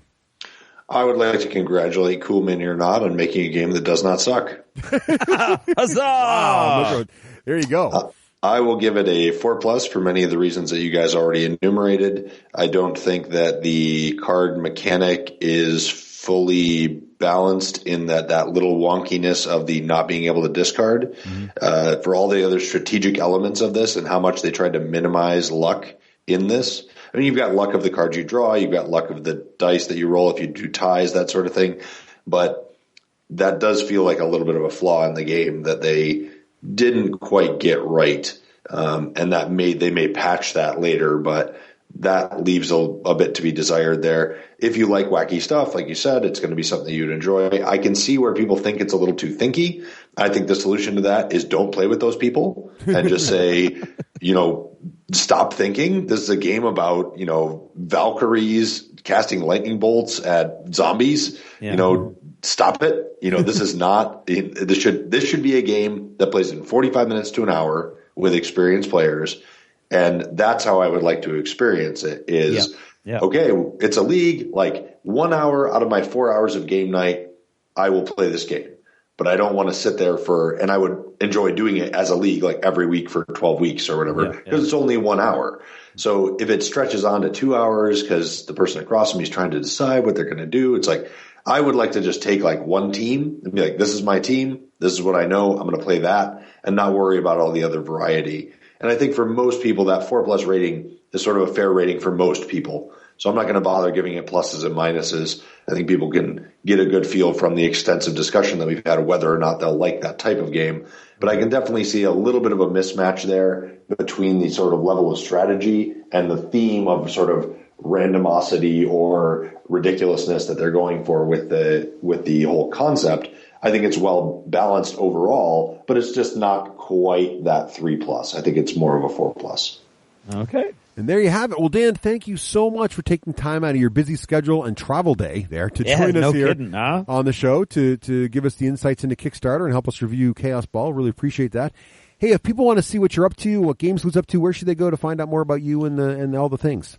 Well, you can head over to gamesalute.com, of course. That's going to be overhauled in the next couple months. We got a whole new look coming to the website. You can head over to Twitter and follow us at Game Salute. You can go on Facebook and find us as Game Salute, facebook.com/Game Salute. And you can contact me directly at salute@gamesalute.com. And that's salute like a military salute. I had a bunch of people trying to email me at solute, like SOLUTE, which I don't think is a word, so I was a little confused by that. So I always just tell people it's like game like a board game, singular, and salute like a military salute. So that's where you can reach me. Awesome. Well, very nice. Thanks again, Dan, and best of luck with your next convention circuit there. Yep. Thanks for having me, guys. I've got a few months off here in this. But we'll be at Gen Con with bells on. So awesome. Well, we'll see you at Gen Con, and I'll see you. We'll hear you, too, if there's bells. Exactly. Oh, yes. That's right. Jingle, jingle. All right. Thanks, guys. Have a good night. Thanks, Dan. Bye-bye, Dan.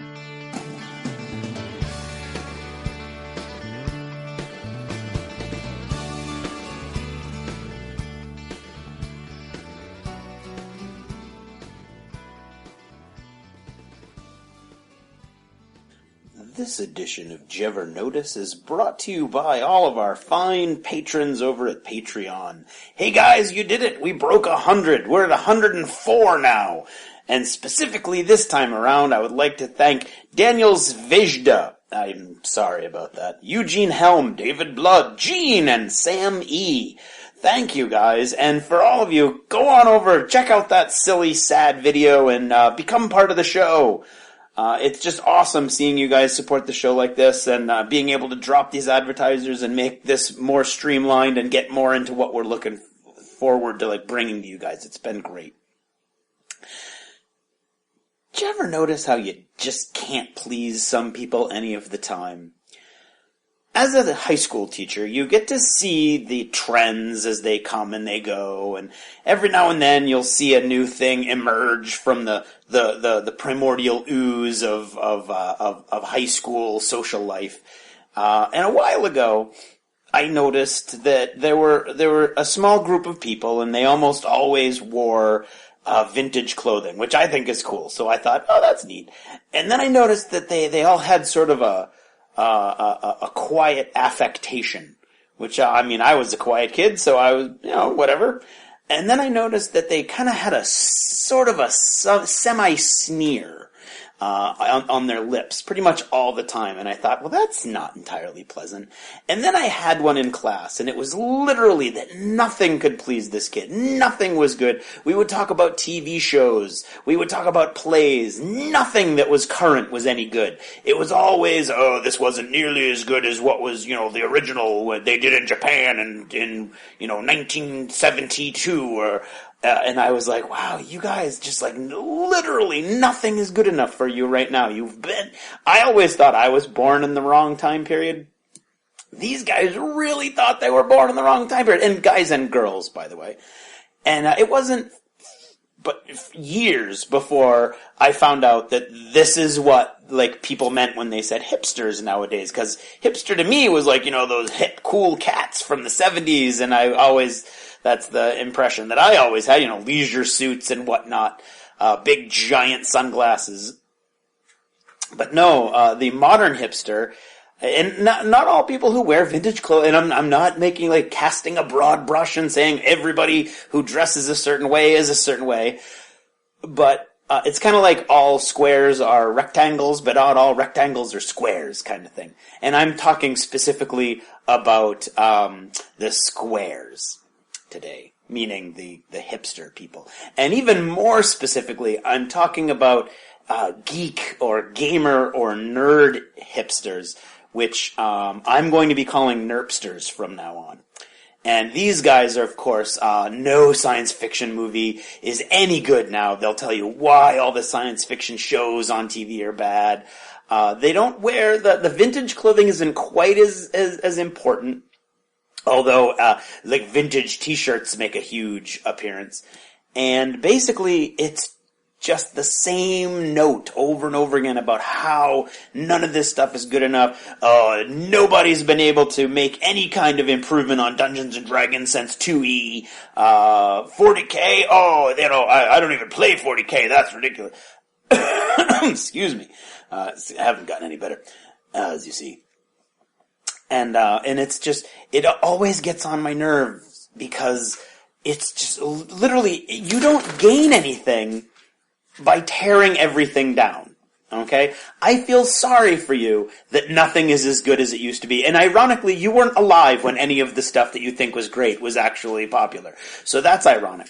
But I get it that nothing's good enough. And that's sad for you. And I'm sure that's annoying. And I'm sure that's kind of what makes you want to lash out. But you gain nothing by tearing it down. And these people have catalogs of things to tell you why nothing is good enough and why this TV show wasn't good and why this movie wasn't good. And I don't get it. And as I'm talking, I'm almost positive I've done this Did You Ever Notice before. This is happening more and more often. I think my memory may be going.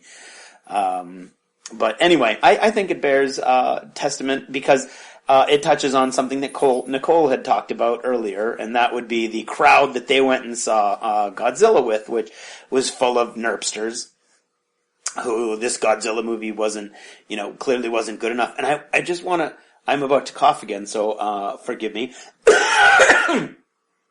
Hey, just imagine if you had to live with it. Yeah, okay, you guys probably weren't even alive when those original Godzilla movies were made. I wasn't, and I'm older than you are. And, I was seeing them in rerun on Creature Double Feature, and you know what? They were cool. Yeah, they were cool, but they weren't this cool, not this cool looking. And I'll tell you right now that Godzilla movie, the plot was basically torn right out of those 1950s Godzilla movies. Okay? If you didn't like it, and I personally didn't think it was great, I enjoyed it, but it wasn't great. You don't need to enter into a conversation where somebody goes, hey, Godzilla was kind of cool. Oh my god, you liked that? And then just go off on a litany of reasons why you hated it and why it wasn't good enough and why it didn't meet your expectations. Your negativity does nothing for anyone but you.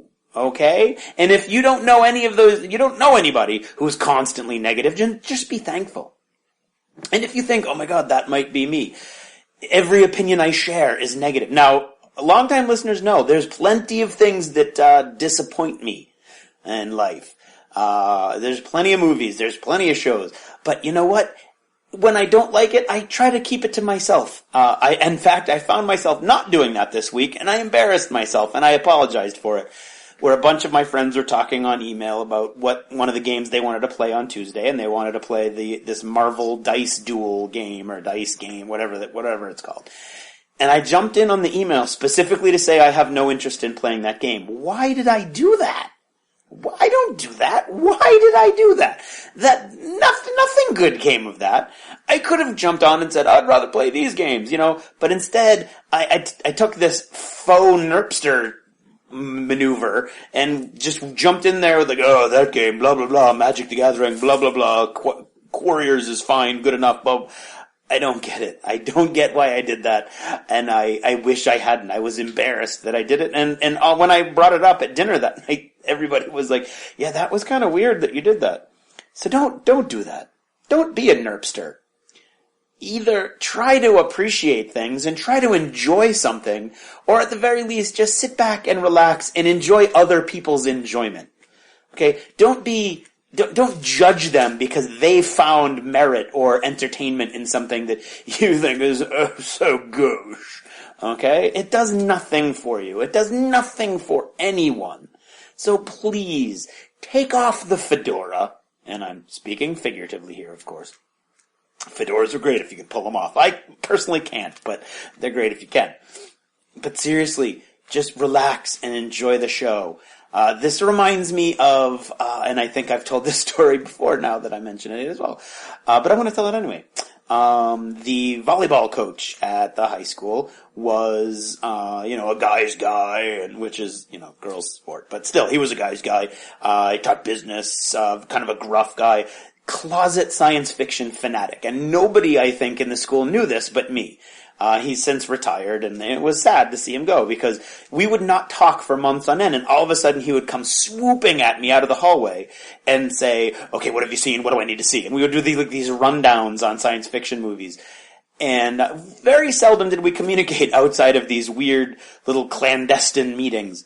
But one day at a conference, we were standing at a counter together, and I think they had given us free lunch or something, and we were like putting our sandwiches together or something. And of course, they give you free lunch. And of course, there's like 4 different kinds of sandwiches to choose from. And of course, there's people complaining that, their favorite kind of sandwich isn't there, or why does it have to be sandwiches, blah, blah, blah, blah, blah.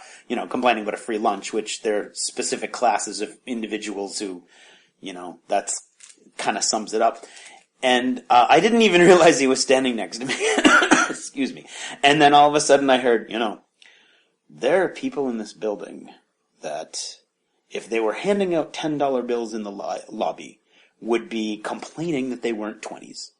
And he just walked away. And I thought, oh my God, that sums it up so much. Enjoy the $10 bill. That's all I've got to say, okay?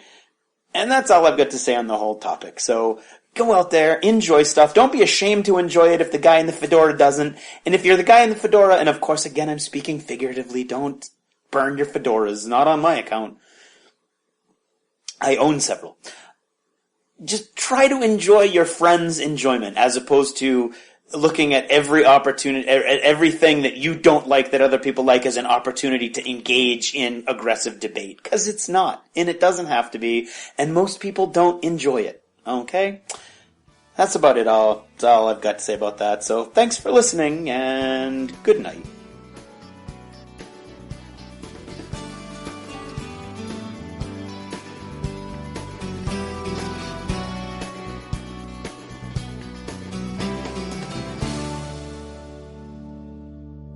Achievement unlocked!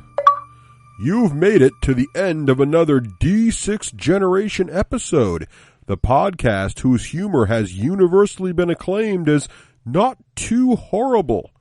Please let us know what you thought of the show by either emailing us at info@the d6generation.com or by posting in our official D6G episode thread at the top of the DACA discussions forum on DACADACA.com. If for some inexplicable reason you actually enjoyed this show, you can help others find out about it by leaving positive reviews on iTunes. See you in 2 weeks. Thanks for listening, and happy gaming. The theme from Total Fangirl comes from the soundtrack of The Last Night on Earth, the zombie game, courtesy of Flying Frog Productions, and is a composition of Mary Beth Magalanes. I am now recording. Craig, would you please say something insightful and witty? Okay. Not so much. Dan, would you say something insightful and witty? Testing 1, 2, 3. Can anybody hear me? If I shed the irony, would anybody cheer me? If I acted less like me, would I be in the clear? She got a new apartment. It's out in the escarpment. Excellent. And in her glove compartment are my songs. Nice.